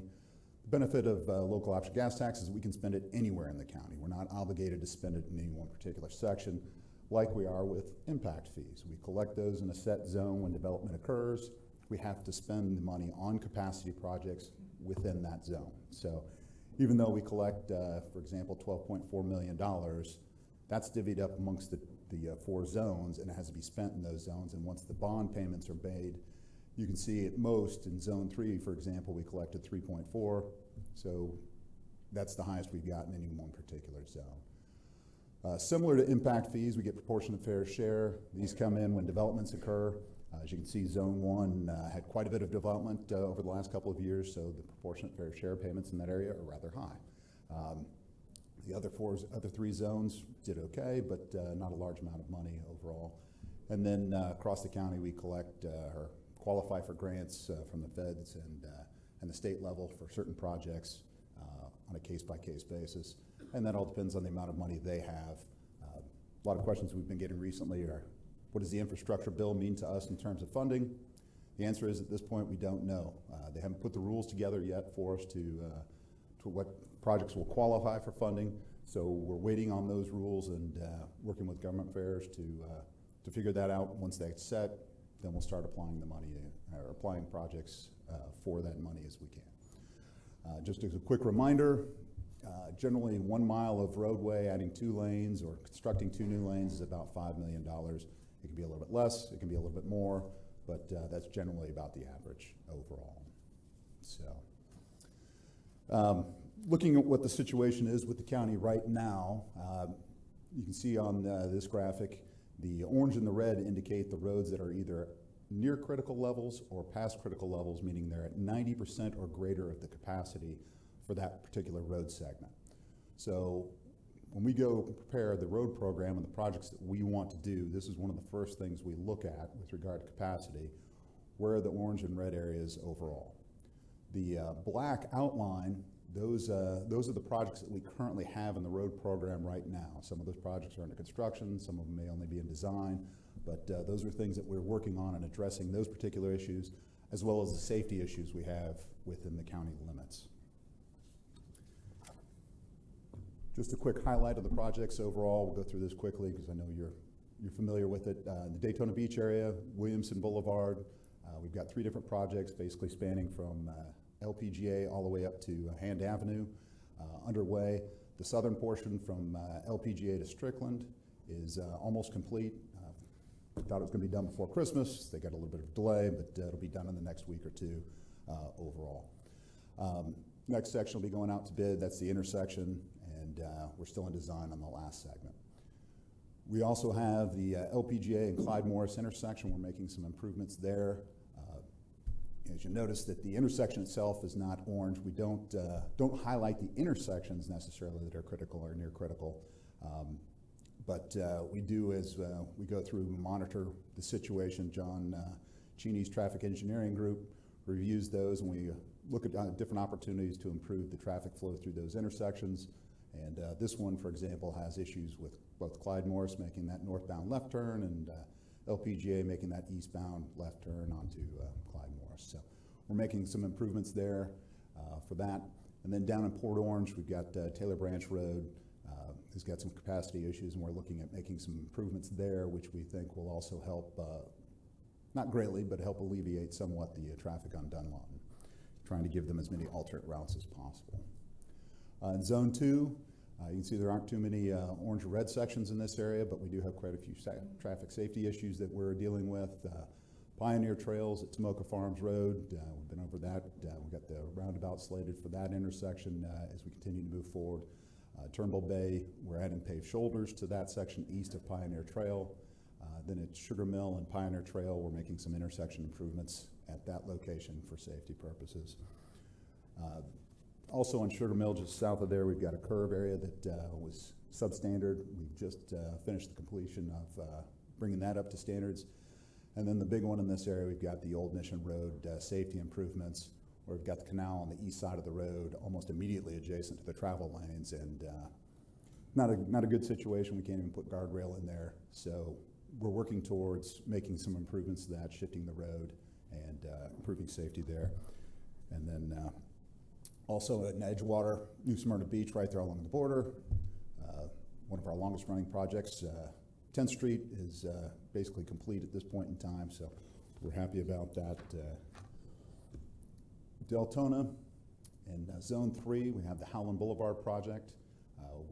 That's slated to be complete here in April. It's a little bit behind schedule. We'll keep working with the contractor to move that forward as quickly as possible. We also have Graves Avenue. We're making some improvements there for safety using federal funds, adding a second left turn lane there to the on Graves westbound to southbound Veterans. And then on Veterans Memorial south of Rhode Island, we're working with a developer who's designing the 4-laning of that section. That's just the design. And we'll be looking at construction opportunities here in the future, either through development dollars or through local option gas tanks or a combination. And then in Zone 4, we've got the Orange Camp Road project. We just met with Victoria Gardens last night to give them an update on the project. So they're aware of what's going on. At this point, we're projecting out June for completion. We also have another paved shoulder project, this on Old New York from 44 west down to the railroad line, which while it won't add width to the travel lanes themselves, it does increase the width of the pavement and make it safer along those lines. So we've got the Beersford extension from Blue Lake over to Martin Luther King. That's partially developer driven. They're constructing a portion of it. As they complete their portion, after they complete their portion, then we'll go in and using impact fees, we'll construct the rest of that portion of it overall. And we've got the Amelia Avenue project where we're actually reducing lanes, in contrary to everything else we generally do with capacity. We're going down from 4 lanes down to 3 to improve traffic safety in that location. And then we've got the Blue Lake extension from Victoria Park down to 472. So those are the projects that we're working on. So next step for us is to consider what projects we want to add to the road program. And we're put together a priority list. There are certain things that are not on the priority list that we didn't recommend. And we talked a little bit about this at the infrastructure workshop. This is a group of projects that we aren't going to make recommendations simply because there are other opportunities for either funding it or for other agencies to work on it. The primary one right at the top there, LPGA, for example. The section from 92 up to I-95, the DOT is doing a PD&E study. Yes, sir? Can you pause just for a second before we get too far ahead of you? We had two questions about. Sorry. The, No, that's all right. It wasn't your fault. I think Barb, up there. Vice Chair Gartman. I think he answered my question when he went to that next list, because I was gonna question about Highway 44, State Road 44, and Highway 17. To understand why neither of those, any section of what we need to get done with either of those were not on the list. Okay. Well, 44 and 17 are both state roads, so Okay. we did participate with the DOT at 44 and Kepler, but that was because Kepler is our road. Right. So we did participate in that, but if you're asking, and because I only heard part of it, I think you said the intersection. Right, so I'm asking, with Highway 17, when we spoke at one point, you had mentioned the $11 million that was in Zone 4, and that how we could help, facilitate getting the roundabout and getting some of the needs met on 17. Correct, up at Spring Garden, yes. At Spring Garden. So. Well, we don't have, no action has been taken along those lines because we don't have an agreement with the state to do that. We wanted to monitor to see what they came up with in their work program, and their work program does have that project advanced, and they haven't indicated that they needed any money from us on that, as far as I'm aware. So I was not proposing, and it's certainly not something the council has voted on, so it doesn't show up, and it won't show up in the active projects. It would potentially be something we would consider, but because we aren't doing it, I would not have put that in there. But we will continue to monitor the situation, and the council can obviously make the decision on whether or not to participate or not. 11 million is a lot of balance that we could be put into work, so I'm just. Well, and we've got some ideas on how that could be spent on county-specific projects, too. Okay. So. Thank you. Yes, ma'am. And then Billy Wheeler. Yep, thank you. Tad, let me ask you, on Zone 1, on that map, there is a, what do you call it? Hang on a second. Is that there's a red section, which is a critical area coming down from, it looks like the I-4 is at Bevel that it's coming down from? Yes, Is ma'am. that? You're talking about Williamson? Yes, that is that Williamson section. I don't see, is there somewhere here that I missed? We're gonna cover that in the proposed portion. Okay. All we've covered so far is the things that council's already approved and we are already working on. Because So that is a red zone. Yes, ma'am. And we all see that. Yes, ma'am. Thank you. One more. What about what's happening right now from Martin Luther King heading west? I'm not sure if it's Blue Lake or Beresford. You're talking about that's the Beresford intersection. That's the road okay. cross. And you mentioned the developer. What's the developer's portion and what's our portion? There's a development going in. There's developments on both sides of Martin Luther King in that section, but on the west side is the Reserve at Victoria. And they're constructing a portion of it that's about 800 feet in length from Martin Luther King west to their first entrance. So they're going to construct that portion of it as a part of their third phase. They'll be started on that before the end of the year, the latest is what we've understood. So they'll construct that portion, and then we would construct the remaining portion that connects it all the way over to Blue Lake. So they're donating the right-of-way and constructing that portion. That was a part of their proportionate fair share. Are they donating the right-of-way to complete the? No, they carried it to the western limit of their property, which is about 2/3 of the distance from Martin Luther King over to Blue Lake. The city of DeLand purchased the remaining portion of that over to Blue Lake. And then we purchased a small portion on the west side of Blue Lake. What we're doing with that section of Beersford is we are, instead of it continuing due east, there's the gas line and the city utilities in that corridor, and instead of making them move, we had agreed quite some time ago with the city of DeLand that if they provided the right-of-way to the north, which is why they purchased it, to the north, we would realign Beersford through that portion, and so we end up going north at Blue Lake, and then we actually cross over the gas line and the city's water lines to the south through the adjacent development. So. Okay, Barb, Yes. Oh, sorry. you were done? Okay. Yep. Thank you. For Yep. Not a problem. All right.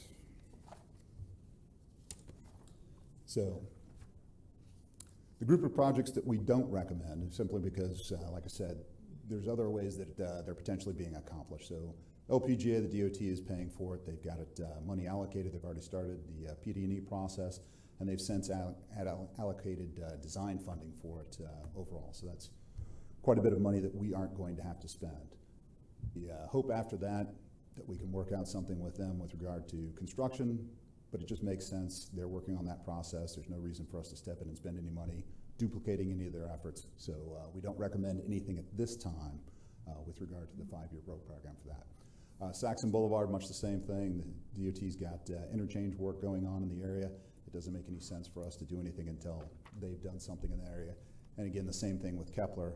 Until they finish the roundabout there at Martin Luther King and Kepler and 44, pardon me. It doesn't make any sense to go out there and work on that southern portion of Kepler up to Minnesota. So, Veterans Memorial, mentioned it earlier, there's a consultant doing the design for a developer for that portion south of Rhode Island. So until that's done, we don't really recommend anything. We think there are other developments. They've got another phase that they need to do. We could potentially work with them, and if they provide proportionate fair share as required by that project, we may use it for that. We may use it for something else, but until we know, it doesn't make any sense to make any recommendations on that. We've got the section of Beersford east of Martin Luther King. That's being built partially by a developer, much the same situation as we had on the west side. And then there are other developments in the school board that we're working with on acquiring the property all the way over to 44. So, and then Timber Creek, Avalon has got that portion to the north where we'd be extending it. They're going to be required to build at least a portion of that. Obviously, the devil will be in the details when we get into negotiating for them with their proportionate fair share as to whether or not they build the whole thing, they build something else, so on and so forth. So, again, it would make sense to wait until that's been figured out. So, the project we do recommend. Can you pause again? Sure. Heather Post. Tad, do we have any information on Tournament Drive, the extension there, or a future extension at this point? Well, we have the right of way for it. That was part of the agreement before, but after that's all that agreement accounted for. And no, we've never allocated as the county any money towards that. What is our future perspective on that? Honestly, it depends on what happens with Avalon. Because when we were originally looking at Tournament, there was going to be a different development pattern. There were going to be 2 different developers, one on the parcel directly north of Margaritaville, and then the second one on the western side. And this was going to make sense as a way to provide a north-south connection between those 2, between LPGA all the way up to State Road 40. At this point, it doesn't look like Avalon is going to need something along those lines. The connection that Tournament would have given us, they'll be mimicking or creating through their development, potentially with some form of Hand Avenue extension or with one of their main drives either way. And we're looking to make up for it that way. And then what we do with Tournament Drive and the right-of-way on that, we'll have to make a decision at that point in time, what we want to do with it. Thank you. I knew I'd get a question on that. So, Just real quick, you mentioned the traffic circle at Kepler and 44. Is the state giving you any time frame? No, when the work program came out, they did not fund it for construction, which was very disappointing because part of the impetus that we had when we gave them the money for the advanced right-of-way acquisition was that they would go ahead and move construction forward quicker.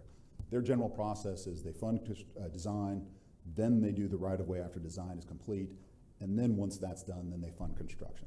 So we tried to help move that process along with that agreement, and they didn't do it. So we've been in discussions with them about what we can do. They're monitoring the infrastructure bill as well to see what opportunities they might have. But at this point, until the next road program comes out for them next year, or some other funding source becomes available, we're stuck. Okay. All right. So in Zone 1, the different projects that we bring forward for your consideration, we've got Hand Avenue, one of the main sections up there. A portion of that eastern portion of it is 5 lanes, and even though it shows up as red, that entire limit, traffic actually moves along pretty well in that section. It's that western portion that's only 2 lanes. We go in there, widen that out to 4 lanes, make some additional improvements on that eastern end just to make sure the traffic flows as well as possible. And so that's one of the recommendations. We also recommend Dunn Avenue for the priority list at this time. Large number of developers have been developing in those properties. The property lines are rather chaotic in that area, is the best way I can describe it. As developers have been coming in, they've been donating the right-of-way that we need for Dunn Avenue. We even have a developer right now that's going to build from LPGA about half a mile in past the stadium. So we're getting those parts put together. We certainly think it's worth consideration. Even though LPGA itself doesn't show up as orange or red right now, that's based on current traffic counts with the number of units that have been approved in that area. Assuming that the development schedules for the developers continues to move along at the rates that it has been, it won't be long before those are orange and red.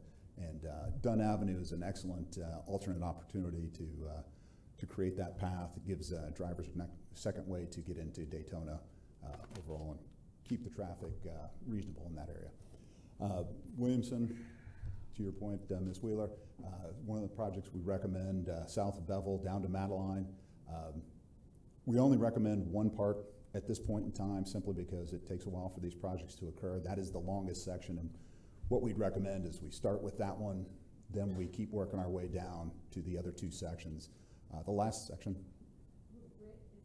bridge is in the 3rd section.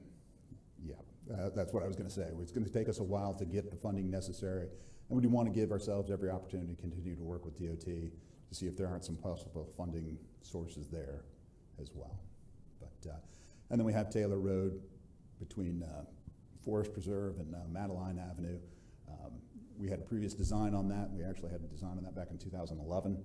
It's just been sitting on the shelf. Anything we do, we need to update it, but it certainly makes sense. There's a lot of traffic issues in that area overall. Down in Zone 2, we've got 2 safety projects we recommend. Much like the old Mission project mentioned and we're working on right now, the Pioneer Trail section west of I-95 has ditches on both sides. Neither is quite as big as the one on Old Mission, but there's not much room between the travel lanes and those ditches. It's quite unsafe, and we know DOT is moving forward with their plans for construction of that interchange. It certainly makes sense that when the traffic counts start climbing just because of that we provide a safer roadway. And then we've also got a pair of T intersections, Pioneer Trail at Williamson, Pioneer Trail at Colony Park, within a short distance of each other in a curve. We need to study that and see what we can do to fix that situation. Zone 3, a large part of it is Veterans Memorial Parkway. We've got the extension of it north of Graves up to 472 is highly recommended. Another project that we had previously designed in the past and then fell through, but it certainly makes sense to investigate getting that put back on our road program list and moving forward with that. We also have the section from Rhode Island down to Graves, which we've widened from 2 lanes to 4 as well. And then project that Deltona is very interested in, the Rhode Island extension from Veterans Memorial over to the east side on Normandy. That requires, I'm sorry. No, one more pause for you. That requires a state overpass there, doesn't it? It would, yes, sir. Yeah, that's going to be very involved. Yes, sir. But it'll make Deltona really happy. We know it would, yep. So the DOT at one point had a planned interchange for their toll lanes. They don't call them toll lanes, I forget what they call them, but they're toll lanes. Express lanes, thank you.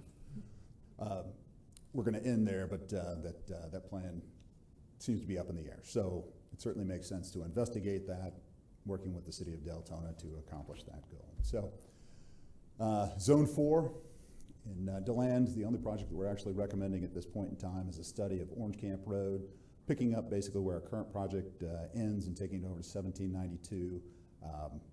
The middle section of that's not bad, but once you get to 1792 in particular, with all the new developments that have occurred, both residential and retail, it's just a messy area overall. So we'd like to study that, investigate whether or not it makes sense to potentially go to 4 lanes, maybe a 3-lane section, something to clean that area up and allow traffic to flow through there better overall.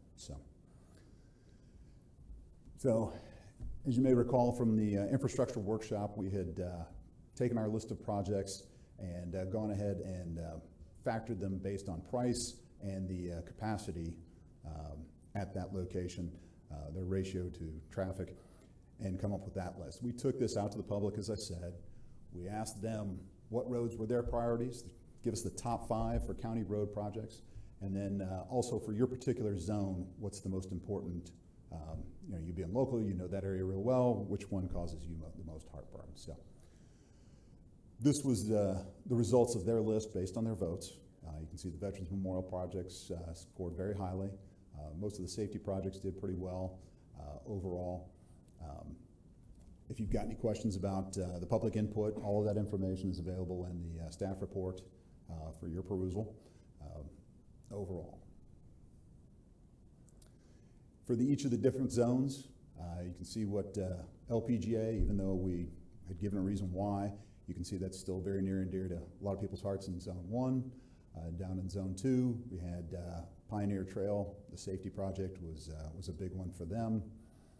In Zone 3, Veterans Memorial was a big one for them. And then in Zone 4, it was a group of projects overall with Orange Camp at number 1. So what we did was we've basically taken our list based on the numbers, taken the public's list, and come up with a recommended priority list for your consideration. So we would take this list once you finalize, once you either approve this or make some changes.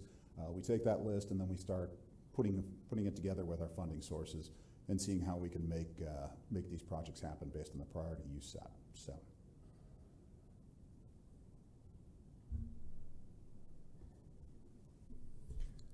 So council, look at the list, and because we're gonna vote to approve this so they can continue working, or make changes, or disapprove it. So is there any changes anyone sees in that? Is that an order of ranking? Yes, 1 sir. through 10? Yes, sir. The top 2 were pretty easy, simply because we're talking about ranking them for funding purposes, much like you do with the TPO. It's easy to fit in our budget a $500,000 study and a $100,000 study. So it just makes sense to go ahead and rank those near the top. We can squeeze them in where it fits in our 5-year plan, and that'll allow us to identify what we need to do for that next step for each of those 2 locations, and then at that point bring it back for consideration as to how those would rank at that point in time. One of the things to keep in mind with these, for example, number 3, the Veterans Memorial Parkway extension from Graves up to 472, it's listed at $15 million, but you've got different phases that go along with that. You've got your design phase, which will be, I'm just throwing numbers out there, $1 million. You've got your right-of-way phase after that, that'll be $2 to $3 million, and then you'd have your construction project after that. So we're not trying to swallow the elephant whole. You tell us that this is the order you want. First thing we do is find a funding source for the Veterans Memorial portion for the design. And then we know it's going to take us at least a year to get the design done. We program the right-of-way thereafter, and so on and so forth. But this allows us to know what direction you want to go. How do you want us to start trying to fit these into our funding capabilities? Okay. Heather Post. So when we're talking about reordering the list here, I'm looking at Dunn Avenue extension from Tomoka Farms Road to LPGA Boulevard. Obviously a need, and it's on the list, but knowing that Dunn Avenue extension is the only assistance for additional access for that entire LPGA corridor from 95 to 92. Knowing that there's a number of subdivisions out there, knowing that there's a number of events that happen out there. So not just stadium events or sports events at the stadium, but a great example would be our COVID testing site was out there. And LPGA comes to a complete standstill often. Which is part of the reason Right. we recommend it. So I'm just looking at some of these other that are above it. So the Hand Avenue widening they're all important for sure. But there are other access points and other ways for people to get around in some of these other that are on the list.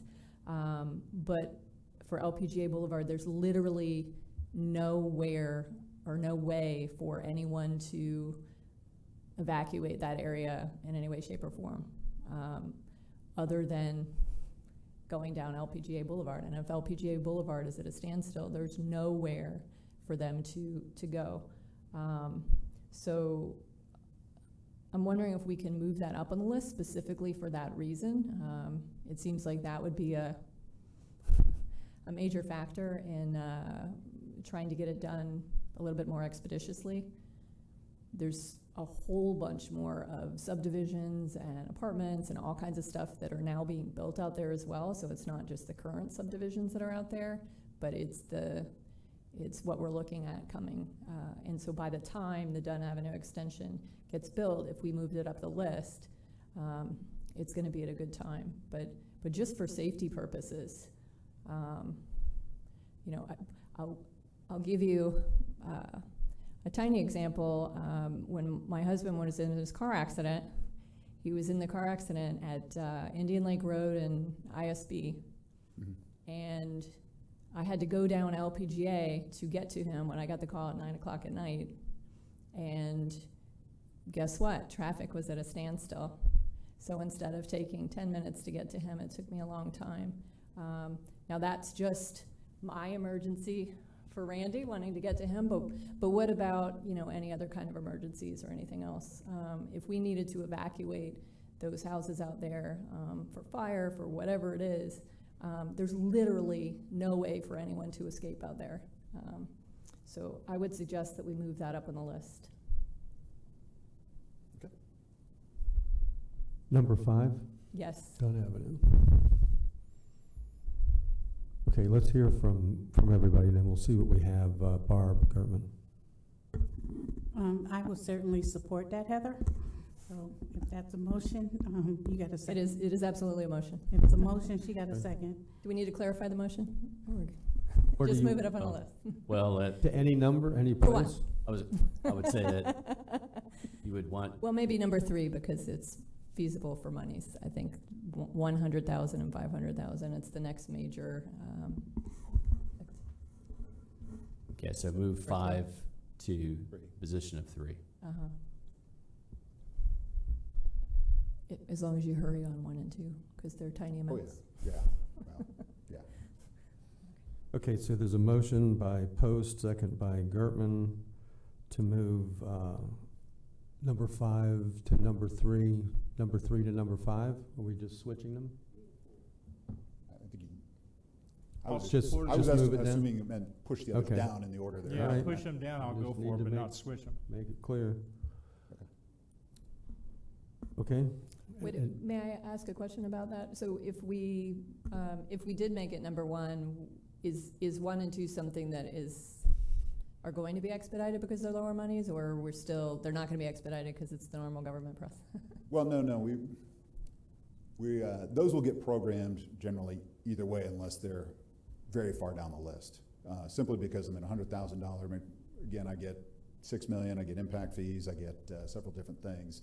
We'll be able to fund those two, no problem. And they could be So done really- simultaneously, correct? Yes. Yeah. Okay. Yeah. Thank you. Yeah. So while they're on the list, they're certainly not the same level as the others.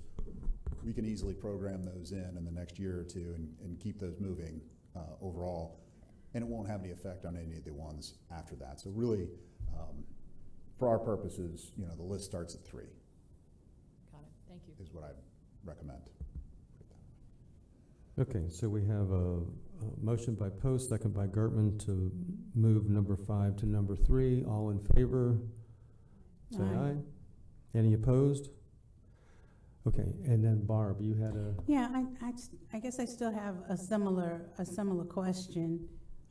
Since there's only one from Zone 4, as far as a recommended priority, and with all the concern of overgrowth and congestion and everything in the northwest area, especially DeLand, there's no other.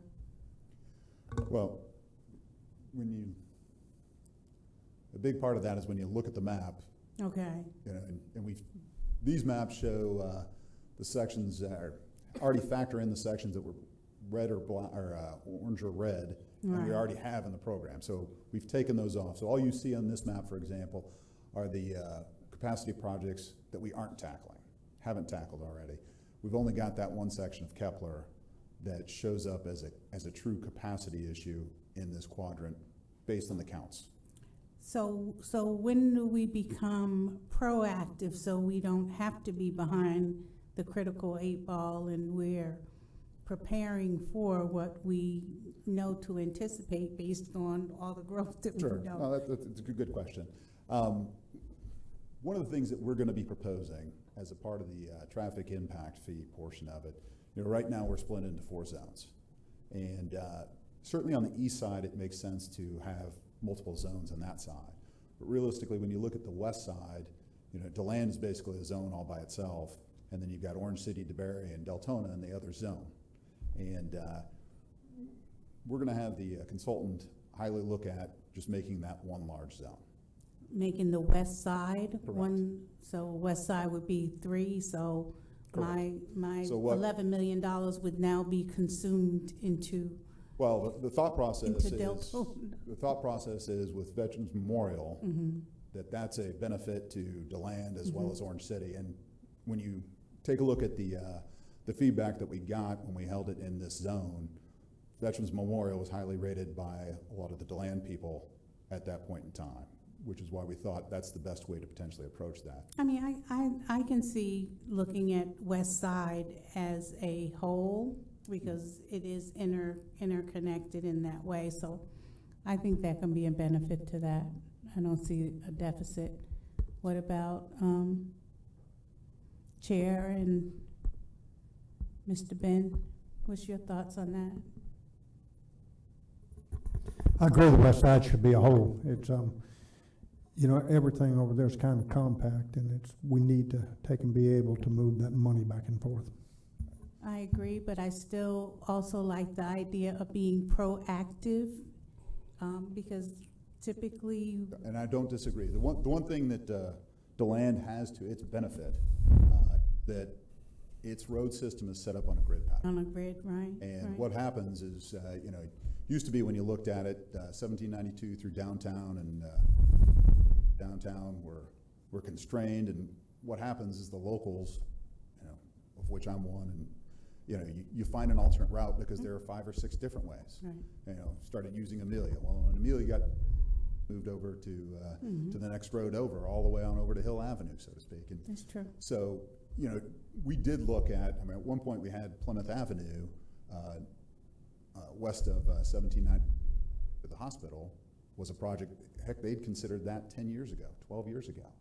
And it just never got built because they're just really, the traffic counts never really got to a point, it never just got any worse. So they reallocated to something else. So, you know, we've done, I think, a good job in our current road program of doing things like getting the Beersford extension out there, you know, the Orange Camp Road, Martin Luther King, getting the Blue Lake extension. So we've done quite a bit, and that's utilizing a large portion of those impact fees that we've collected, because DeLand was the only one during the recession there that was really doing rather well. So I think we're doing a good job. We just didn't want to throw money just to throw money. Most of the people at Veterans Memorial, we all wanted to see that constructed, get that extended to 472, and you know, get rid of the headache that is Kentucky. So. Okay, I'll support that if that is that a motion that we should make? Or is it coming back to us at some other time? Well, when we get the funding sources all figured out, yes, we'll be Okay, all right. address I that. think, Yeah, my only concern, Barb, since you asked Ben and I, would be that it helps us with the money, because according to the census, West Volusia is where the growth is occurring. So I don't wanna make it less likely that we'll have the money that needs to be done here to come to concurrency. But if it'll help you be more flexible with funding, then. Yes, sir, and that's what we think it does. I mean, particularly when you take a look at the impact fee map, I mean, the Zone 3 even extends into the southern portions of DeLand north of 472. I mean, part of Orange Camp is in Zone 3. It just doesn't make any sense. And really to draw that line and say Veterans Memorial is really part of 3 and not part of 4, you know, the people that are going to be using it are from DeLand just as much as they are from Orange City. So, yes, sir. So no motion needed, doesn't sound like. Danny? I didn't want to jump around. Is everybody, are you good with that? Okay. Are you able to explain a little bit more into detail? I may have missed it, but the Pioneer, number 6, the Pioneer Trail safety improvements from Tomoka Farms Road to 95. The reason I said that is I constantly am in that area. Now we have several projects going on. There's talks about the interchange. There's talks about right there by the cabbage patch. Obviously, we know we had a deputy get hit there. Yes, sir, which is why we had a few years ago. Yep. And also to the ditches on Pioneer Trail are literally vertical. There's always cars in those ditches. What safety improvements were we looking at for that, for number 6? Sure. What we'll have to do at that point in time, and we'll do a quick conceptual study, and we'll take a look at what the costs are. So really, you have 2 options.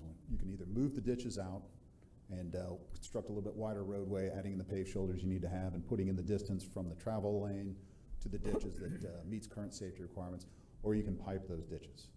Now, piping the ditches is really expensive, but it allows you to do things in a tighter footprint, so you don't have to buy as much right-of-way to accomplish that. So, you know, we'll take a quick look at it. So I see 10, you know, the $10 million bill. What I'm seeing is I also see Pioneer Trail in Williamson up there on number 1. By us having the machinery out there, if we have that. Well, all we're doing in that first one is just a study. I'm sorry. Yes, sir. Okay. Yeah. So.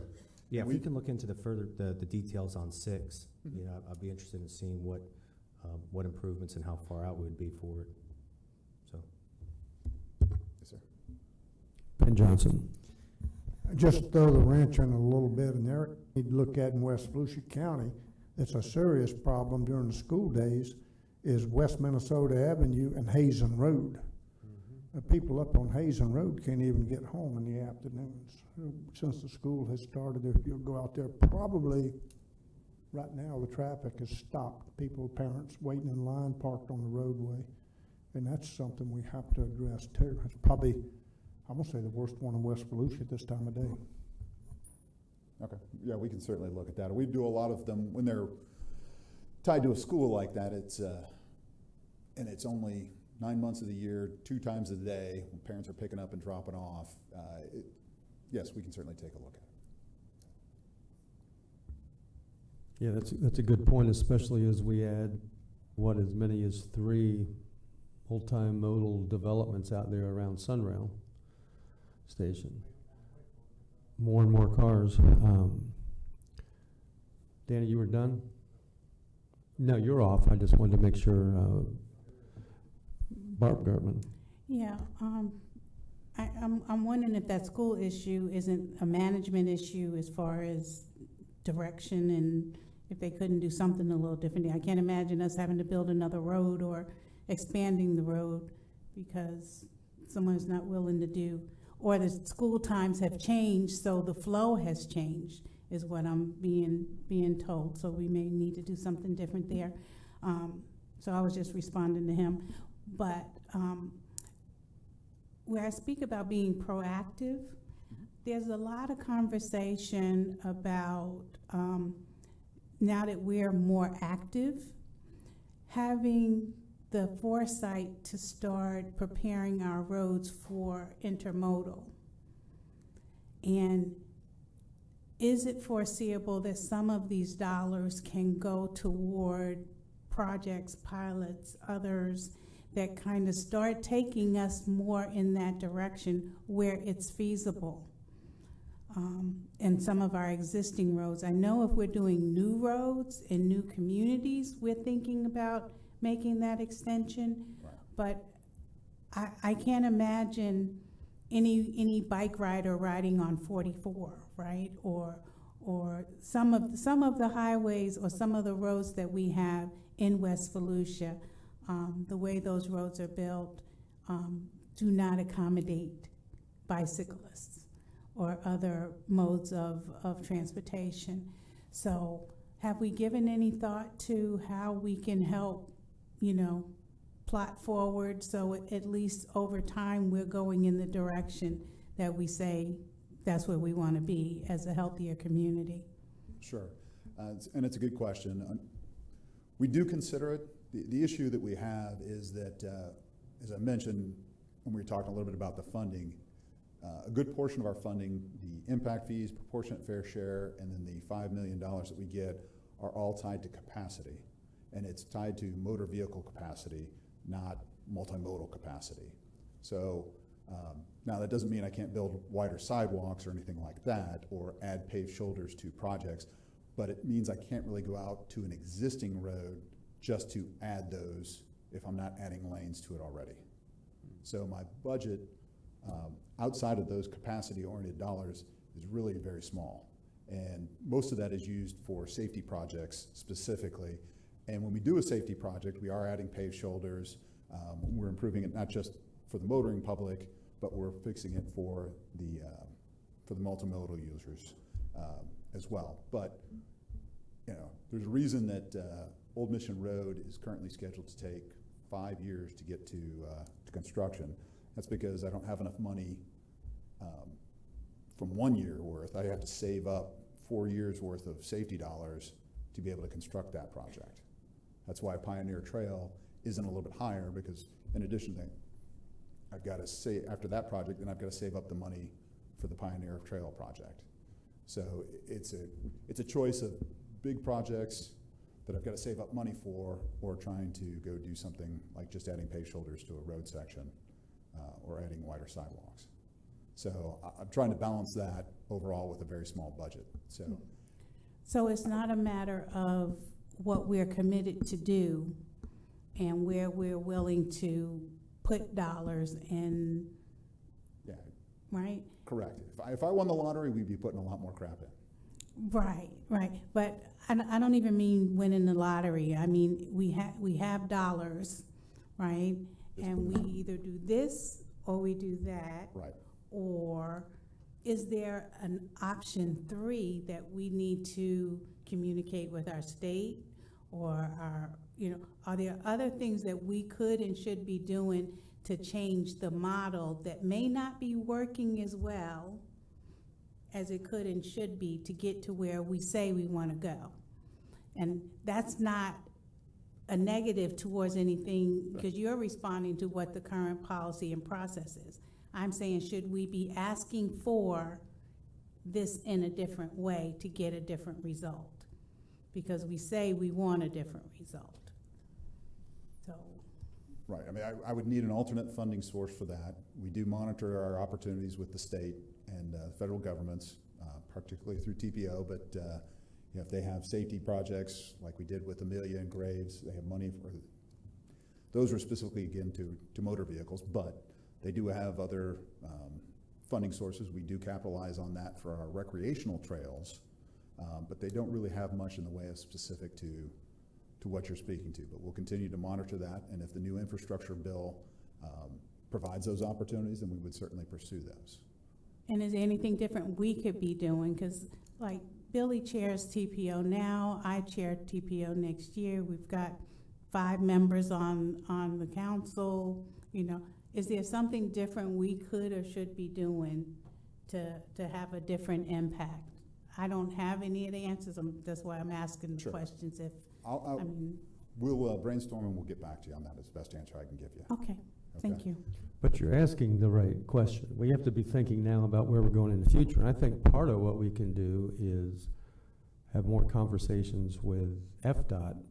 You know, I have talked to them about, again, all the developments, the multimodal developments going on around the new Sunrail station. So we're putting all those people on bikes, and then they're going to go on 44 to get to downtown DeLand. And I asked about a bike lane, and the answer was every state road has a bike lane. I call it a shoulder. Right. They call it a bike lane. I'm not sure I would use it, but the state does have some proven Suicide. safety devices. Is it the zipper? What do they call it? The suicide lane? That's what. That's No, what they I- have is it a zipper? But they have devices that it's not really a physical barrier, it's a visual barrier, but they work. It helps protect bicycles, and that, you know, that's still more expense, but it's not as expensive as buying more right away. And so I think we have to keep asking the state, and that's a really good question, Barb. How do we, and you have to let us know that. What? Right. Well, and the philosophy on that changes on a fairly regular basis. So we do keep monitoring it, and as opportunities present themselves, the biggest part is not necessarily putting in, like you could put RPMs, the little reflective things in there that people hate running over. You could put something like that in there to do that. You can put in rumble strips. You can do several different things to alert drivers to, look, stay out of this area unless you've got a safety issue to protect those riders. But We could use hay bales. Heather. So I was just, and I'm actually serious about this, but I was just wondering if maybe we could ask Sheriff Chitwood to join us in this push a little bit. I mean, it's 2 or 3 times he's been hit on his bicycle. Seriously, riding on the roads. So, you know, perhaps we can pull him in the discussion, and when he's up in Tallahassee doing his thing, maybe he could, or talking to anyone, he can, sure, he could be of assistance as well. Sure, we'll certainly welcome his input. Okay, any other comments from council? We do have one member of the public, and before we vote on this and formulate the final motion, which I think we have, John Nicholson.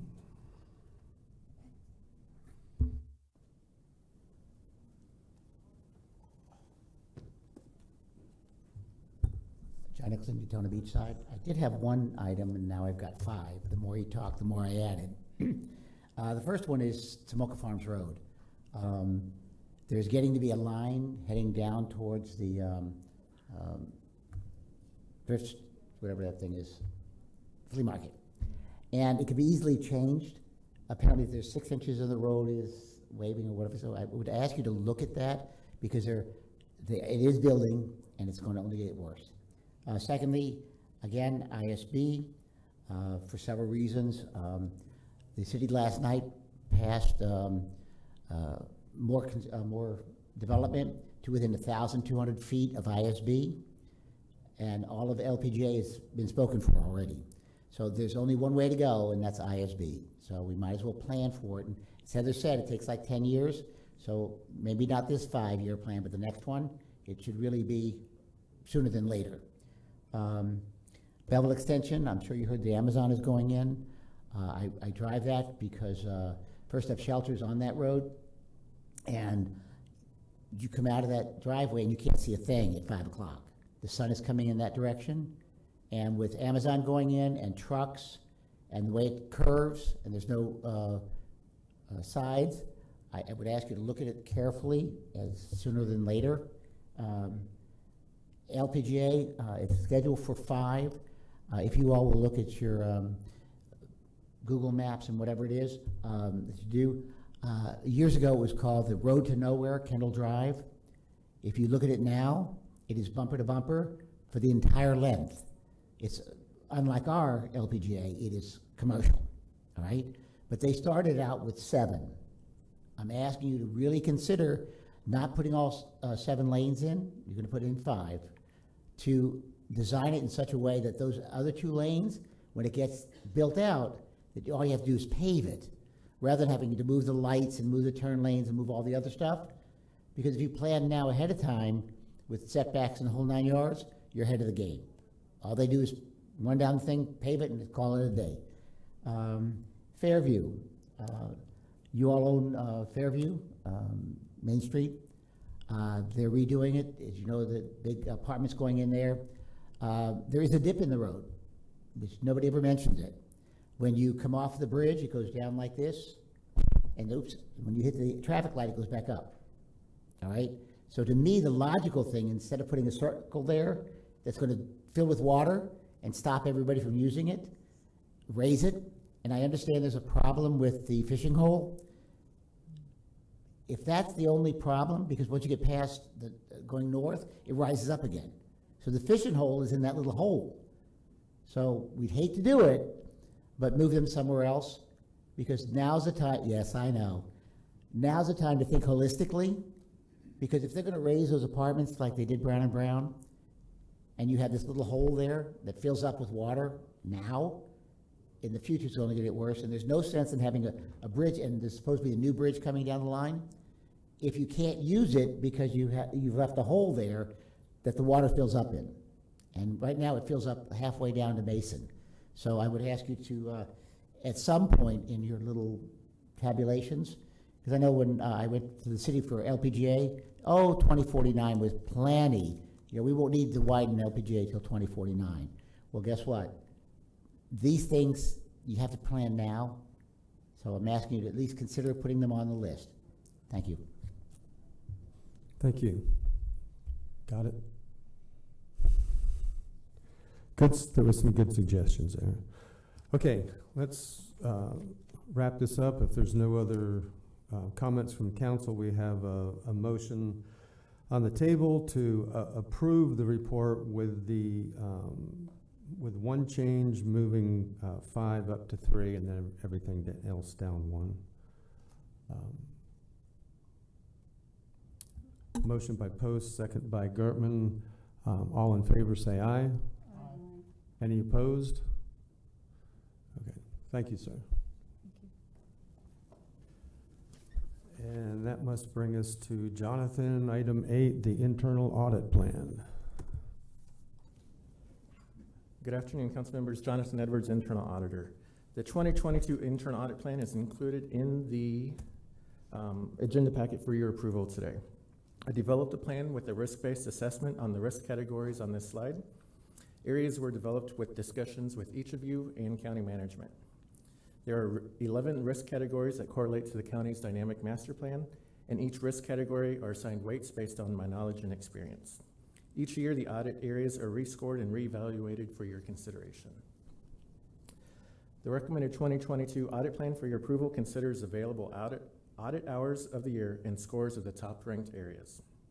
Those are the inmate trust fund activities, charges, fees, assessment, and collections, contracted services and concessionaire contracts, permitting and impact fees, Ocean Center box office revenues and settlements, airport booth rentals and incentives, and the community assistant grants.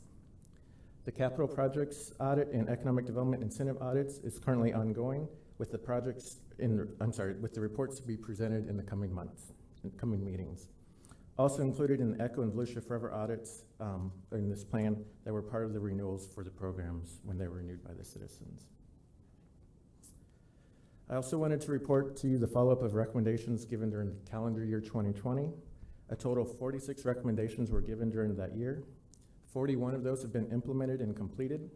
One recommendation is waiting for an ECHO advisory committee meeting that will be held later this month, and that's on the distribution of the ECHO monies within the 4 categories.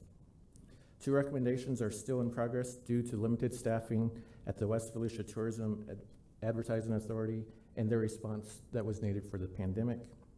2 other recommendations are no longer applicable as both ECHO and Volusia Forever programs were renewed by the citizens. The report is available on the website for your review as well. And staff should be commended for implementing those recommendations. That's all I had. If you had any questions. Fred Lowry. I just wanted to move approval of the 2022 internal audit plan. Motion to approve by Lowry, second by Wheeler. And I'll open it up for discussion. Heather Post. have an additional discussion, so I can wait for the vote. Okay. Thank you. Anybody else before we vote? Then all in favor, say aye. Aye. Any opposed? Motion carries 7-0. Heather Post. So there was some discussion before about,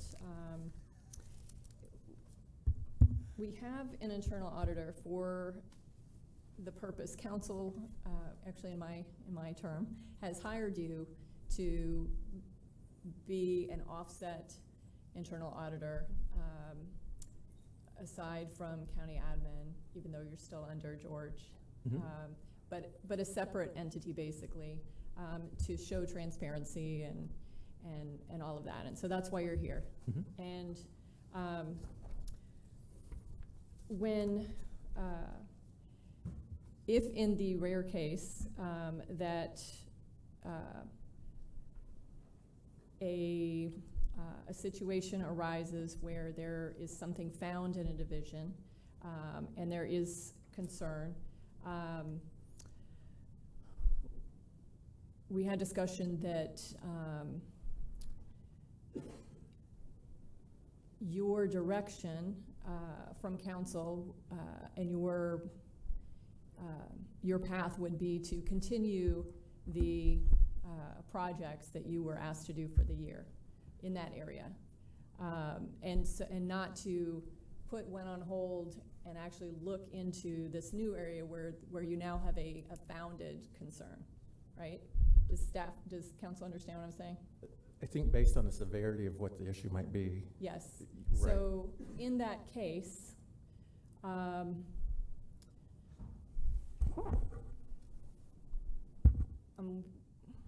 I'm wondering if there's a way to provide Jonathan with the authority to finish a project, put the additional projects on hold that are part of the routine, and to now jump into that area where there is a known area of concern, without having to come back in front of council to ask for that permission. He has been hired to do this role, and we should have the confidence in him to be able to do that. But I think if we look at the reason that he's here, I think that is an invaluable authority to provide to him without having to come back. And additionally, if it's a founded concern but not one of great severity where we would want to advertise, then this gives him the authority without having to come in front of council, without having to lay everything out. We can look at it, and that information, at least we'll know what the deal is. So that would be my motion, would be to give the internal auditor, and Mike, you can rephrase this however you want, but to give the internal auditor the authority to postpone, I guess, the list of projects, or To modify the plan. To modify the plan. To be flexible. Should a founded concern in a specific area come up, and for him to have the authority to then look at that area and begin that on his own. Okay, that's your motion. Is there a second on that, and then so that we can discuss it? Yeah, I'd second for discussion. Thank you. Okay, Billy.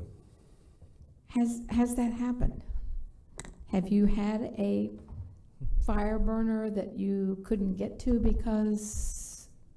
I have not yet, no. Okay. No. Okay. Fred Lowry.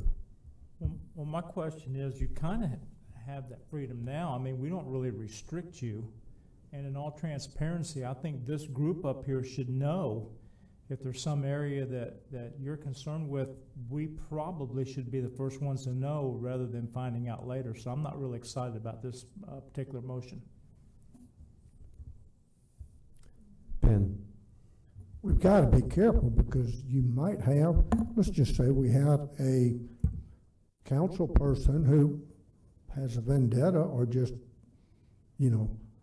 starts demanding that you do this or you do that, we've got to be very cautious there that we're not getting into micromanaging what we have given this man the authority to do. We've got to be a little cautious there, because I mean, it could get into witch hunts because of personalities, you know, that's always that possibility. So we have to be very cautious about how far we step in about telling him how and what to do.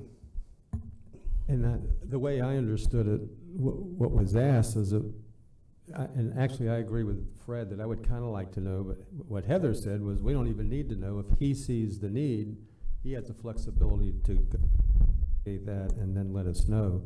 No, so just to clarify, I was not saying that we wouldn't know. I was saying that he would have the authority to continue to do his Right. role in that area without without having to come in front of council for the vote on it. He is a professional in that area, and Okay. I just want Before George, go ahead, Fred, and Well, I complete just your want thought. to say, as far as I know, he has no limitations in regard to that. We don't have him limited. He can look at anything he wants to. I don't know that he needs our permission. I think we're kind of being redundant in a way. When we brought him on, it was like, look at everything, but then he realizes there's such a scope there that he narrows it down. And we did remember when you first came on, you said certain things you felt were priority you wanted to look at first. So I don't know. I really don't understand why we would be doing what we're trying to do here, because he already has that. If I understand it, he already has that authority to do that. Okay, George, weigh in on this. My understanding is just that he does have that authority now to dive into as deep as he sees fit. He is in an area that he's auditing, and if he finds issues, you know, he needs to keep going. I think the worry for him is that there's an expectation of a certain body of work that he's supposed to accomplish in a year, and he may not get to it because he has spent more time in that area. But I believe he's free to dig as deep as he needs to dig right now. And Mike, You have an ordinance that created Jonathan's position, his department. The ordinance does provide for the council to authorize his annual audit plan. And just revisiting the ordinance, he also does have the separate authority to review other related activities, including but not limited to review of rules, regulations, policies, procedures, controls, and transactions, monitor implementation of recommendations made and corrective actions taken, and coordinate activities with external auditors, and lastly, to investigate occurrence of alleged fraud, abuse, or illegal acts. So I could see a situation where maybe something within that could maybe delay completing your annual plan, which, you know, I think Mr. Edwards would be authorized to come back and report that to council or make that part of his next year's plan, that maybe 4 of the 5 are completed and 1 needs to be carried over. But certainly this is your ordinance and it could be changed. Thank you. Heather Post.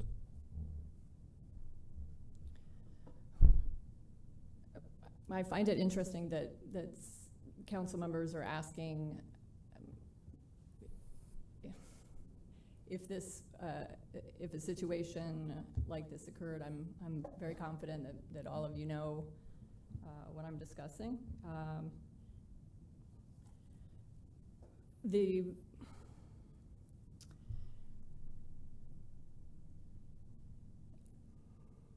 Does he have the authority? So we're now saying that you have the authority to stop everything and look into an area, but that's not specifically what I was told. And what I was told, that he has been advised by council that this is his priority list, and these are the audits and the things that he needs to be working on, and that's what he's been working on. And until council gives him different direction, he's not doesn't really have the authority to go jumping off into another project that is not on the list. That's not your understanding, Fred? No. Okay, then I was here. then I think we need to fully. I was here when he was brought on, and I remember that he has authority to go into any area if something comes up that he feels is a prereq or a requirement or a emergency or whatever. But here again, I think it's important if he sees that we know about it up here. I mean, you know, for him to be investigating something he feels is serious, and then it gets in the paper or whatever, and then somebody asks us, we don't know what's going on. I'm not sure what he's doing. I don't know about you, but I don't like those moments. And I think this group ought to know about it. As far as I know, there's no limitation on him as far as what he can do. He just kind of has a plan he brings every year and says, these are things I want to look at this year. But he's not handcuffed then to only do those things if he sees something that comes up, especially if you're in area A and it highlights something in another area and that doesn't look right, then you can go into that other area. I really don't know that there's any limitations on him that you're thinking of. I didn't perceive it that way when it came on. Okay. Maybe I need to be corrected. These were not the discussions had, so, and the discussion had, which is why I brought this up, was to ensure that he did have that authority. If we are now saying that he does have that authority, then great. Then everybody needs to be on the same page that he does have that authority. There is an addition now to this new list for next year where we are looking into an area of concern. But when we do that, say an area of concern comes up in February, and he were in fact to finish his list of priorities because that is what council then advised him that he needed to be doing, and the area of concern then waits for January of the following year, then you're looking at 8 months or whatever that area of concern is left. So if we are now saying, because when I first brought it up and asked, everybody said, oh no, absolutely not. But now we're saying that is in fact his authority. So as long as he has that authority, then great. Then I guess we don't need a motion to do that as long as everyone is on the same page. That he does, to Jonathan, you do have the authority. If a founded area of concern comes up in a division, that you have the authority to finish what you're doing or stop what you're doing and move into that area and do an audit.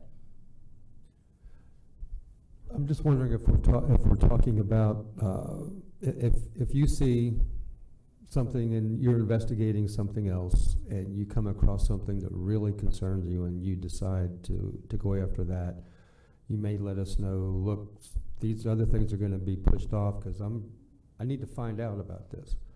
Are we talking about that, or are we talking about one of us going to him and saying, investigate, you should investigate this? I'd be careful of that. And so tell me what you're thinking on that. So it's not a matter of, this is obviously something that that someone brought to me, that I brought to attention, obviously, but it's not a matter of me directing him or anyone else specifically directing him to do anything, and that's certainly not what I did in any way, shape, or form, which is why we're sitting here today talking about it, because this was however many months ago, October.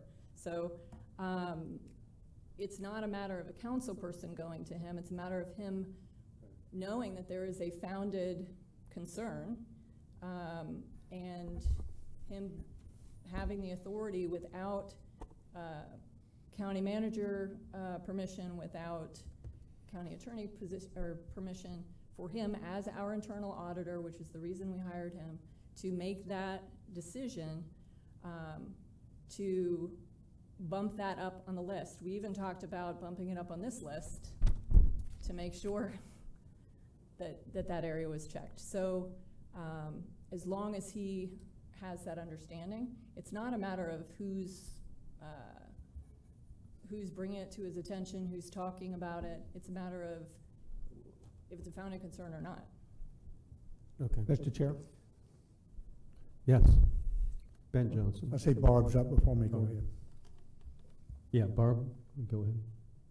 Well, that was, my concern was, again, if he's out auditing and comes across something that takes him down a different lane that is a greater concern of his, and it leads him into more time and effort and, versus you get a contact and one of the council persons is saying, yeah, well, I received this and this may be a concern and something you need to consider, and, this may be a bigger priority.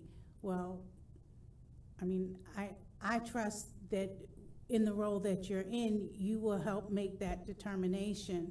If you think it's that critical, then I think it needs to go another path beyond that council person to determine if that's what needs to happen. I trust your professionalism that you're gonna make the best decision for that, and I take it you have the authority to do that beyond that council person's communication and recommendation. So I guess I have the question, if it's something that a council person, because is this role under council or is he staff? He's under council. Is he under council or is he staff? Yeah, that's a good question. The way the ordinance has created it, it's really kind of a hybrid, because council has the final say on what his annual audit plan is each and every year. It has the county manager's input, but it's your decision in directing him. But you understand my question. Yeah. Mm-hmm. So does he respond to council, or if there's something that, is glaring, is it something that he's got to communicate with management before communicating with council? No, I think, the results of the audit plan every year provide that the manager would and the council would receive those audit results. And I have some sympathy for, Jonathan. I mean, we all, in some ways, I mean, he takes that audit plan direction as from the council as a whole, just as I take my direction from council as a whole. But he does have that separate authority that if something comes to his attention, he can investigate it. And I would imagine he's going to want to report back if that's going to to you, if that's going to impact his ability to complete your annual plan. So my question to Jonathan is, what is your understanding of your authority based on the ordinance and your position? Sure. So, Or what was it when you came in the meeting today? Not now. Well, right. So when I first came to the county and you approved the first plan for 2020, that same meeting you planned what's called the Volusia County Internal Audit Guidelines. And that takes the ordinance that was passed and then it further delves into some of this. And it's also available on the website as well. So let me read what this says. Under independence, objectivity, and organization, the internal auditor will report functionally to the council and administratively, i.e. day-to-day operations, to the county manager. So I liken it to when it's my time off or I'm asking for a day off of work, I ask George, he approves it.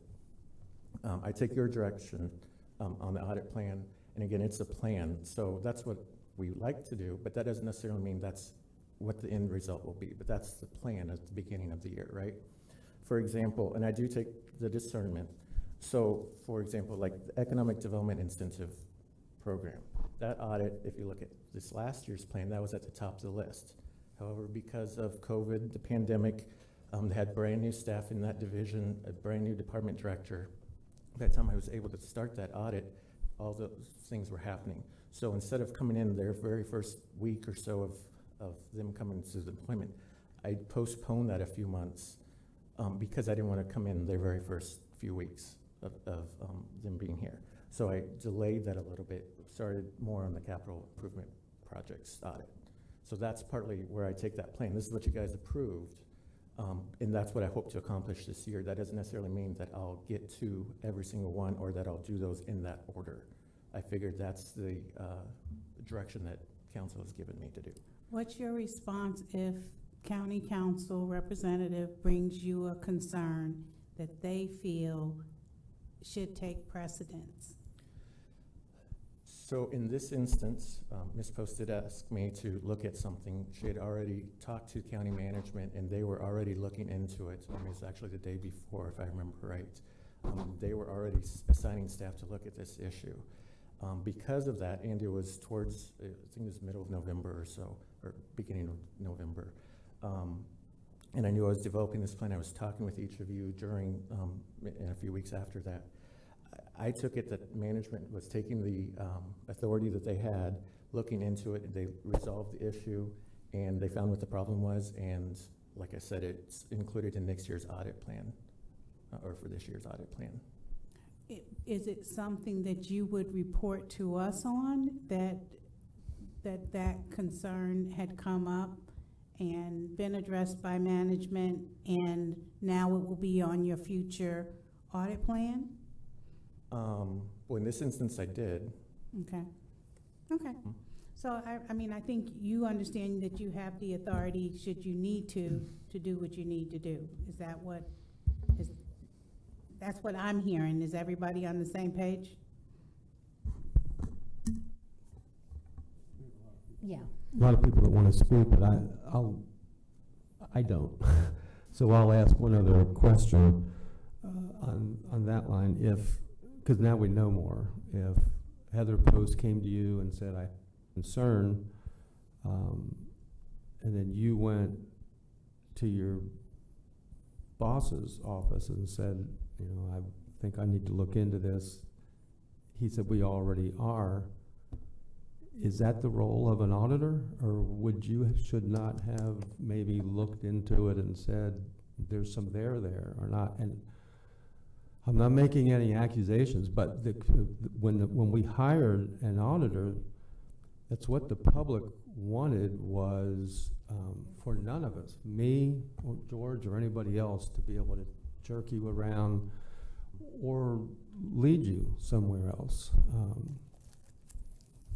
So I'm not sure if that was the right end of the line for you to say, well, my boss is already working on it, so I don't need to look at it. So part of the independence that I have with the internal audit that I report to you, but administratively to the county manager, there is independence there. Part of the internal control environment, I'm going to get a little preachy here for a second. Okay. So there's 5 elements to the internal controls. That's the control environment. That's what policies and procedures that council and management has set up. You have risk assessment. That's looking at what are the risks that are attacking the county or the control or whatever the process is. Then you have control activities. That's how you're addressing those risks.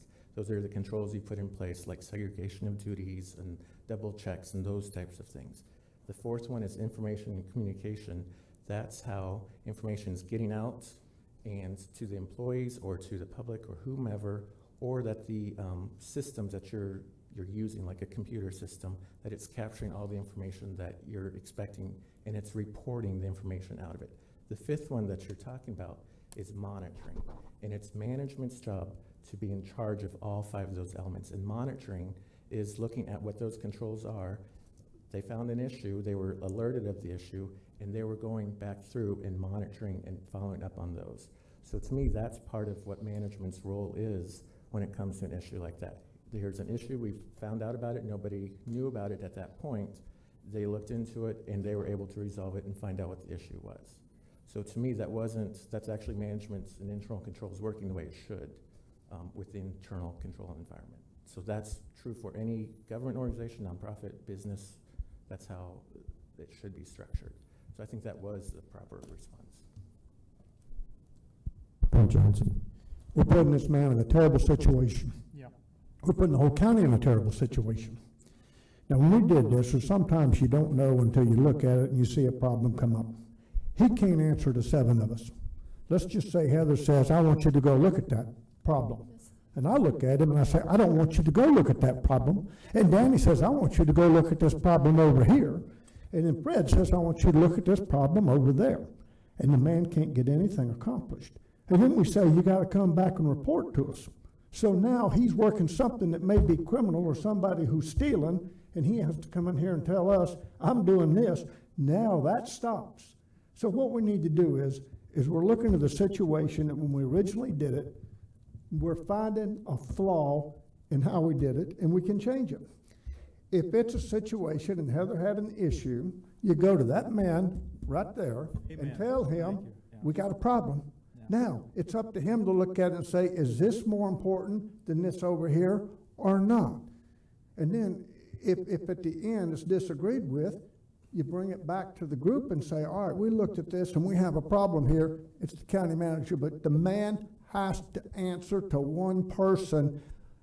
He answers us overall, but to one person, so he can effectively and efficiently do his job in a manner where he can do it so that it can be done in secrecy until the facts come out at the end so we can handle it. So my advice is we make a motion, or I make a motion, that he works day to day under the county manager to take his direction, and we do like we do, whether it's Ben Bartlett or anybody else out here, that if we see something that comes up, go to the county manager, and if the county manager doesn't do right, he answers to us. And I make that motion. I'll second that. That's changing the ordinance then? If council wants to proceed with that and have that language made clear, you can direct me to bring back a proposed ordinance reflecting that. I'll second that. Okay. Yeah, in the middle of a discussion, Ben made a motion, seconded by Lowry. But before I proceed with that, Ben, I was following you most of the way until this is where I think it gets really sticky. And you said it's his whole job puts him in a bad situation because he's autonomous. I'm heading to you, George. So that what if Heather had gone to him and said, I think that George Rechtenwald is involved in corruption. He's not. That wasn't what at least to my knowledge, that's not what the issue was. Should he then be allowed, should he have to go to George and ask George, can he investigate him? No, in that case, I would say for Heather, and Heather would know this, you don't go to him, you don't go to anybody here. You go to the state attorney's office when you see a corruption at the very top. You would go to the state attorney's office on that and get them involved. This is a lot lower than that, and I agree with you on when you're talking about that. But when you get to the top layer, the state attorney's office and the Florida Department of Law Enforcement both have a public corruption unit, and that's where you would take this and not put it in here, because any time that you have that kind of public corruption, you've got to get it out and get it investigated by a whole third party. It's just like when I had the man who was stealing evidence out of our evidence facility, the first thing I did was call the state attorney's office and Florida Department of Law Enforcement to make sure it was above us and it was looked at. And we always have to remember that, and it's something that, some people here may not realize it. She realizes that I do, he does, because we were in law enforcement, but we're talking at the lower level. Now we have to take and look what's important that, say, I think is very important. George may think something else is important, and he's got to have latitude no matter where you start.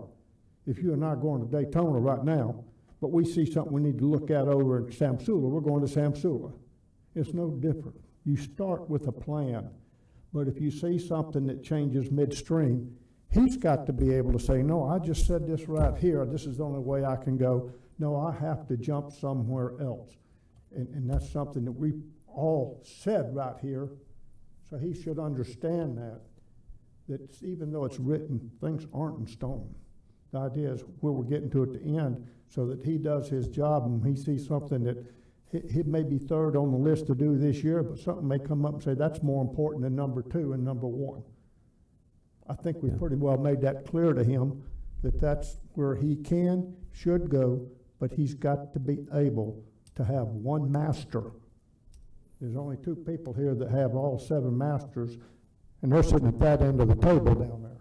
So, and we need to take and remember, this is a charter form of government, but we can't put Jonathan or anybody else here in that kind of a situation where they don't know who they work for, who's the loudest, who's the meanest, who's the nastiest, or who's right. So we gotta be careful there and not put it, and this is, the problem is next year is a whole change. 4 years from now, there's a change. And so we want it so that we put it in a situation where people know what their limits are, what they can do, how they can do it, and it's up to us to make sure we put that in writing. Right, and we've got a whole list of people that want to talk. I'm gonna, since we've been talking about George, I'm gonna let him go next, but I want to say, Ben, and so George can respond to this, that the charter form of government puts the county council at the top, not the county manager or his staff.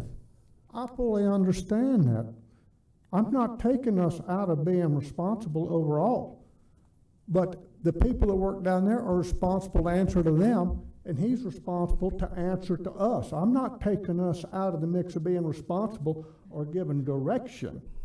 I'm putting it so those people can get their direction and know what to do, how to do it, when to do it, and the fact of so they're not put in a bad situation. And we have that man right there. If it doesn't get done, what we don't want, what we want done does not get done, that he answers to us. Right. The difference here is, I guess, that I'm seeing is that Jonathan's in a completely different situation. He's he's supposed to be in an autonomous position, looking at everything that happens, and I want him to feel free to look at anything wherever it goes. But George, go ahead and. Okay, let me see if I can clean this up a little bit. It might be pole vaulting over a mouse turd.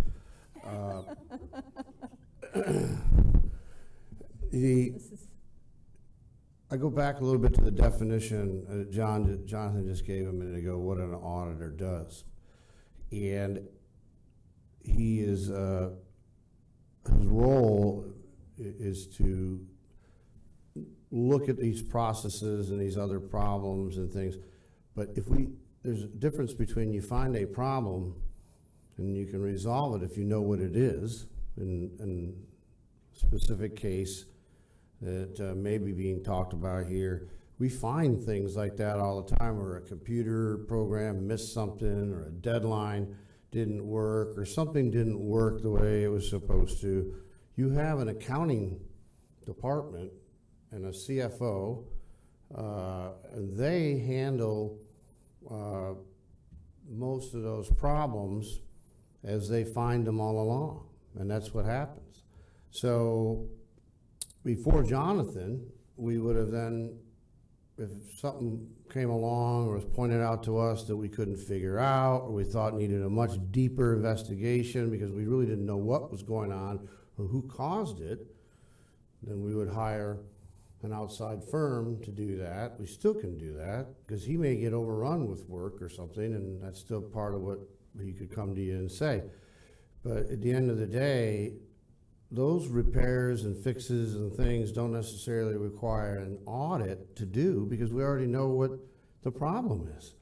So we go fix it. Now his role, though, could be to come back and make sure we're doing that. That's what he just said a few minutes ago. He's looking to make sure that we're doing that. We're not just letting it sit. We hop on it, we fixed it. So there is his part of it, because we have those controls. The controls are in place. We're good. If he found out that we were just ignoring it, well, then that might be different. But even on top of that, we said, but you know what? That's a good area. We'll go now, because we did find a couple things that we fixed, but could there be more? So that happened to be, and I think that's what he discussed with you guys. Well, maybe it's time. That's an area. There's a lot of money in that particular area. It follows his risk analysis. And we go in there, and that's what happened, and that's what is happening. See, you don't want us to wait, by the way, if I find something, and I think that's part of it also, is that there's an assumption that we're waiting or something. No, if we find something, anything that's not right, we're gonna hop on it as soon as possible. You can ask the directors, one of the things I say all the time, keep a little problem little. If you find someone's made a mistake or whatever, now, we might get in there and find out it wasn't a mistake, it was purposeful, or we think it could be, or we can't explain why it happened. Now Jonathan's gotta go deep, and that's where, you know, he's talking about, well, there must be lack of controls, or something has gone, you know, gone deeper. And that's where his role really comes in as an auditor, with a much deeper look at things. So that's how I think we have viewed it, and I think that's really the, you know, when we look at what the ordinance says, and that's why he comes to you with a plan, and he can come off that plan. And I would talk to you. I mean, that's the thing. I would definitely be talking to all of you myself, saying, hey, we got a problem over in this one particular area, and I suggest that I'd make the recommendation that he does need to put his efforts, or he could do the same. It can come from both directions. Or he has looked into it. He is not comfortable with what we've done, and he thinks it needs further work, and that's what he goes in and does. And that's similar, by the way, you got other, if Tad Casbier comes to me and says, hey, I think that bridge is gonna need work, you know, that we pay, he's a professional engineer, we're doing what he says he's supposed to do. And that's just like what we would do with him or many of our other professional people. I mean, I could tell you, Ryan, you know, you're back onto this area. He comes, hey, this is something I think we need to look at. We look at it. That's exactly what happened. So I feel very confident that this organization is well watched, well managed, but with 3,500 moving parts, is somebody doing something they shouldn't right now somewhere? It could happen, and we'll find it, and we'll fix it. And whatever that fix may be, and that fix may be, hopefully it doesn't lead to the state's attorney, but it could definitely lead there, or it could lead to someone's removal, or it could lead to a new computer program because one we have is outdated and it's not picking up stuff we need to do. So all of those things occur on a regular basis. And that's what we do. That's why we're paid to manage the place. Billy. Yeah, thank you.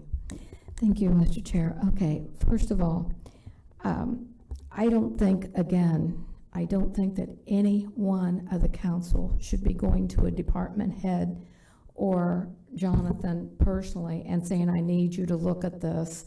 That puts him in a terrible situation. If he says, okay, then I'm going to jump over to your thing, or to say, well, I've got these other things here that I've got to plan first. You are in that position because we trust you to make the decision on what's the most important thing. Obviously, that was not at the top priority, but you did the right thing. You went to your boss, so to speak, of which all of us should, if we have a question or a concern, it should be to him. And your job is to find the deep stuff that we can't, that we don't see on an everyday thing, to delve into it. As he said, if he saw something that he thought was corrupt or whatever, because he deals with the problems all day long. That's his job. I find a problem and I resolve it. This is another one of those things. If he felt that there was something else more internal, he would have gone back to you and said, hey, yeah, I think you need to investigate this. But I think for any one of the council to go to a department head and ask them to specifically do something, that is not what we're supposed to do. That's not what our charter or whatever says we're supposed to do. We're to go to George, and he is the only person, he and Mike are the only two that we have authority over, and that's my concern. I don't think Jonathan or any of our department heads should be put in that position. That's the way the structure works. I guess where I'm struggling, Billy, is that poor Jonathan is in a different position as auditor. So George, here's where I'm struggling. Here's what I think the public is hearing right now. If there's a problem anywhere in any department in the county, he can look at it. But what if it's not? Please hear me correctly. But what if it was you and your senior staff that was somebody thought was doing something nefarious? So it covers everybody else in the county except for you. And Jonathan says, well, I asked him, and he said, no, there's nothing here, or I'm looking at it myself. So the way that we know it's not happening is because you said it's not happening. And that also puts Jonathan in a bad place, and not us. We're not in that position. And there are no accusations here, but I want the public to feel secure that an auditor can look at you or me or anybody else. And Mike, I see you raising your hand. Yeah. No, if I could, because Jonathan would probably be coming to me and we'd be talking about a situation like that. And it's a good question. And just to be clear in what I heard Jonathan say, when Jonathan conferred with the manager on that issue, you weren't asking for permission for the manager. You shared information and decided that you would include that plan in your upcoming annual plan, which council just approved. And an example you gave, Mr. Chair, which is a good one, I mean, you would conduct the investigation. You would not be seeking authority from the manager to investigate when you have that kind of allegation. On the other hand, I think, Jonathan, I know you'll correct me if you disagree with anything I'm saying, is in your position, just like in mine, occasionally you're going to get a complaint or a concern from somebody, whether it be another employee or a member of the public. And, like the sheriff's officers and the Office of Internal Affairs, you have that equivalent in your personnel office right now with employee misconduct. It may not be an illegal act, but maybe misconduct. Or it may be something that there's a procedure that's not being followed correctly and needs to be done correctly. That isn't so much an audit issue, but something needs to be relayed to the appropriate department, because in George's position, he decides whether to take disciplinary action against an employee or direct that something be corrected. So there's definitely going to be a collaborative aspect, I think, to some of the things that we do. But obviously, if it's the subject of the allegation, let's say fraud or some criminal act, you would not. He has that authority to investigate without going to the manager to get that authority. Correct, I agree. Okay, Heather Post. So I'm not sure how this turned into a giant discussion about Heather Post going to directors and demanding that they do things that are beyond their scope, because that is in no way what happened. In the charter form of government, and that discussion really doesn't fall into this in any way, shape, or form. Jonathan gets complaints, and it's listed on here, or it's listed in his audit report. He gets complaints from the public. People reach out to him to tell him that things are going on. People reach out to me because I am their elected representative consistently all over the county to call me or talk to me and say, hey, A, B, and C is happening. Please look into this, or we need this done, or we need help with this family, or whatever. But people reach out consistently to make me aware of things and to ask for assistance. Just as people reach out to Jonathan, and it's in his report, and they say, hey, we have a worry or a concern about A, B, and C. Could you look into it? He literally does that. Correct. So that's literally his role. So the fact that council is dwelling on the fact that it's Heather Post that received this complaint from the public of a violation of Florida state statute and pursued it, I find fascinating, because that's literally my role. So, and the fact that I took it to staff to check into is literally my role. So in no way have I gone above and outside of the scope of my role as a county council member, and for whatever reason I'm having to say this once again on the dais. That is not what happened. I went to staff looked into it. I then went to Jonathan, because Jonathan's our internal auditor. This is literally his role, to know about these things. You know why? Because Jonathan gets these complaints and these concerns. He is the recipient, he is the receptor for these things. So I notified him of this. I in no way directed Jonathan to do anything. And I think he'll agree. That is correct. Correct? Correct. I in zero way directed Jonathan to do anything, to look into anything, to audit anything. I just wanted him to be aware of it. I have enough respect and confidence in Jonathan as an auditor and as a professional to hopefully to be able to make those decisions on his own, to be able to be provided the information and to make the right decisions. And that is the reason that I notified him. And if council doesn't agree with that, then I don't know what to tell you, but I would hope that we would all be doing that. So once he's notified, that's great. But we have the discussion, and I'm told that, you know, that this is normally an area. There's no conspiracy here, by the way. No conspiracy whatsoever. Just there are many, many things that come up that the public points out that we look into and we go, ooh, okay, not a problem. We're going to fix it. We're moving forward. Not a big deal. This was one of those things. But it was, ooh, we really need to fix it yesterday. And so that's where we were. So, but then I'm told that this is, and I forget the phrasing, but this is one of the largest, in your experience, this is the main area where things come up in county governments. It has the potential to, for yes. sure. Mm-hmm. So can you restate that in your own way or your own belief of what? Yeah. In my experience, I have discovered fraud in this area before in my experience. And it's because it's on the inmate trust funds account. And it is because we have the possession of the inmate and their trust that we're holding their money properly and that we're accounting for it properly.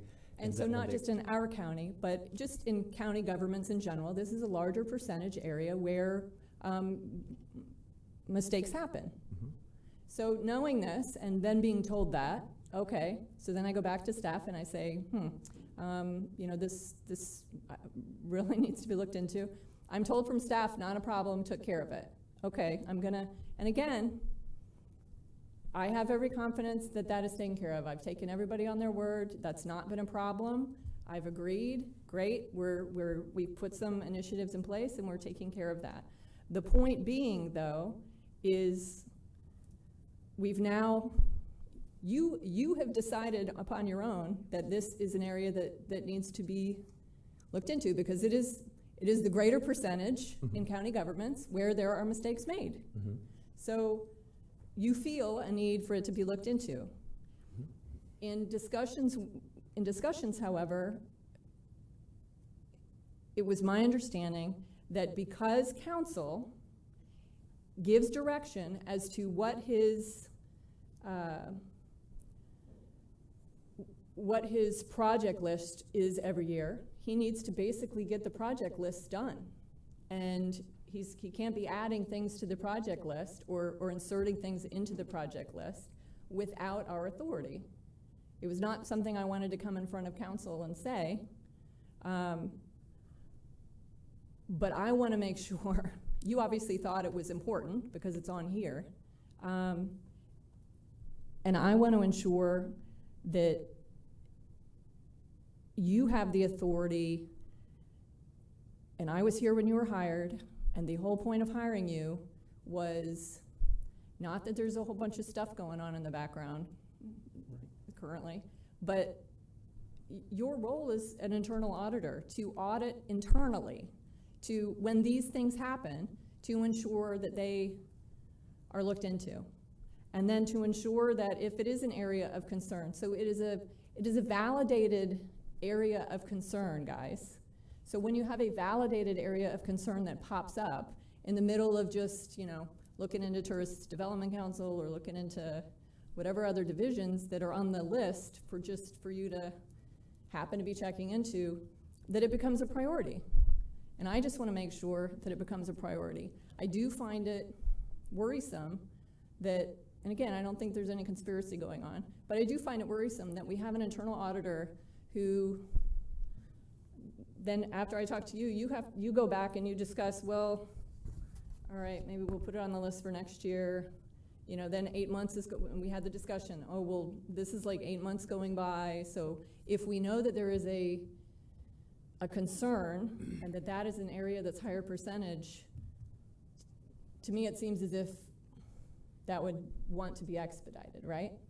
So no direction given, but I want him to be able to make those decisions without then going to staff.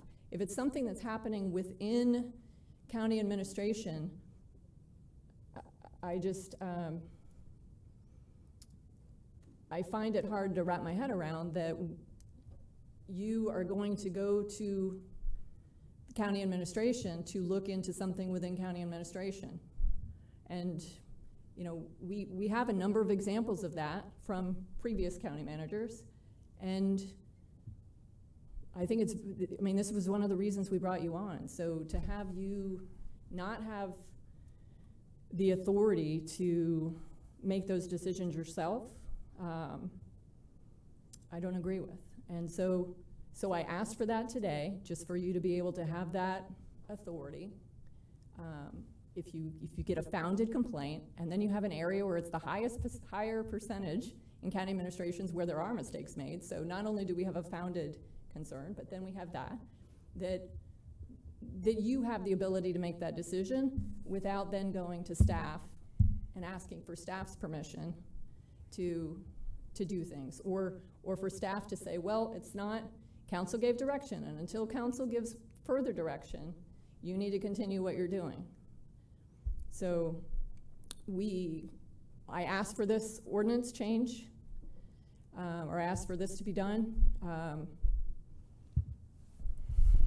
and then we said, well, it's already in the ordinance, you have that permission, and now we have a motion wanting to pull that direction from him when we substantiated that, okay, you do have that permission, and now we have a motion saying, nope, you absolutely need to go through him for direction. So what are we doing, guys? Let's find out what the motion is. Fred, Lowry? Mr. Dyer, after Mr. Edwards presents his scope for the year, does he have the freedom to pursue any other area that he would see fit?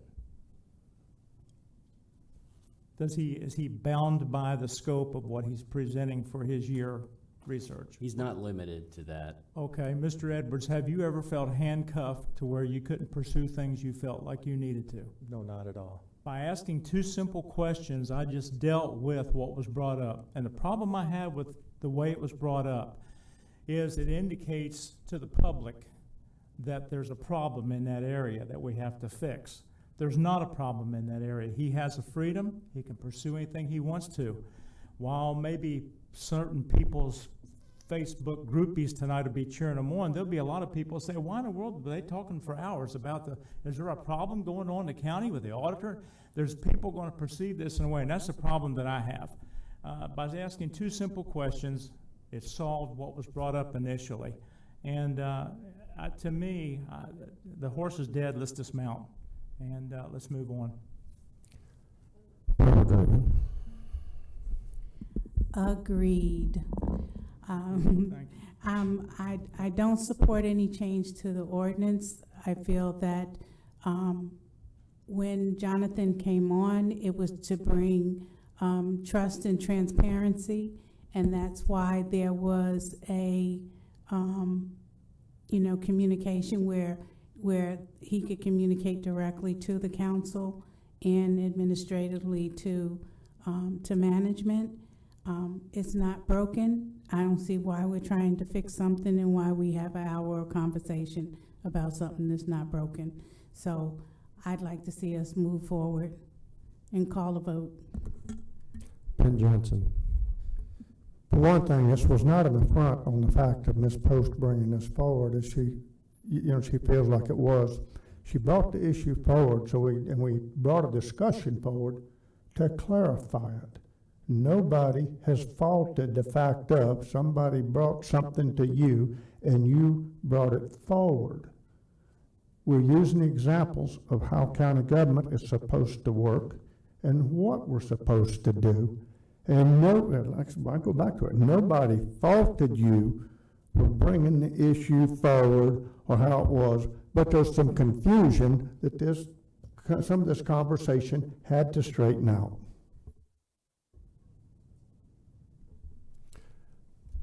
Yeah, I would agree with your conclusion to that I don't think it was wasted conversation.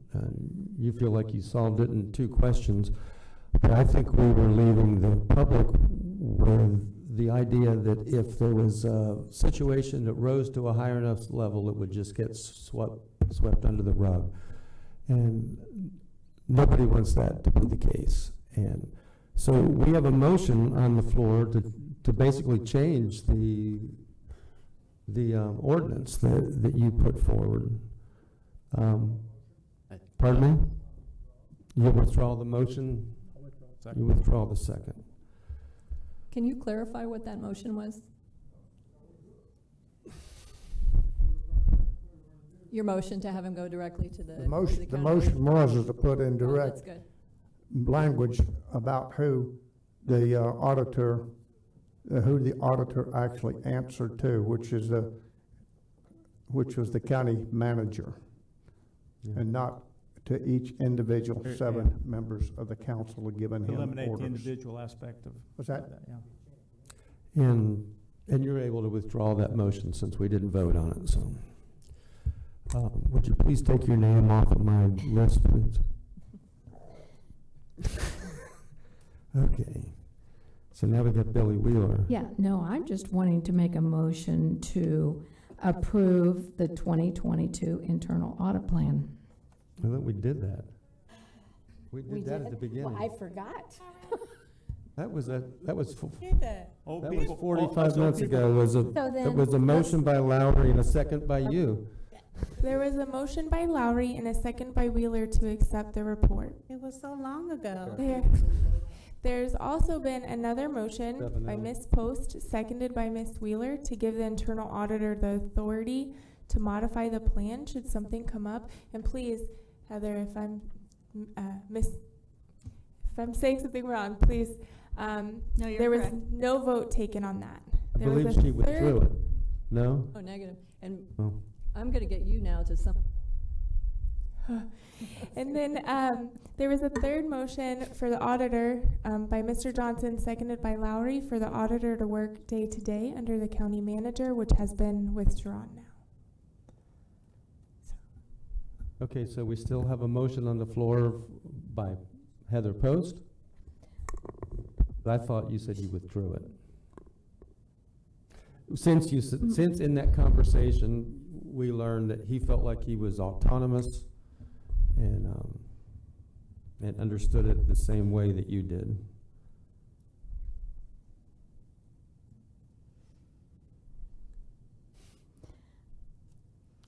I'm not trying to put words in your mouth. Mr. Chair, I'm just trying to get through I don't know this. if I can make a mention that I withdraw my second because it was for discussion only. Okay. All right, can we move on? Please. Thank you, Jonathan, and,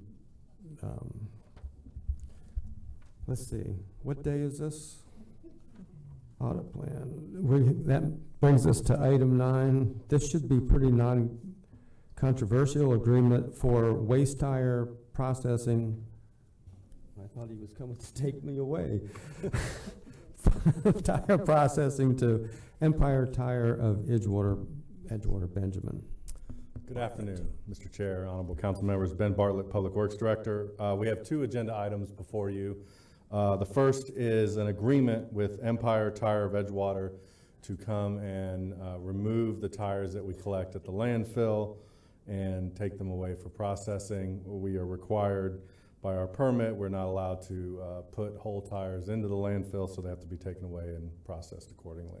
So we went out for solicitation, we received one bid, Empire Tire of Edgewater was the lowest responsive bidder, and we recommend approval of the contract. Move to approve. I'll second. Motion to approve by Vice Chair Gertman, second by Lowry. All in favor, say aye. Aye. Any opposed?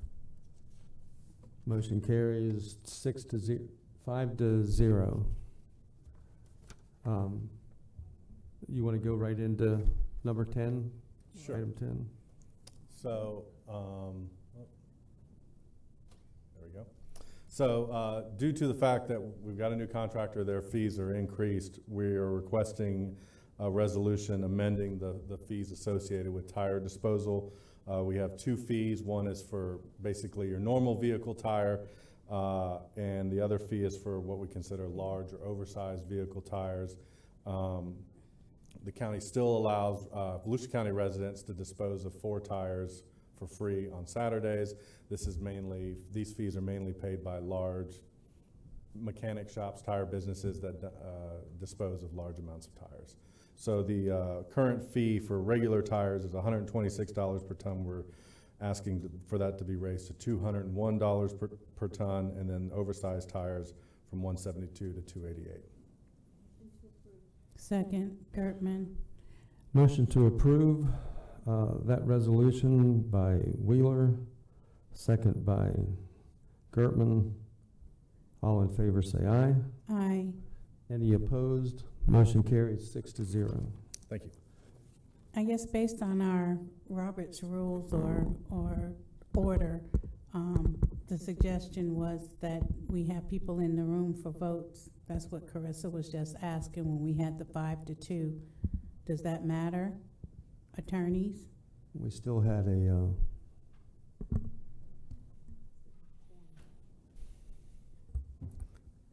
I'm sorry, Ms. Gerben, what's the question? No, I was we had a 5 to 0 vote. There was a quorum in the room. Carissa was asking Vice Chair Gertman, should we have waited for the other 2 members to come in? No, sir. Does anybody want to repeat number 11, item 11? Stick with the previous decision. Item 12, budget resolution, appropriation of home investment partnership program. Is Donna still in the state?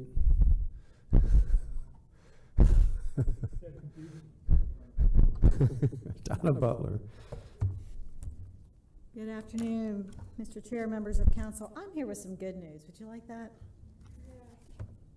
So, item 12 is the appropriation of home investment partnership program funds we received through federal ARPA funding, $2.6 million. So about $400,000 of that can be used for administration, leaving about $2.2 million to be invested in affordable housing. It has to be spent to address the need for homelessness assistance and supportive services. We received, just told you that. So it can be used for development of affordable rental housing, including single family, multifamily, and permanent supportive housing, which is something that we are definitely in need of in Volusia County. So excited to get the funds that could be potentially used for that.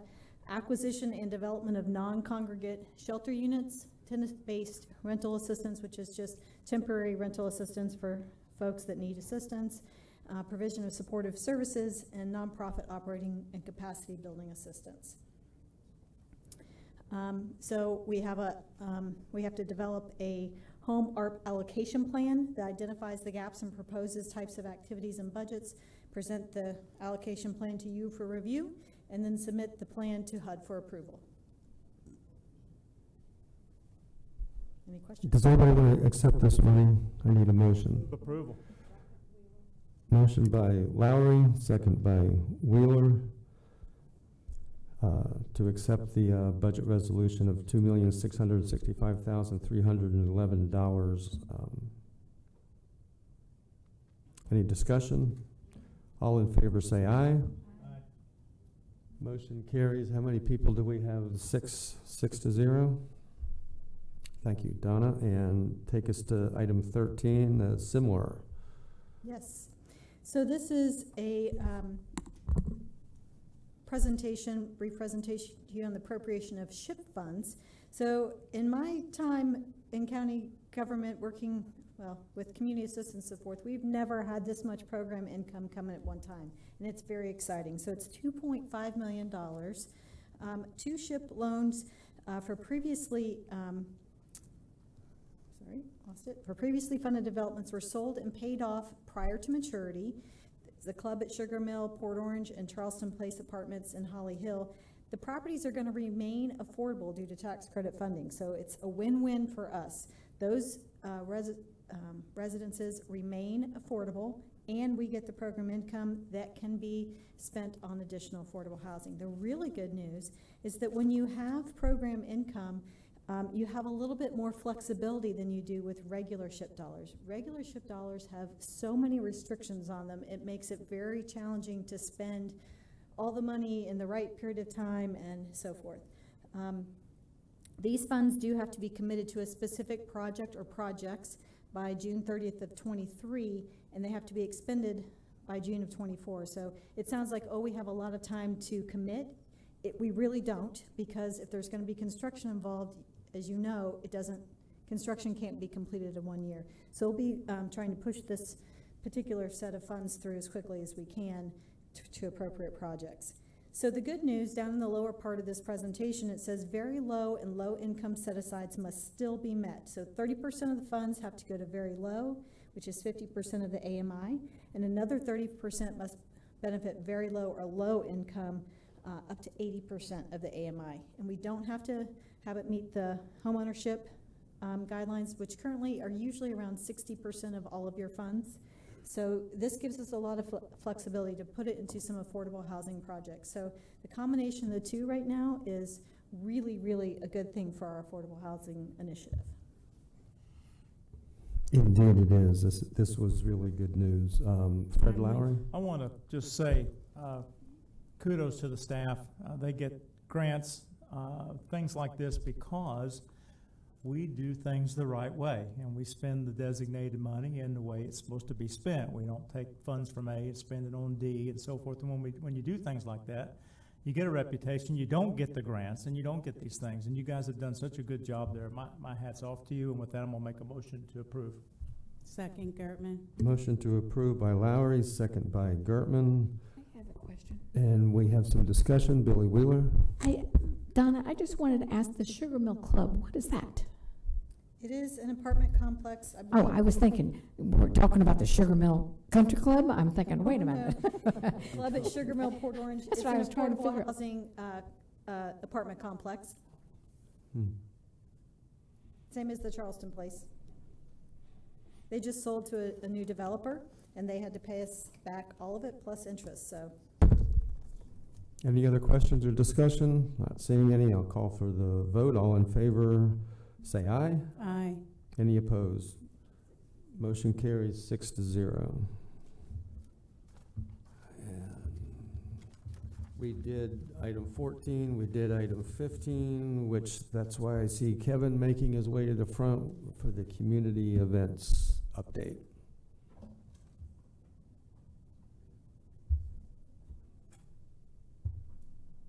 $14. 16.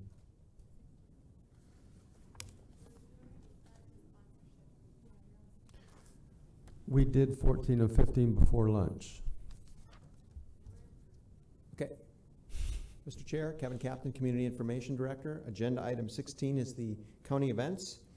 Just a reminder that the state of the county is February the 8th. We will be putting out a news release in the coming weeks on that, and people will be able to sign up and register through Eventbrite. It'll be a portal that they can sign up. It'll be very easy to do. That's open to the public, noon, Tuesday, February 8th, in the exhibit hall at the Ocean Center. Also, earlier today, you heard Mike Ulrich and Ben Bartlett talk with Mayor Gibson about this event. This is a city event, the Oak Hill Septic to Sewer groundbreaking event, and so you will be getting an invitation directly from the folks from the city of Oak Hill, being that it's a city event. Also, the Spring to Spring Trail ribbon cutting is going to be in DeBerry at 11 a.m. from 1 p.m. on January the 21st. And that is to celebrate the completed section of the trail that extends from 1792 and Benson Junction Road to West Highland Banks Road at Rob Sullivan Community Park. And parking for the event will be at Rob Sullivan Park. Just to mention too, with public meetings, all of our events are still posted online. That's a continual update on the calendar. And we still continue to have 4 COVID-19 campaigns on social media. In addition to that, we also still have the testing one as well. All 4 of the campaigns by this point have been extended, regrettably, every couple of months. And we're at pushing 3.5 million impressions in combination of those 5. So that's been certainly good. Yesterday, the county did issue a news release, which was actually picked up by WESH 2, Channel 6, Channel 35, WNDB, The Beacon, The Ormond Observer.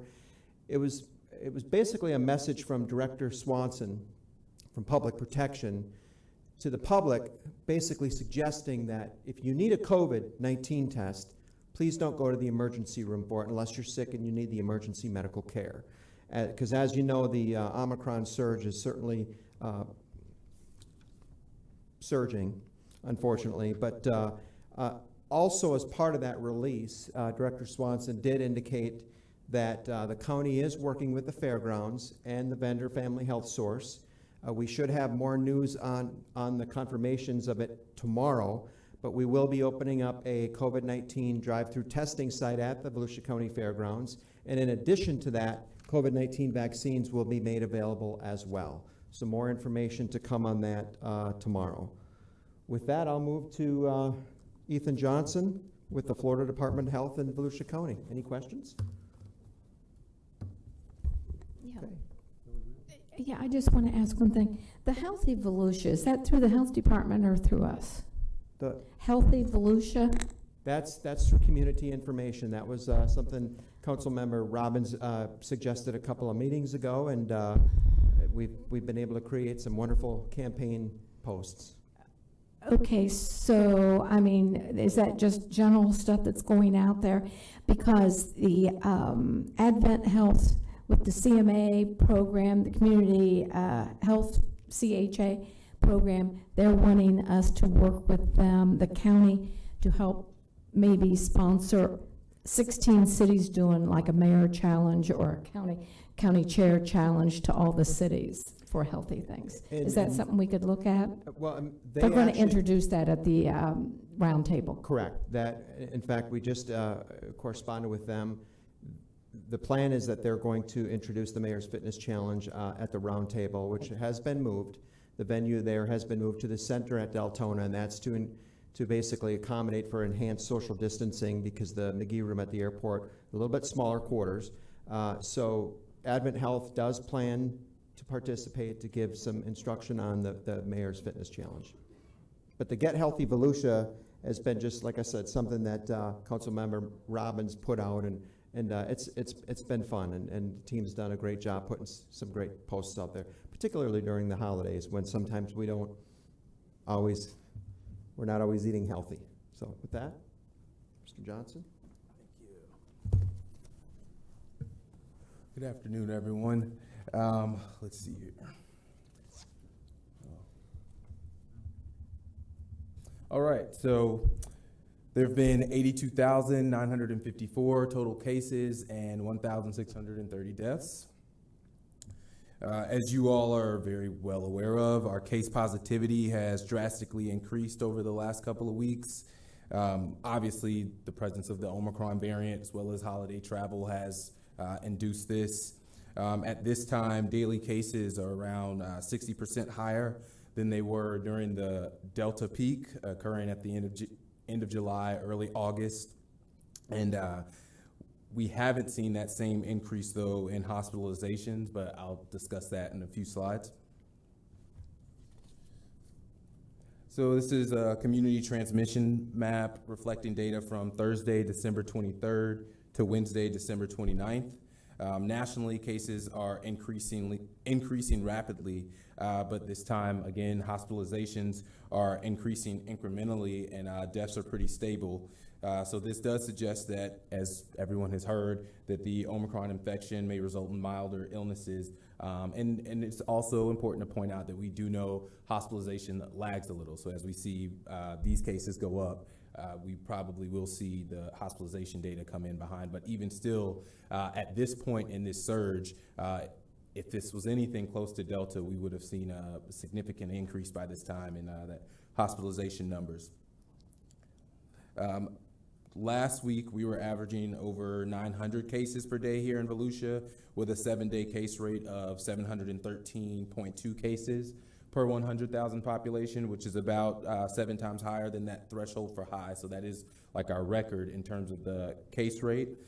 This week will likely be above 1,000 for that case rate. But we'll talk about where we're likely headed in a couple slides as well. The state is at 1,358 cases per 100,000 population, and the country is at 669.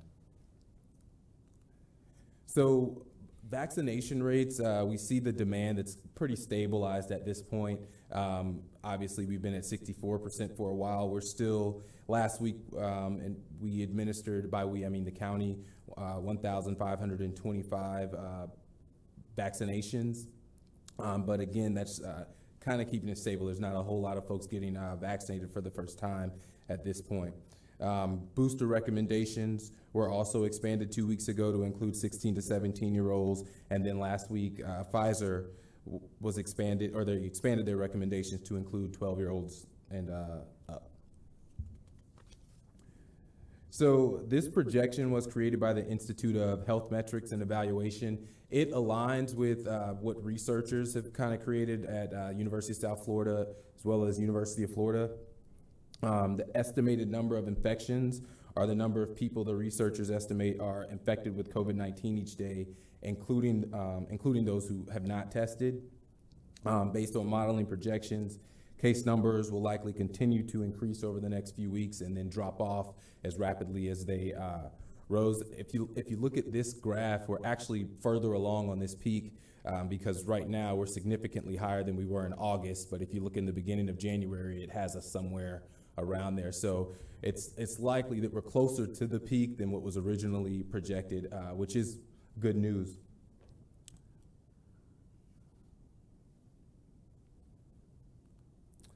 So this graph predicts the projected use of hospital resources for the state. Again, they show this as lagging slightly behind of where they saw the peak, but of course, not really coming anywhere near with what we saw back in August and September.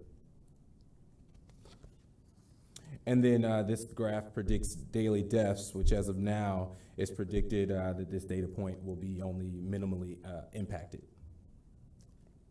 So the number of new hospital admissions has more than doubled during the 7-day period listed on this slide. And then since December 28th, new admissions have doubled again. I know this sounds like it's contradicting what I just said on the last few slides because hospitalizations are rising. However, if we look at this in relation to the case rate, these numbers are low. The percent of beds used is increasing as well, but also remains relatively low compared to the hospital resources that were once required. The relatively low hospitalization numbers we're seeing now, again, possibly related to data lag, but are likely, it's just the result of Omicron, is not as severe. The number of residents visiting our EDs and urgent cares reporting COVID symptoms has also increased over the last few weeks. The last 7 days, we averaged around 172. And I would say toward the beginning of December, we were averaging around 40. So that is a significant increase in a burden on the emergency departments and urgent cares, as Kevin Captain just mentioned. That's why we're encouraging folks not to go there unless you actually need emergency treatment. However, even still, back in August, those numbers were around 240 a day. So we're not at that point. So most of this is pretty good news concerning the Omicron variant. There's been a lot on the news in terms of its severity. They're looking at other countries, and then we can tell that that we're not it's not as severe as what we projected or experienced in the past. So that's good news in that we're probably moving quickly towards a phase where this is considered an endemic illness. There has been, and this is true, Omicron is very similar to the cold, very similar, your symptoms are very similar to the common cold, but it is important to note one of the differences is in this variant, it is still much more transmissible, and then it also still impacts some individuals and impacts the hospital system, obviously at a greater rate than what the cold would. So that's where we are with that. I did want to add an extra slide with the quarantine and isolation, and I would say I apologize, but I mean, I didn't create the quarantine and isolation guidelines. It does keep changing, and so I did want to inform the council what is most up to date. So currently, well, first let me start with quarantine references the time and behavior following the exposure of a virus versus isolation is the time and behavior after you have tested positive. So those recommendations are different for that time period. If you've been exposed or are considered a close contact, it's now recommended that you quarantine for 5 days instead of the initial 10, and then continue to wear your mask around others for 5 additional days.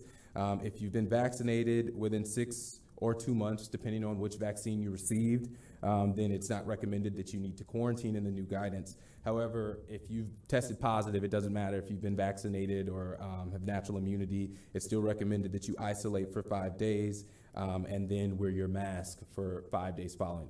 Now, there was some controversy recently regarding testing out of isolation with this new CDC update. So CDC came back and did update the guidance again, not requiring a test to test out of isolation, but saying that someone could do that. At the end of the day, this was based off of that infectious period that people are most likely to infect others during those 2 days prior to symptoms or the 2 days afterwards. So it really doesn't make sense to require that test at that point, not to mention the present burden on the testing system. So what's really important at this time is just folks making sure that they stay home when they are sick. That's one of the most important things we can do when we're in the peak at this point. So at the health department, we continue to provide COVID-19 vaccines at all 4 of our office locations. We're also providing vaccines and education at community events, but over the past couple of weeks and then over, I guess, while we're still in this peak, there may be some delays. And we have heard that from community members with us being able to schedule a time to get out there just because of all the things we're trying to address. We have increased our testing capacity at the health department as much as our staff can accommodate. Prior to this peak, we were probably only like 14 folks on our schedule, and this past week it was about 100 a day. So we're really stretching at this point to assist with, of course, there's multiple testing sites at this point, but we know we tell the folks in the community it is going to be a wait, and that unfortunately that's the case across the country right now. In regards to testing kits, that's also been a question. We've provided 38,000 testing kits to Volusia County schools, 800 testing kits to Volusia County charter schools, and I believe around 2,000 to our first responders. And then we have also given 5,000 to Family Health Source to help support their distribution efforts with the testing kits. And we've requested from the state some additional kits. And our plan for those is to help support our long-term care facilities as well as first responder organizations. Today, Family Health Source is actually distributing test kits, or were between 9 and 3 o'clock at 2 locations, one in Daytona Beach across from the old DMV, and then also in DeBerry at the Bill Keller Park. In addition to vaccination and testing, Family Health Source is one of the monoclonal antibody treatment providers in the area. They're providing the treatment by appointment only at Daytona Beach and in Deltona. Again, the wait, when you call, there may be a wait to get in because, as everyone has seen on national and state news, there has been a problem with supply of that treatment. At the governor's press conference earlier this week, it seemed as though that had been mitigated, so that treatment may be coming down more, it may be more available, more easily available soon. However, hopefully, if these projections are correct, we won't be in this peak for as long. The COVID-19 antivirals have also been approved for emergency use, and they will be pushed down through local pharmacies. Again, it is unlikely that the antivirals will be available in local pharmacies prior to the end of this peak, though. However, that is really good news in terms of us moving into an endemic phase of the disease and the pandemic. And then, let's see, regarding case investigations, at this point, it's impossible for us to investigate every positive COVID case. So CDC is recommending that we emphasize or prioritize individuals in high-risk congregate settings like long-term care facilities or jails, prisons, as well as individuals who are just at increased risk for severe COVID-19. And then lastly, last time I was here, there was some questions regarding flu transmission. So during the last 4 weeks, the percent of influenza positive laboratory results did remain low, but they're continuing to increase. The relatively low rates of flu transmission are likely underreported due to the high reporting of COVID-19 and the low level of testing for flu. So the flu is actually probably more prevalent than is actually being reported. And then that's something else, and this is the last thing I'll say. I'll be done. There has been some inquiries that we've received and we've seen online with the confusion with the PCR test, flu, and COVID-19. So most of this, well, first I'll start by saying the PCR test is still considered the gold standard for testing for flu. I'm sorry, it's considered the gold standard for testing for COVID-19. It was developed to test for the presence of a nucleic acid that's specific to the novel coronavirus. So it'd be really difficult for the PCR test to mistaken COVID-19 for flu. However, the reason that so much confusion is circulating is because of the communication gap. And I believe it was July 21st, CDC issued a lab alert. And in the lab alert, what they said was they wouldn't be reapplying for the emergency use authorization of the PCR because it is unable to detect flu. And they I believe, and I don't have it printed out in front of me, they might have even said it can't differentiate flu, is what the wording was used. So what was confusing about that was what it implied was it can't tell the difference. But what the intention was is that there is a PCR test that is widely used that is able to detect both flu and COVID-19 and is the preferable test moving into an endemic phase, especially to preserve resources and time. Next fall, flu season comes around, we should be able to test for both. I've also seen reports of co-infection, people with both flu and COVID. So at this time, that wasn't the intention of that lab report that was released. And at this time, they are still saying that PCR is the gold standard. But what would likely happen in the future is that all those tests that are testing for COVID, they will be testing for both, versus the one that's widely used now does not have the ability to test for flu. It can only test for COVID, the one that's being used widely and the one that the emergency use authorization was granted for. Other than that, I'm sorry, that was a lot, but that's it. That was. Well, before I say something, Fred's been waiting to talk. I'm going to let him. Yeah, that was where you ended is where I was going, because I read a report too, and I was kind of baffled by it because even the inventor of the PCR test said that it doesn't really it can't distinguish, and it was never intended to be used for what it's used for. And I guess just out of curiosity, how many cases of the flu do we average every year, and has that dropped off the last 2 years to where some of this could be the flu? And so forth. That was my concern. I know that the rate goes up. COVID's for real. People are sick. I get that. I got a lot of my family in the medical profession, but I'm just wondering if a lot of cases that we're having now, because this, from what I understand, the PCR test doesn't distinguish between the two. Mm-hmm. And I'm just wondering if you have the statistics, and I'm asking you on the spot, and you probably don't know, but you can get back with me.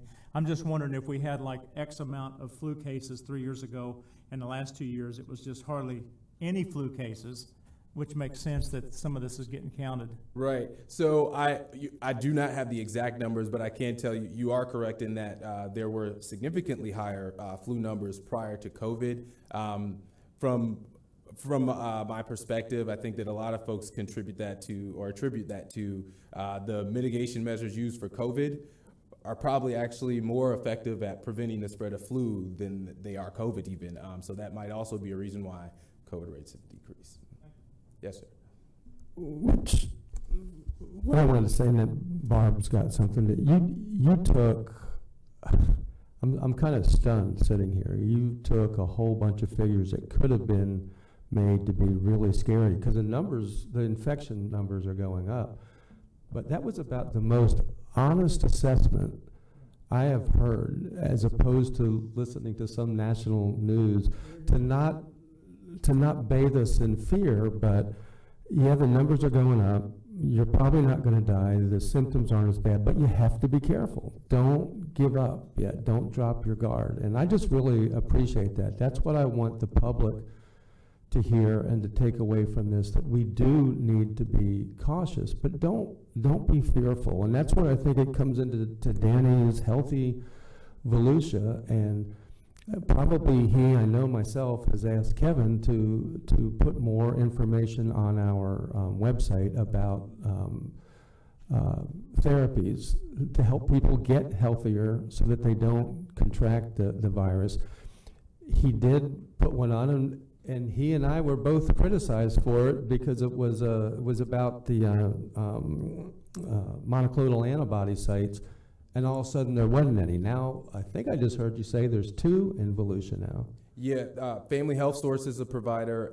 I believe Advent Health Daytona and Halifax do, but that may be for inpatient care only. That is, yeah. Can you please get that information out too when you... Mr. Chair, I can tell you, Halifax they got a small amount because I called them on Saturday because one of my sons have COVID that they contracted over the weekend, not Jason. But they had just a handful and they were gone. They were gone. If I could just mention too, on our COVID-19 PIN site, we have a link that takes you right to the primary source of the state Florida Department of Health, who is maintaining that list of sites for monoclonal antibodies.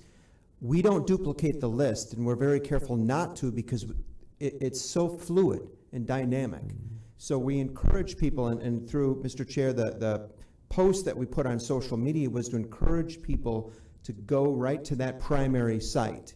And I think, Ms. Wheeler, you and I had talked a little bit about the hospitals, and whether it's inpatient or emergency medicine care, it will be up to the discretion and the professional judgment of the physician in the emergency department to decide whether or not a patient warrants the monoclonal antibody. There is also some things that we're hearing about the efficacy of the monoclonal antibody as it relates to the Omicron variant. There is some suggestion there that it may not be as efficacious as it was against the Delta variant. So a lot of things that we're learning about it, and it's continuing to change day by day. Okay. Barb Gartman. Thank you, Chair. And that was my concern and what I had heard also about the treatment. And again, there's treatment and there's prevention. So if you're doing the things to be cautious not to get the infection, I think that's different than, again, I think we need to make all options available, but certainly as many options available to try to keep people from getting sick and getting others sick, because it's still in the community. We're still seeing people in the Black community passing each day because they still don't trust, they still don't trust the precautions as far as the vaccine and some of the remedies. So we still have to do better within the community. Yes, ma'am. And I did forget to mention just one point in that I know that although Omicron is less severe and it has become the dominant variant, Delta is still prevalent in our community.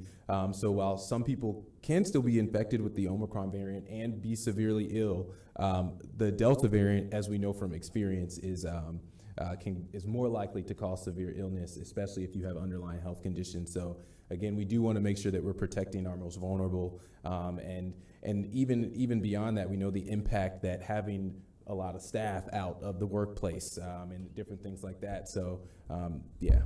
But I think the other thing that also hasn't been mentioned is I've had family members and others who had the earlier variant get the Omicron, or had the Delta and got the Omicron. So it's not, once you have it, those antibodies apparently either fade or they're not resistant against potentially another variant. So I think there's just a lot more, not to fear, as Chair said, but to be aware of and to prepare yourself for. So I thank you also for that report, and I look forward to the numbers going down, because again, we need to move forward with life and get things back on track as much as possible. While you're there, though, I did have a question about the $15,000 from sickle cell that I guess there's an education program through Department of Health and Bethune-Cookman University. Are you involved in that? I do. One of my staff members did submit that proposal. Okay. Yes. Okay. All right. Because I would like to connect with them on that, because that was certainly one of the areas that I would like to see more developed, as I've discussed over the past few months. So, and I've talked with Dr. Powell at Bethune and others about wanting to have a Volusia sickle cell program and really coming together with the powers locally to help define what that needs to be and where the resources are that we can help get that support. So we'll reach out to you on that proposal. Definitely. I thank you. Fred Lowry. One quick question. Yes. How do they distinguish who has Omicron, who has Delta? How do they know the difference? So that's a good question. For the most part, you do not. If you test, the genomic sequencing is done at Tallahassee.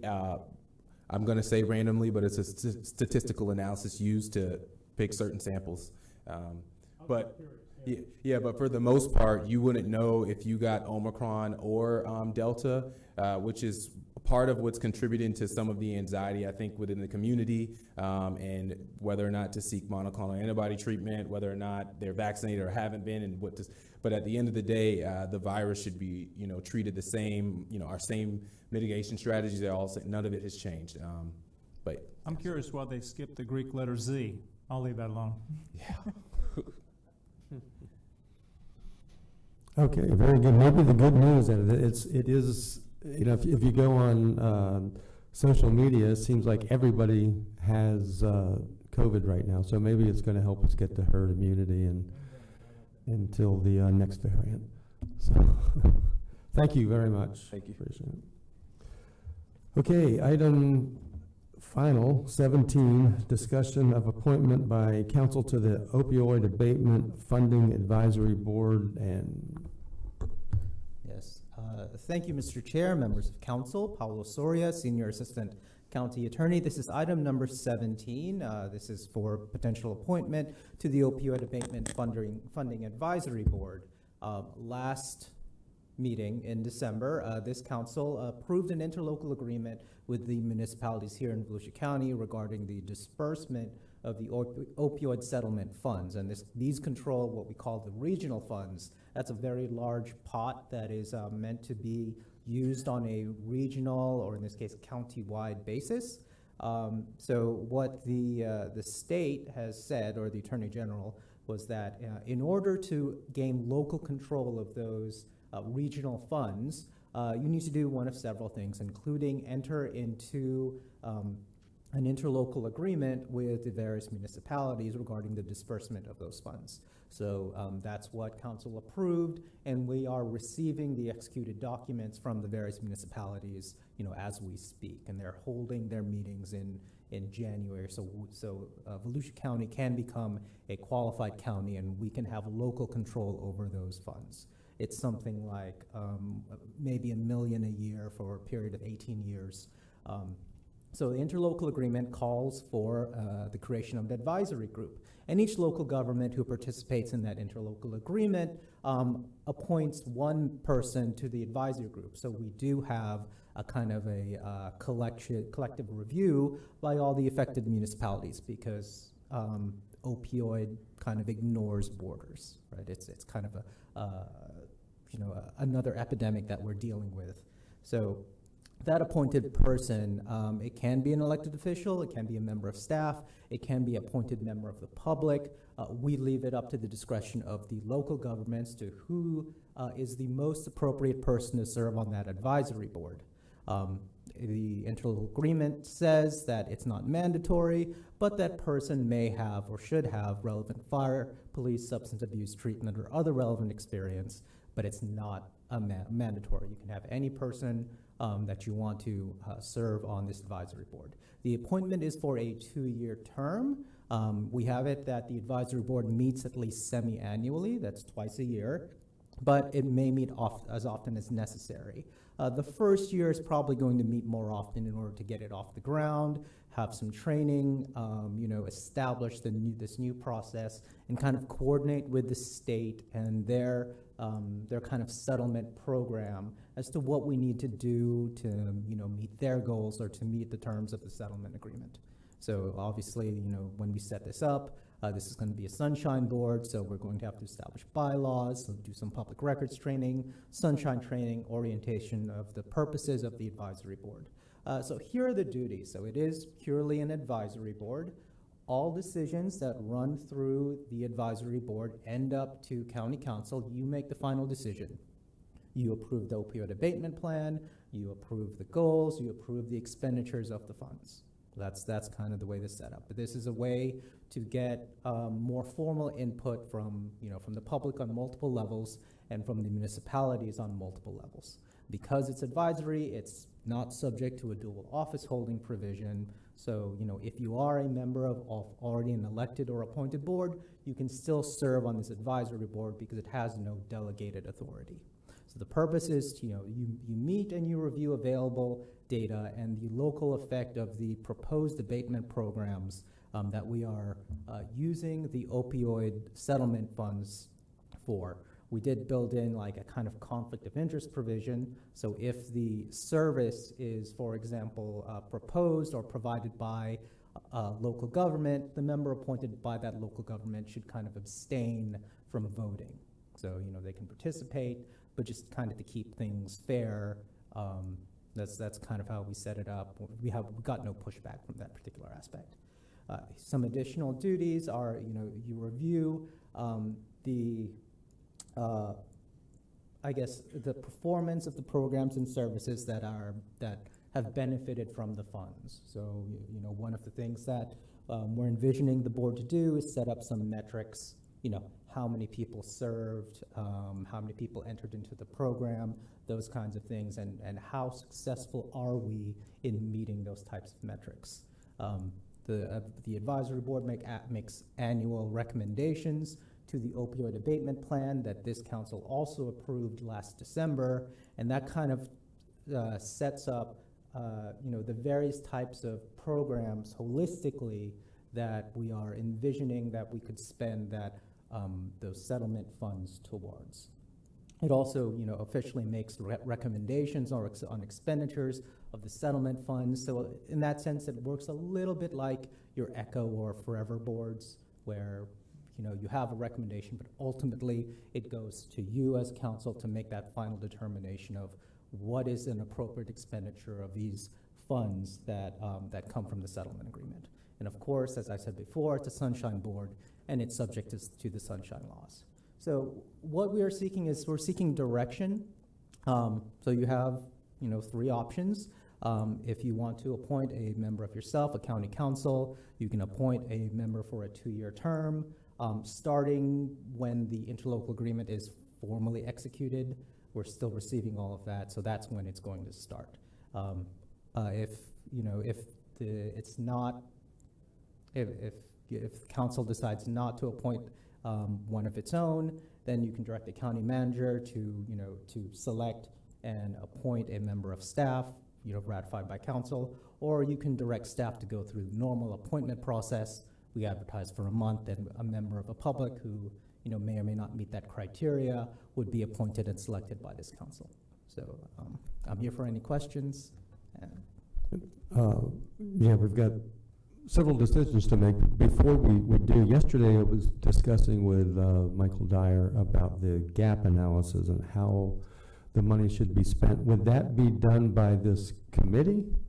That would, I think the proposal was to have someone like UCF gap analysis, and we're going to have the task force also review that. That gap analysis would then be brought forward to the advisory board. They're going to take that evidence-based recommendations and use that to revise or refine the opioid abatement plan. So, the opioid abatement plan sets out the types of programs to use the funds for. The gap analysis tells you, here in Volusia County, what is the best bang for your buck? Essentially, where are we missing? And so the advisory board can use that, make a recommendation to the council, and the council will ultimately use the advisory board's recommendation, the gap analysis, to finalize the opioid abatement plan. As in, here are these specific types of programs we want to see funded to help with the opioid epidemic here in Volusia County on a local level. That might not be being taken care of by some other agency or the state or the... We already have some existing programs, but we don't know, are those programs, should those programs be enhanced? Do we need new programs? How do we take the limited amount of funds that we have and use them to the best and greatest extent? And we don't have that data currently. Right. Good. There's no doubt it's a big problem. So, Billy Wheeler. Mr. Chair, I don't know, is it appropriate at this time to make a motion? Sure. Okay, so I would like to make a motion that we appoint Danny Robbins to the Opioid Advisory Board. You got a second? Danny, are you willing? Okay, we have a motion to appoint Danny for a 2-year term. Motion by Wheeler, second by Lowry. And that would take care of the three the different decisions we have to make. Any discussion? All in favor of Danny Robbins serving for 2 years on this board, say aye. Aye. Any opposed? Michael Dyer, are you opposed? No, I think the meetings will be 8 to 9 hours in length each time, Mr. Robbins. I forgot to tell you, this board. Lots of food. Oh, stop it. Yeah, Mr. Chair, I just want to say, I want to thank Paulo. He has taken the football on this and run with it, and we have a lot of, I think this is an exciting month in this process, in that we're going to be hearing from our cities about whether they're going to join this effort so we can be a qualified county. So we should have some good news from what I'm hearing, I think, report to you at the end of this process. But I wanted to thank Paulo for all of his time. He's done a great job. I forgot to mention to the council, this is a 17-member board, so too late now. Okay. And the vote, as I heard it, was 7-0? Is that true? Okay, and you got the motion in the second? Okay. Thank you. I don't have anybody for public participation. Did you have any Okay. Then we'll move to the wrap up by the county manager. Yes, Mr. Chair, one thing I do have to report on is today, while we were in here, we received the final rules from the Department of Treasury on our ARPA. So it is a 400-page document, and we have people reviewing it as we speak. It is, we've already noted some significant changes. Most of them seem to be actually in our favor. So I'll have to analyze it with the team and see. We were scheduled to have a workshop at the next meeting, but I want to see what the changes are and what that may do to that. If we have to push it one meeting, I'll look for a replacement, because we also have some of the other workshop items should be getting ready as well. So I'll get with you. But again, I think it's probably good news for the most part, but it is 400 pages long. So. Well, it gives Ryan something to do over the weekend. I'm just curious, what is your opinion of what's written on page 239? Billy said you had already read it all.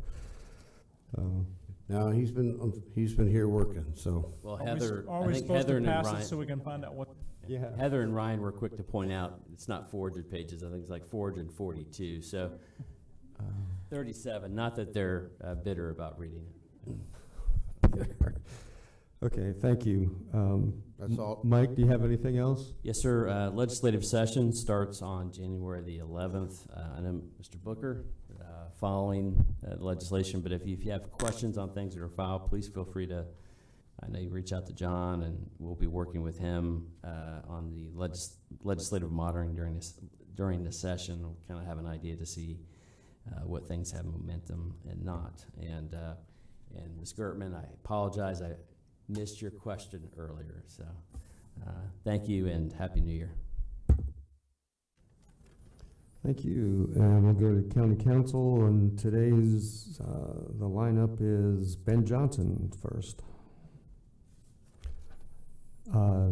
Fred Lowry? I'm good. Heather Post? Just a quick observance for community information. Is the fact that we have our roll call, I guess, of who's up to speak on the computers now is awesome, and we've really updated our technology and how county council meetings are working. But in part of that, we removed the clock here for the actual person that's speaking at the podium.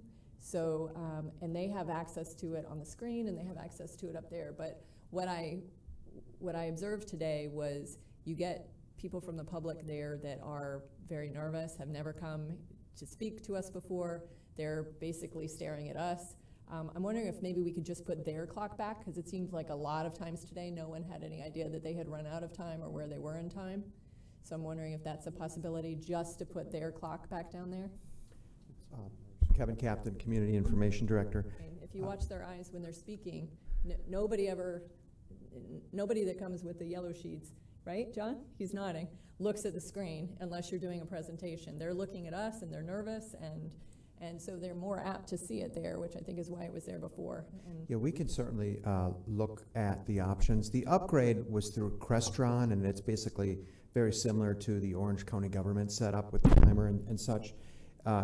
We probably are not going to be able to sync a digital with an analog, so we'll do some research on it, certainly, and hopefully for the next meeting we'll either revert back to the analog or we'll see if there's an opportunity that Crestron can build an interface between the two. We'll certainly look at it. okay, Great maybe, suggestion. Maybe Thank an you. eventuality, but I was just Sure. I was really watching the eyes today, and Possibly I think a a lot of digital people were a screen. little Yeah, lost. I was too. You're right. But, and one of the things we can do, I think, is as people are talking, I'll remind them that the clock is now on that screen, and I can also give a 15-second warning or something, because there is no bell now either. And that was one of the things that we noted too, was an audible alert, and so we're going to go back with our Crestron system to see what the other options are. So certainly, as you said, it's new technology, and we endeavor to change with an upgrade for this meeting, and we'll certainly be looking at ways to optimize it to make it work best for us and for the constituents. So thank you. How about maybe a rug that vibrates, and after 15 seconds it turns to electric shock and keeps going up? Is that a motion?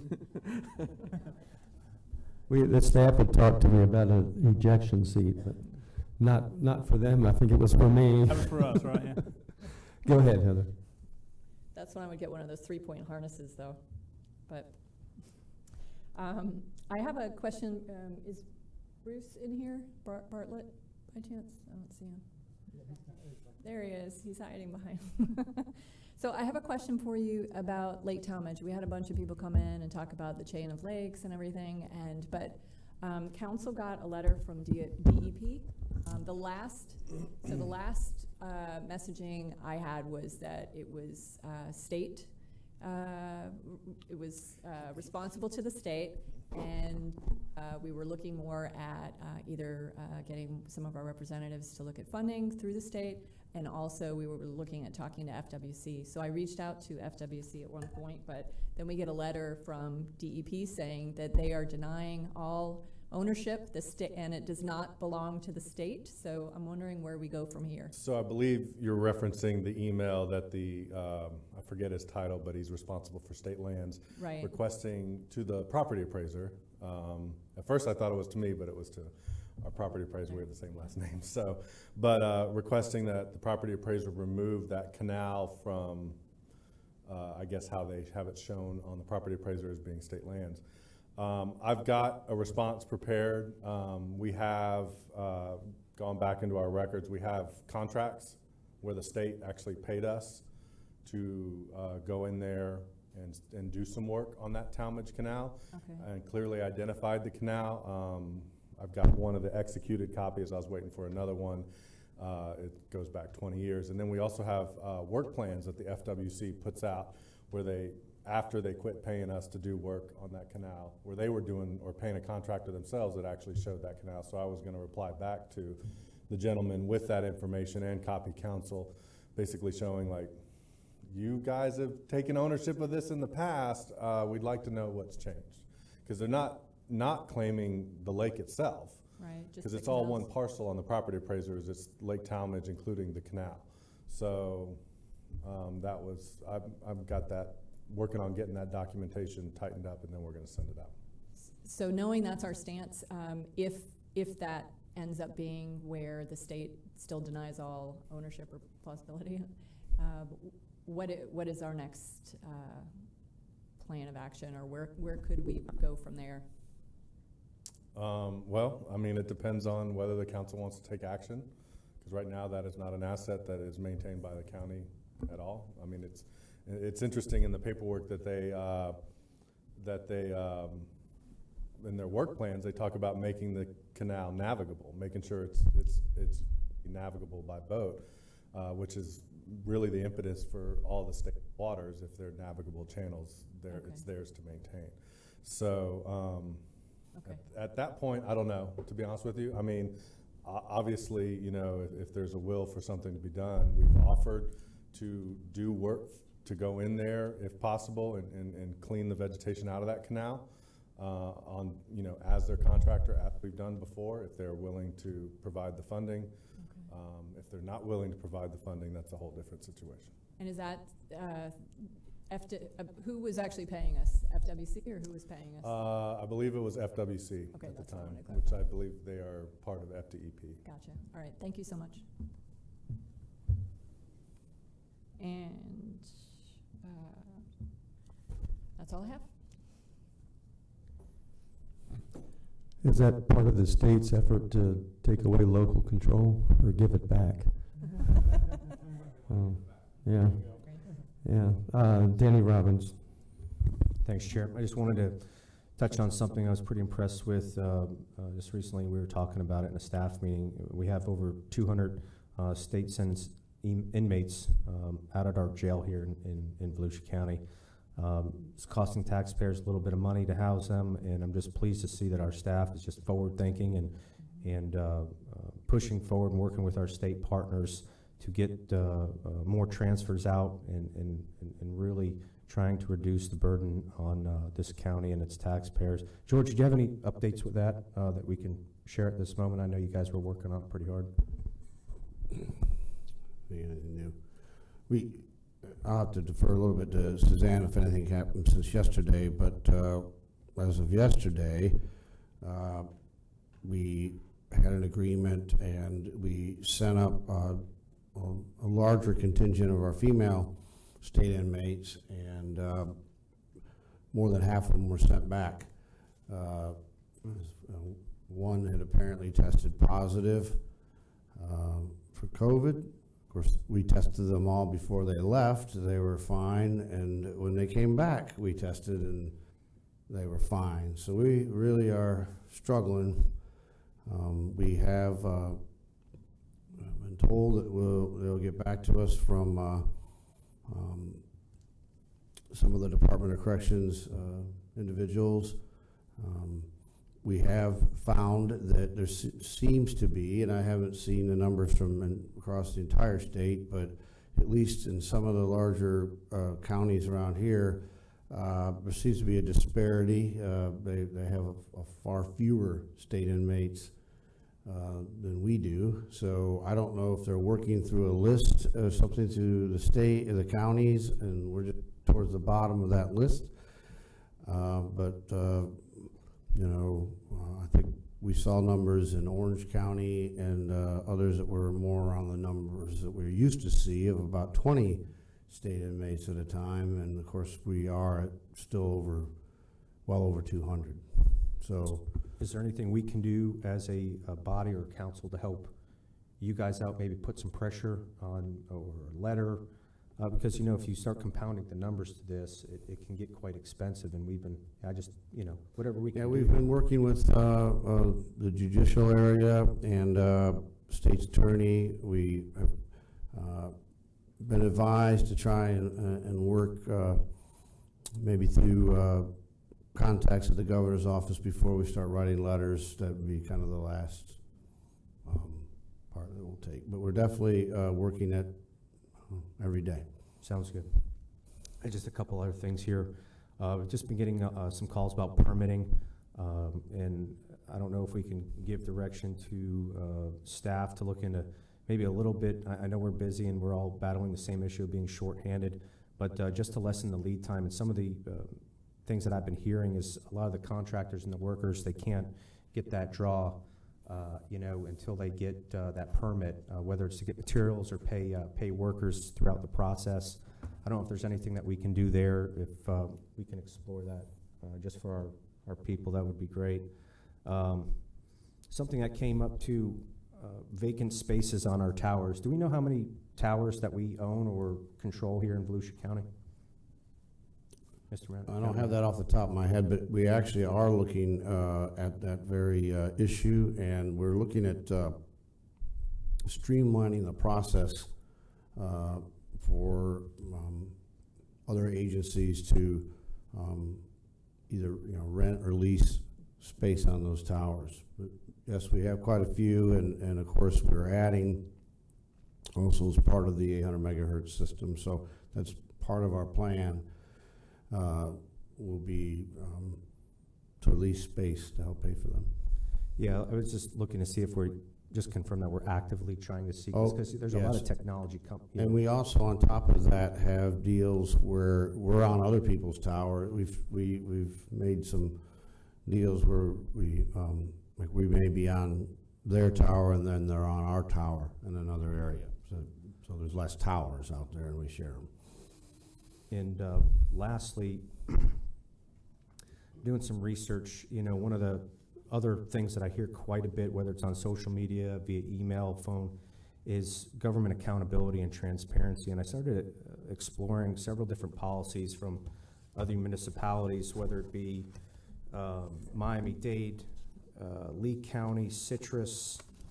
These are just quick off the top of my head, but they pretty much went down to make it easier for folks to get public records quicker, open data policies where pretty much if you can envision ESPN, you know, of just the highlights, the hot topics that are going on in the county, so people can see it, they can see the historical side of it, the backstory on how we got to certain points or issues and whatnot. Also too, I've seen policy that has voting records, internal audit reports that are viewable.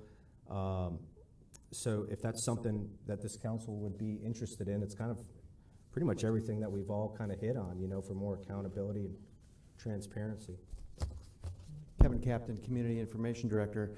Councilman Robbins, we are exploring an electronic platform to be able to process public records.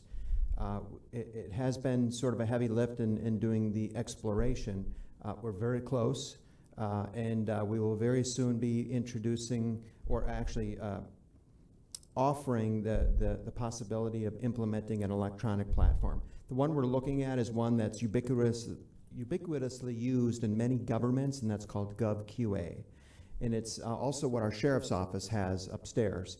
And it makes it easy for the public to be able to go online and request a public record. And there are many other robust options in this electronic platform. So we are looking at that to be able to optimize the flow that we can process public records. So soon to come. And what I was hitting on, just to clarify, is quick links. You know, people, for instance, I'll put out informational posts about water quality. I'll put out posts when I see something people are confused about impact fees and what they cover and what they do. But like quick links of what we're facing. That way people, we're making that extra effort to get the facts out where they can go. Because I'll be honest with you, it's a nightmare navigating a lot of these websites and government websites, whether it be any local website, any state or federal website. I mean, it'll drive you nuts. But if we can make it easier or explore or look at a policy or give direction to explore what other governments are doing, and there's a lot of them, that just make it easier for our people to know what's going on and how their money's being spent. Thank you. Good job, Kevin. Mr. Chair, I just I had wanted to comment when we were talking about the inmates, the state inmates being kept at our jail. If I could just comment. Yes. So just to let other council members know as well, that's absolutely an area that I've been working on. As a matter of fact, I just spoke to Director Flowers again about it today. And staff has been providing regular information on the numbers and the daily numbers. And the Florida Association of Counties, we have a group that is working as well through the Public Safety and Justice Committee to look at the fact that the state is leaving their inmates at the jails. So absolutely an area. But I would also point out that it has been happening for a while, and it's not just our county, but certainly that is a lot of money that the state is liable for, that we are paying for. And so us having the discussions and continuing to have the discussions is good, but I think at some point we as a council would really, you know, I would be good actually with us writing a letter and saying, you know, hey, this is not acceptable and we can't continue to have this happen. This is a lot of taxpayer money that is being wasted basically on something that is a state requirement. So I would actually be good with council doing a letter. Well, let's say, Ms. Post, let's give, if you don't mind. It's been a couple years. I understand. Yeah. But if we've known about it, then, you know, we have to also address it now, like you're saying. But I'd say let's go ahead and give county manager and staff a chance. I'll put together the letter. I think that's the time.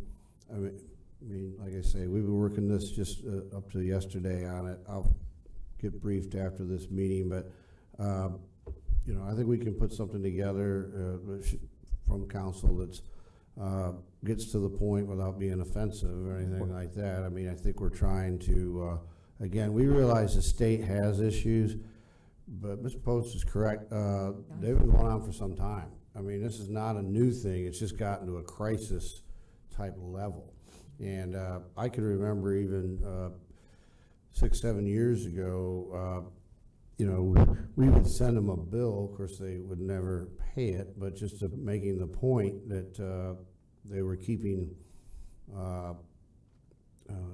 people longer down here than they should. And when you think about a massive system in 67 counties, it does add up to a lot of money that counties end up bearing the burden.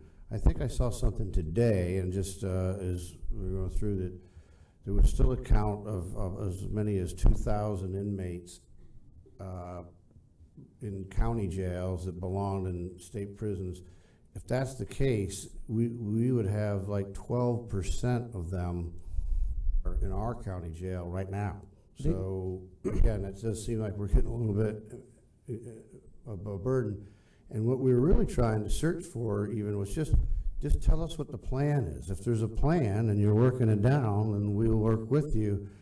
But no one can, at least as of yesterday, no one could really answer if there was a plan or anything either. So thank you for the work on it through FAC, and I think that that's a great place to join forces. And we'll get a As long letter as they together. know that it's putting a stress on our guys. It is. It absolutely is. They're full. You see, that's the thing. Some jails might have, in other areas of the state, might have some capacity. We don't. We are consistently full. The inn is full, been full, and even some of the numbers when they have taken people, like I said, we took some up. Half of them came back, but also the numbers that they are taking are smaller than the amount of people that get sentenced or come back here for hearings and what have you. So we're losing ground even when they say, oh, well, we're going to take 30 this week. Now, that number needs to be more in the neighborhood of 50, 60, 70 on a consistent basis, just to whittle down, where we're at. So we'll put that together for, if it's the council's wish, I'll have that put together. I just think the longer we allow it, the more it continues to happen, right? And the more we allow it, it's going to get worse and worse and worse, and especially with when they can blame it on COVID. So yeah, I think if we take a good stance, I know Director Flowers has been working diligently on that, and it's a lot when you think about the numbers, because we only can house 1,400 a day. Is that or 1,494? So about 1,500 in the jail, but when a couple hundred are state, that's a lot of money. So If they can take Seminoles and they can take Oranges, they should be able to take some of ours. Exactly. And we might need to talk to the chief judge about holding a contempt of court hearing. Call them down here. It's a state, it's state prisoners. Why aren't you taking them? If we can get maybe broached out with the chief judge. I think then what they were talking about too was making the sentences a little bit lighter to where they would be sentenced to county jail instead of state. So maybe we need to be a little light on that. Well, that's, again, there are issues. So Yeah. again, I think we have to work with them and be respectful, but certainly a letter, I think is appropriate at this time. But yeah, there's been movements in the past to change guidelines to allow 2-year county jail sentences, which would really hurt us. And so yeah, we'll work on something, and I'll find out where we're at. Today, of course, we've been busy here, but we'll be back at it, and we'll see what get something together tomorrow. Thank you, and thank you, Chair, for allowing me to step back in. I just didn't want to. And just getting back to the accountability and transparency. Sorry about jumping around, but get a lot of calls about what the charter is, what our roles are as government, also to purchasing cards, government travel, all that stuff where people can see that, and it's very accessible. And lastly, get a lot of calls, and we can maybe be able to work this into our land ownership rights that we just adopted with the state to mirror what they're doing. But a lot of times when code enforcement goes out, we talked about this in a staff meeting, code enforcement or the government shows up on someone's property, they get a red tag or get a fine or whatever, or get surprised because someone's on their property. And it's one of the calls that I get probably the most, where people just don't understand the limitations of government and some of the options that I'm seeing here. And I know we had them in law enforcement, and they still have them today, but are also exploring, I know we talked about it, body cameras for anybody that's able to issue a fine or do an inspection, just for that transparency and accountability as well.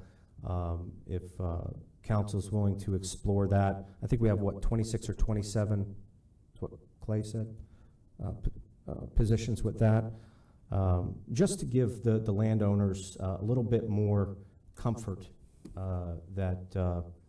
that we are out there doing everything to the T and doing a good job. And I think it would it would send a very positive and comforting message to our people. But that's all I have. Thanks. Thank you. There's a couple things I want to bring up. First of all, I just mentioned it to staff a few minutes ago again, that I need a date for the Peck Plaza opening the park. The council has contacted me as well as the city manager from the Shores, and they were told, you know, January. So they really are trying to get this figured out. They would like to have a date, George, or Suzanne or somebody. Well, I'll have to defer again to Mr. Bartlett. We've been waiting on forces that are not ourselves, so that's been the issue. And I've I just know, got to and give the them city some. manager can also, has been in conversation with myself and others, so they do know what the issues are. Yeah, I just had his secretary contact me and say that he would like to announce something to their council next Tuesday. Yeah, so we're having some issues with the playground equipment. Is it off the coast of California? No.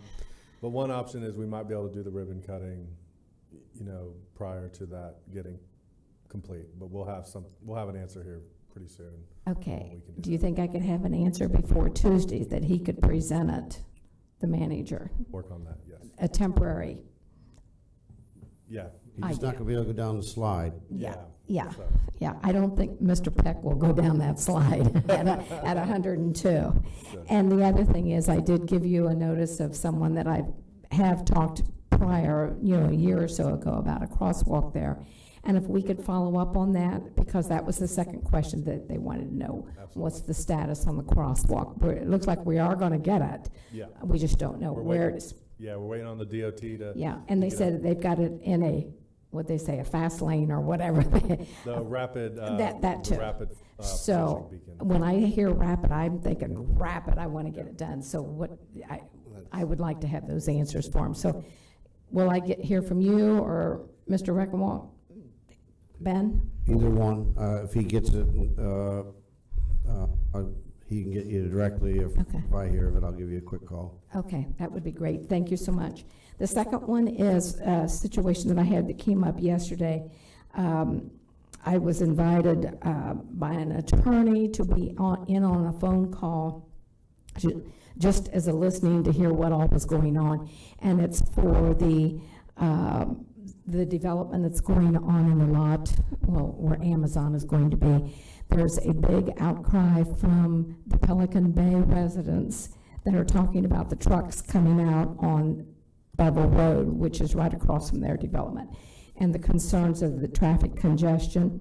There were people on the line from the city. There was the manager, the attorney, several attorneys from the city, a council member. There was Mark Watts was on the line, as well as the developer, as well as representatives from the Speedway. And what came out of it at the end was they're very, very, not, the council member is very, very concerned with the amount of output that she's getting from, there's several different developments there about their coming in and out of that area. And she did misunderstand that. She understood at first that it was going to be 25 trucks an hour, and that was very concerning to her. And that's during the peak times, and that would be maybe 10 going out and 10 or 12 coming in, or 15 or whatever, during, like, twice a day during the peak time. The rest of it would be late at night or whatever. But what ended up, I did have them contact me then after the meeting, and I spoke with the Speedway as well as Mark Watts. And, you know, they're willing to try, they want them to be happy. They don't want to start it out like that.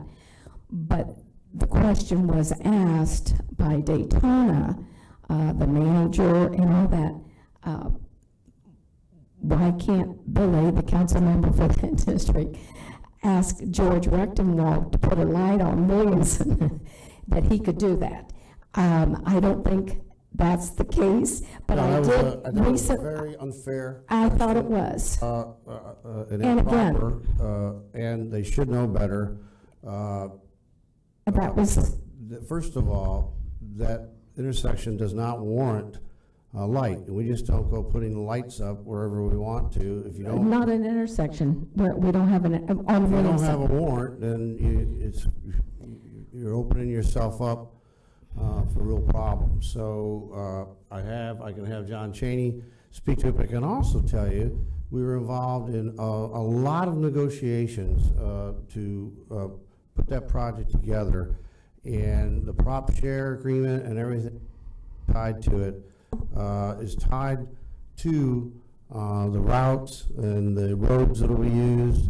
Bevel Road is a state road built for trucking and a direct straight shot to a new $500 million interchange, and that's what it was intended for. So coming out onto our road, which is not built to the same standard, and then has a major turn that would be involved, and as you said, would require a light, if it was even warranted, then who would pay for it? Yeah. Because we've already had agreements put in, and they were part of the prop share. So the most recent one that I got during the meeting was that NASCAR and Amazon engineers and attorney had a private meeting this morning and talked about the concerns of the council person. They are going to address some of them, but one is asking the county to move the dog track light. So I'm in the middle of something that's really, really, really big that I'm hearing firsthand from the commissioner, and she is saying that the staff and everything was really in the dark about this, and I don't know that I agree with this, that the manager and everyone was in the dark. Here's the bottom line. They're going to have a community meeting in Pelican, or at a local area right along Bevel, for all of those developments along there that are complaining. The Speedway is going to be there, and of course Mark Watts and all of that team. They are asking me to come, and they are asking, can I bring somebody from the county? And I'm definitely asking somebody from the county to at least be there to explain, to help me with this development, because they are in my district, and they're very concerned. From the way I've heard it, the way it was explained to me, was they've addressed some of the, they're looking at a easement lane for the trucks to pull out and everything. But the meeting is Monday night, and I would give anybody the information, but I really need somebody to be there with me, because this is over my head, and I want it clear what can be done and what can't be done. So, John? George, can I have someone from staff? We're more than willing to attend any meeting. We'll help with that, but I think you need to hear a little bit more from some of the folks that have been working on this for some time. And again, the city has been involved the entire that blew my way. mind. So I find it very hard to believe that they didn't know. And let's go back a little bit of history. They didn't know that was going to be used for trucks. Well, the light that was put there wasn't put there for that empty field that's been sitting there with that one fire station. That light was put there using monies, always with the intention that we were going to be putting industrial park in there, and we've invested a lot of money and time to do that. So you're going to have other things coming, and that's what the whole purpose of that light. And so to now not use it for that, and also, like I say, other projects that may be coming out of that area, that's going to be a big problem. And go ahead, John. Yeah. You got a little bit of info. John Cheney, Volusia County Traffic Engineer. We've been working with the developer and the city since the very beginning. When we And the got beginning was when? when it was Project Tarpon, probably 6 to 8 months ago. Okay.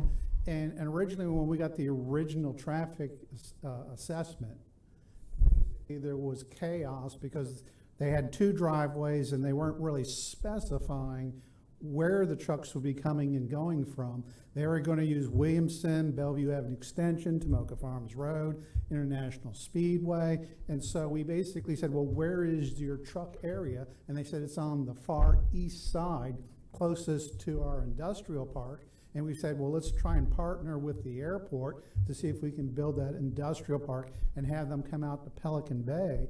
And really, the truck traffic, if you think about it, all their trips are going to be the opposite direction of people coming from Pelican Bay. So that, and again, with freight, what they're looking at is time is money. How's the fastest way can I get to the interstate?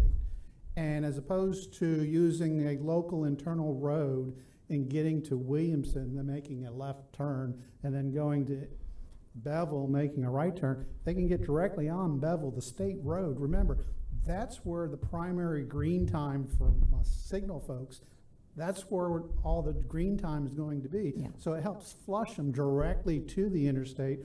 Now that they have that great interchange there, they're basically segregated from the interstate traffic, so it's a lot safer for them to access that and everything. So, Send me the date and time and location, and I'll be there Monday. yeah, and if I could maybe talk to you tomorrow a little bit more at some length, would you mind? More than willing. Okay, thank you very much. Thank you for at least discussing it.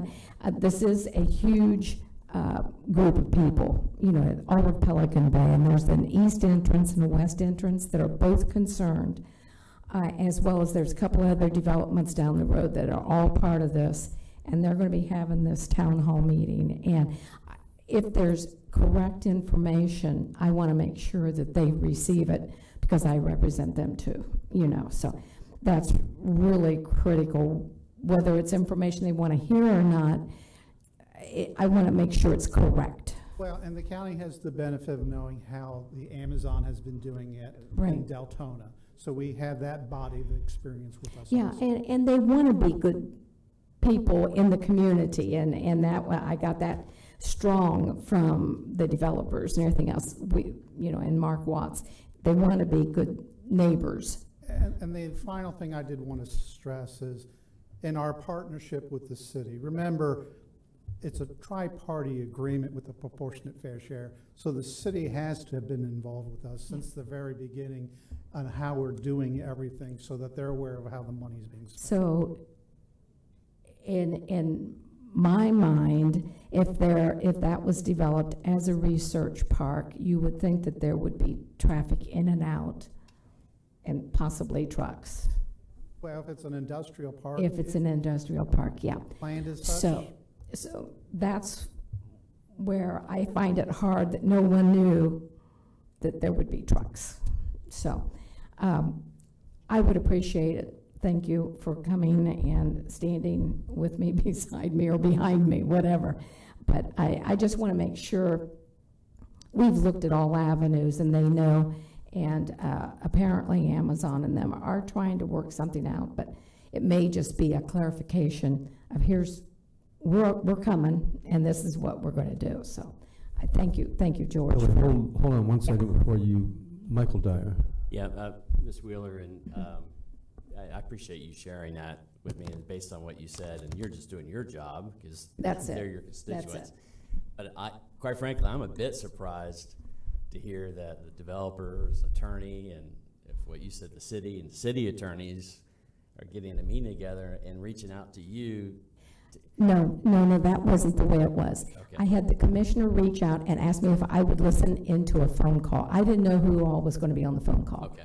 So they didn't reach out to me. All right, I just want to let you know that yeah. I know your staff and, you know, Yeah. Russ Brown in my office were involved in preparing for that project. So if you're ever in a situation where you want any of you to participate, you know, that's what we're here for. Yeah, I really had no idea that was what was going to come down last night, and Yeah, so just so you yeah. have this support. So do I need my attorney with me? We'll have somebody there. Yeah, Okay. you may. And, I think that would be really good, because I don't want to. we are here. We are your staff. We are here for all of I you. would really like to have an attorney there as well as John, because this is your baby. I'm there because I'm going to hear what the citizens had to say, because that's important to hear on that. Thank you. Thank you. I'm sorry for taking so much time, but that was a critical thing that came up. I just want to say Happy New Year. Oh, thank you. Okay, and then just a real quick, this is the year for follow-up. I think on the reviews that all of us had was follow-up on the information that we requested. So I'm wondering, on our workshop at the beginning of the year, what's the status on all the things we requested, and have we finished all of those requests, or what's the status on them? Now, you don't have to answer it right now. I don't know if this needs to be in a workshop or whatever, but I would also like updates or follow-ups on, like what I was saying about the water resilience plan. I know we've got a green plan. I think we've even got a carbon footprint we've discussed. What are our actions in some of these things, and have we been effective, and are we moving forward on continuing? What's the checkup? You know, we used to have the, what was the thing that Marilyn Ford did? Oh, that was the dynamic master plan. Yeah. So having something like that we can go back and say, where are we in that plan?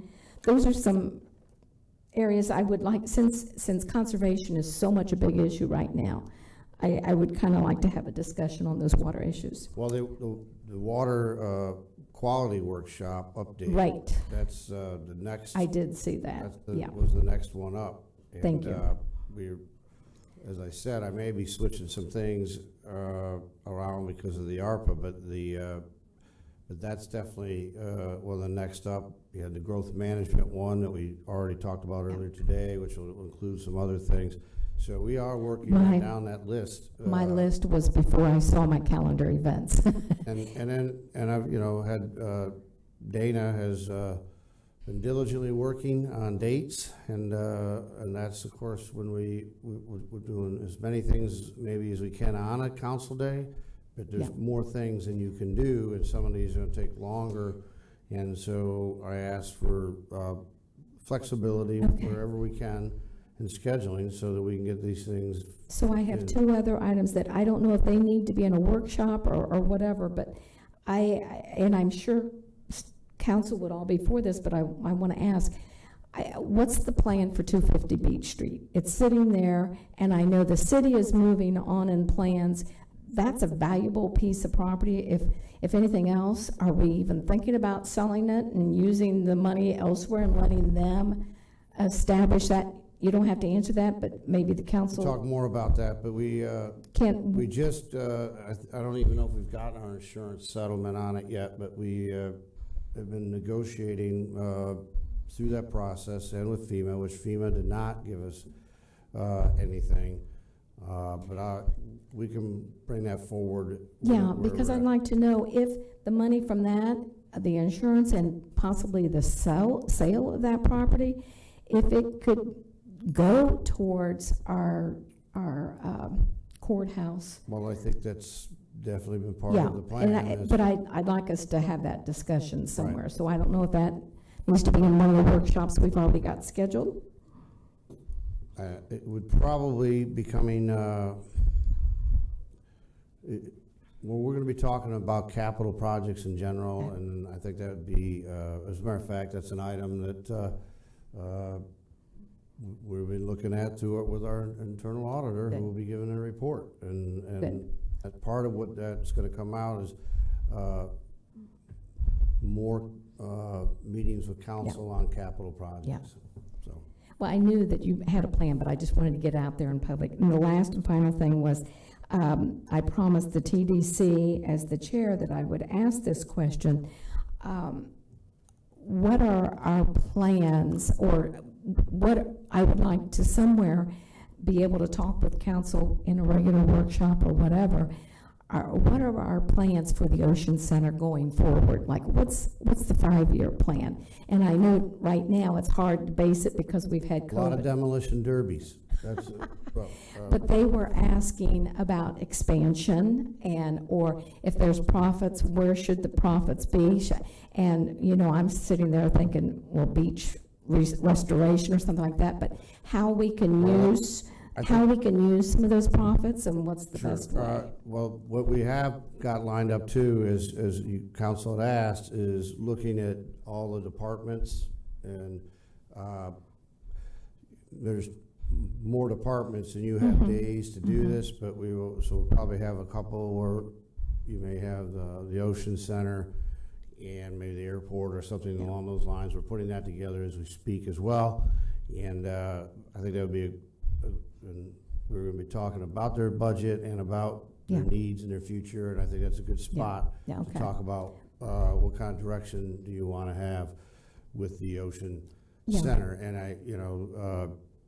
and it can't be done we handle our part, what we need to do, but that is part of a larger discussion about, well, what is going to happen in and around it, because what's going to support it. You know, we put the $90 million over there, right?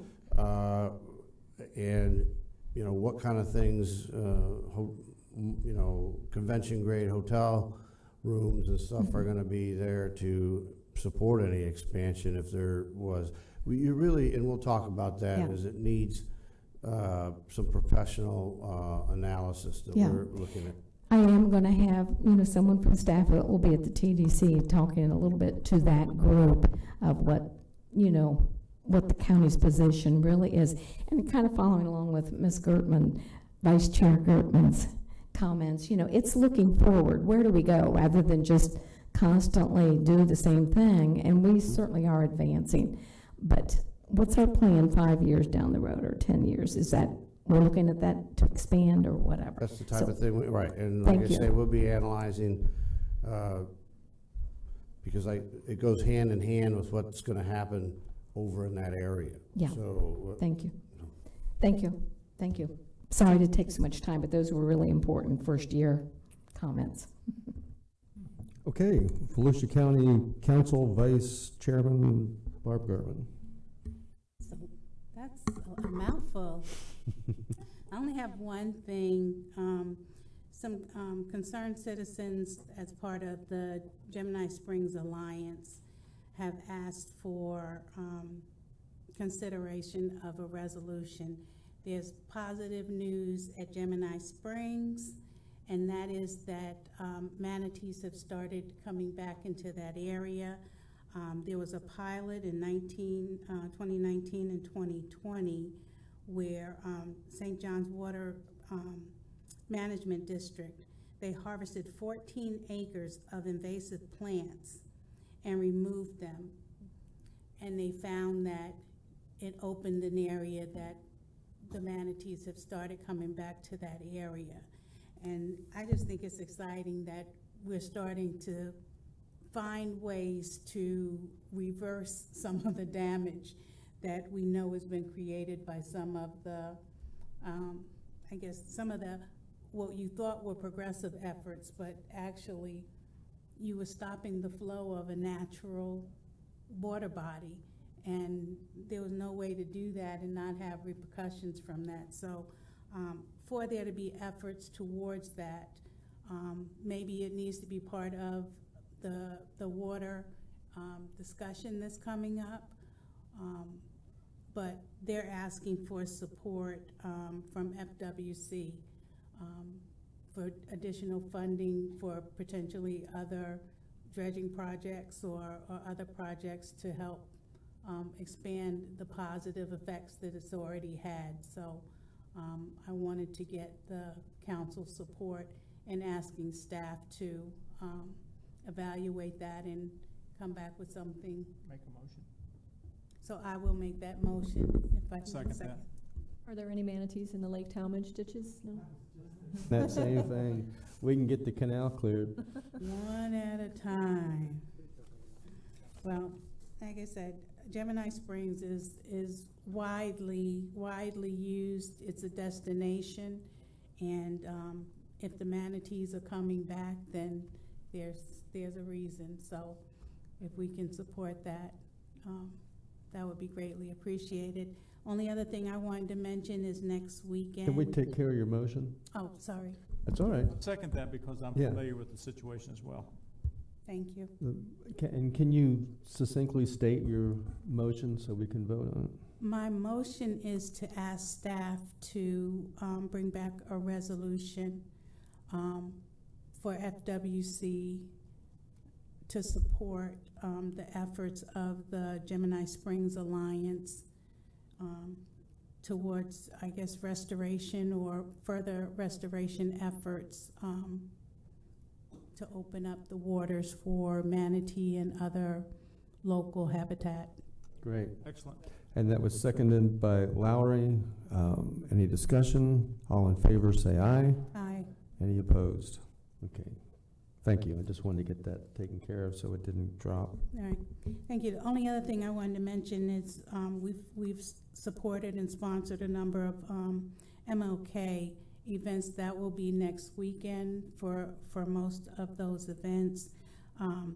The Martin Luther King family has actually reached out to most of the local organizations and asked for them to focus on voters' rights and just the critical concern about the impact on ensuring that everyone has equal access to voting and access. So as they say, it's a day on, not a day off, and that will be the focus for most of those events coming up. So I know many of us are supportive, and for those who are, that will be the focus. So thank you. I appreciate it. And thank you for the trust of being your vice chair. Thank you.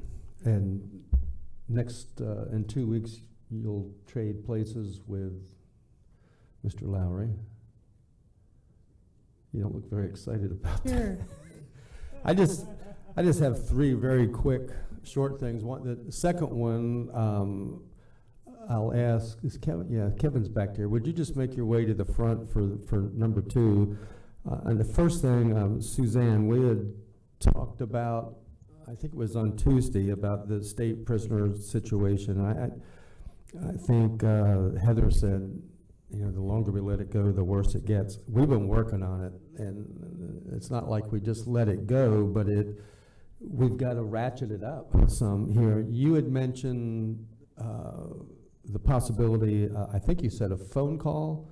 So my question is going to be, is it a letter or a phone call with Judiciary, maybe Representative Leak, County Chair, and what are your feelings since Tuesday on that? Mr. Chair, members of the council, as George previously summarized, we're working sort of on every front we can. The top administrators at the Department of Corrections, Senator Leak, which we've reached out to brief him on the situation. Mr. Larissa and Chief Judge Clayton are all involved. We have contacts at the administrative branch at the governor's office that we're going to try to do a staff-to-staff contact with first. We're going to draft a letter, as you know, the council has already directed us to do this afternoon. So I think where we left it is we're going to continue to work every front that we can.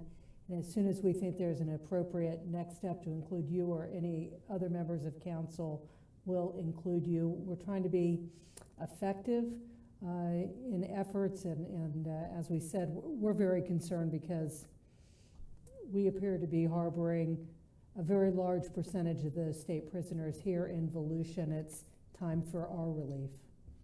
Yeah, and I'm sure right now in the middle of a pandemic, or no, the end of a pandemic, they're happy to have us treat all these prisoners for them. So,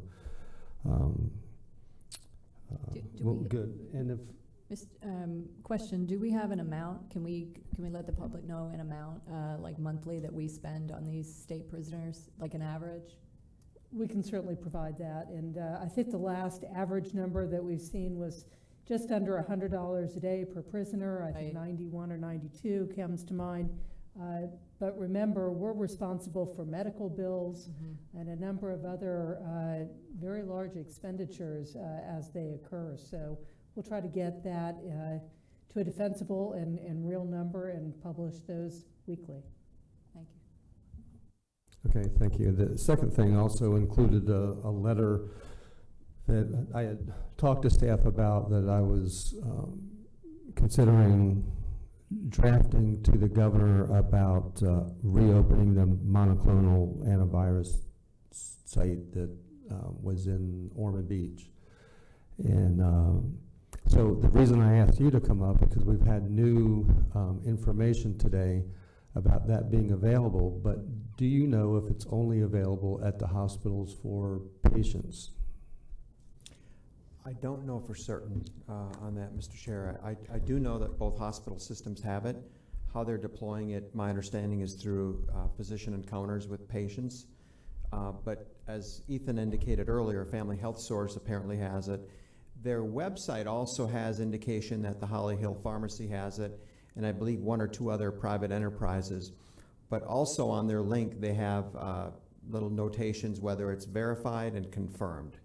And so I suppose what we could do is work through Ethan Johnson's office to see if they can get better confirmation through the state. Okay. Or we draft that letter. I'm not going to confirm this, but I think one of the comments to me when I was trying to find it this weekend was that that monoclonal with the new Omicron is only like 30% effective somewhere. It's a very low effective rate. So. Okay.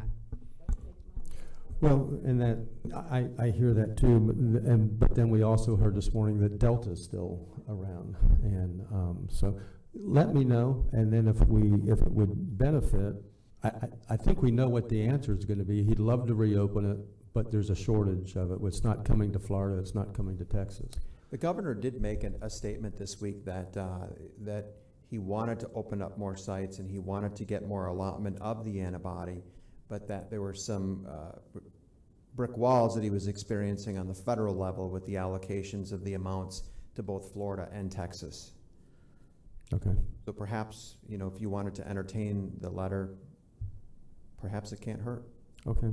Well, just for the benefit of the council, I had talked to a local doctor, Dr. Hill, and because he called and asked me about it, and I told him I would write a letter and send it to each of you, and if you were interested in signing on, and then I asked him, could he get a group of doctors to co-sign, and he said, we can get however many doctors you need to sign it, because we really need one here. I think the closest one is in Apopka right now.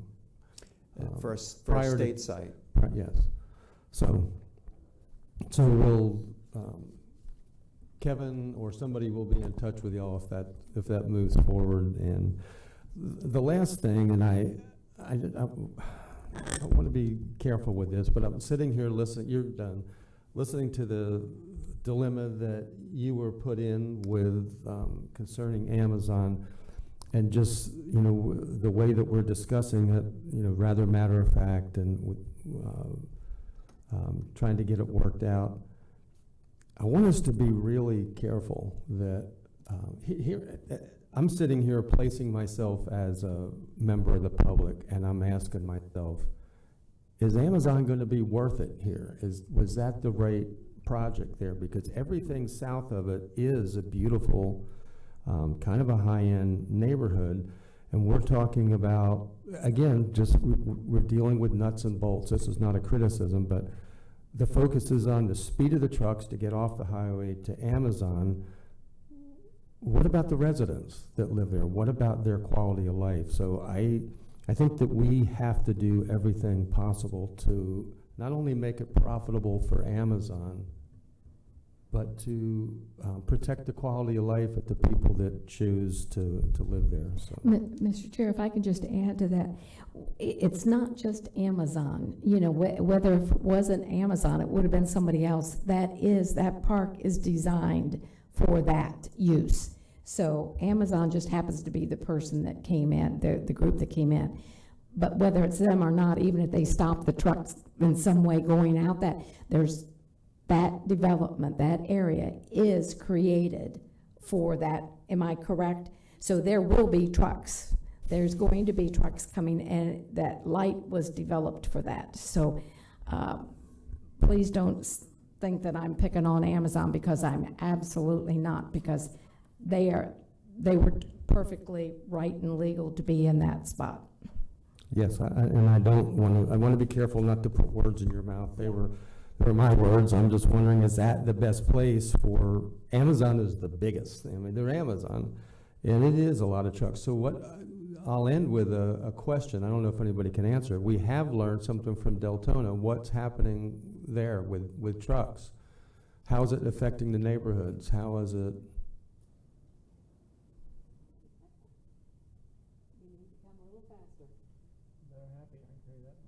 Are they? Okay. That's a little more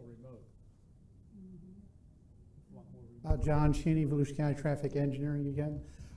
As it relates to the Amazon in Deltona, a lot of the trucks are basically using Normandy up to Graves and then using Hallam Boulevard to get to the interstate. There were some issues with trucks going south on Normandy, and the city has posted no trucks and has asked us to help abide by that with enforcement and stuff like that. So they've been going through the sheriff's office. We really haven't had that many complaints from the residents, because there are very few, if any, residents in that area, and it's zoned as such as more commercial retail. This location is very similar. It's, for one of a better term, somewhat isolated from the residential area. I mean, you have a lot of retail, commercial, industrial already on the Bellevue Avenue extension. As already been mentioned, we have planned the industrial park adjacent to the airport because of the plane noises. I don't think any residents really wanted to build there. And there is a buffer between where the Amazon will be and the state road. So the other thing we were looking at, Tad was showing me that adjacent to the Pelican Bay intersection and signal, there's a right turn lane going into the fire station. It would be just a little bit of asphalt to make and convert that into an Excel lane so that the trucks can make the turn, get up to speed, and then merge into traffic. So it's not a, slow, getting up to speed type of thing. So that's what our experience has been in Deltona. We applied that to the Amazon in Daytona Beach to mitigate the truck traffic as best we can. What's the distance they have to travel? It's not that far, is it, to get to the interstate? It's probably less than a mile. And then we also have to remember is when they did the systems interchange, they actually widened Bellevue Avenue Road. So it went from 4 lanes to now it's 6 lanes. And you've got 2 lanes going directly to go to the interstate to the north. You got 2 lanes going towards I-4, and then you have a separate lane going towards I-95 south. But we're not talking about Bellevue that they're complaining about. They're talking about Bevel. I'm sorry. Yeah, okay. I just wanted to make sure. Bevel, the state road. Yeah, okay. We may all end up in Bellevue before it's over. But Yeah. I'm sorry. Well, it's a tightrope, because quality of life also means jobs, that there's employment for people. Quality of life means traffic and water, and so it's a tightrope, and I just want to be careful. And I especially don't want the public to have heard our discussion and come away and think the only thing they care about is profit and Amazon getting to the interstate as fast as possible. Well, again, we're looking at safety and other factors involved, because like you all, we want to make sure it's safe. Yeah, I think that's our point on getting them as fast as possible. I don't think, from our perspective, we took their profit or anything into consideration at all. It's all about safety and putting them on a road built for trucks as fast as possible, which is what we would do. That's the safer route, as John's describing, and where there's less mixing with cars. So that's as far as their profit on that, that's not a consideration. It was always about, putting them in the right position so that those trucks get where they're meant to go, which is out on the interstate as fast as possible, so they're not mixing with, the rest of the traffic. Michael Dyer. Sure. Just on the prior topic, Mr. Chair, I didn't know if you wanted to go and ask for a motion, so unless you wanted to wait till the next meeting to authorize you to send a letter on behalf of council, or just wait and see what the facts are on the 18th and bring it up then. Well, for time's sake, let's do the motion, but the motion needs to be contingent, I can't make the motion, on the information they bring back and whether the rest of the council would like to sign on, because I want it to be optional for them. Yeah, my understanding was that you would encourage the governor's efforts in the effort to reopen that site, yes, and increase access to it to the general public, and you're just not so sure if the facts warrant sending it yet, but that would at least allow you to send it on behalf of council if it's made. Yes. Would somebody make that motion? Billy will make that motion. To Is there a whatever he second? said. To be prepared with a letter if it's necessary. Can I get a second on that? Second by Robbins. And all in favor say aye. Aye. Any opposed? Motion carries 7-0. And Ben Johnson. Yes, Mr. Chair, in reference to the airport property, this council and even the council before has worked very hard on trying to identify areas that had the least damage to the citizens of this county, even including on the space overlay. Where could we put it in to where it did the least damage? And it's almost getting not in my backyard, but it's got to be somewhere. And this is one of those places that's been identified for years, 300 acres of an industrial park that we can bring good, clean type of industry and business. And now we got people saying, oh, we didn't know anything about it. This has been there for years. And we've been talking about it. And we got DeLand Airport's the same way, Benson Junction, you have over in the Oak Hill area. But the only other thing is totally just eliminate all economic growth in Volusia County. That's just not an option, or not a good option in my opinion. Yeah, and I certainly didn't insinuate that it was. In fact, I think I said that it's part of quality of life is having jobs and economic development.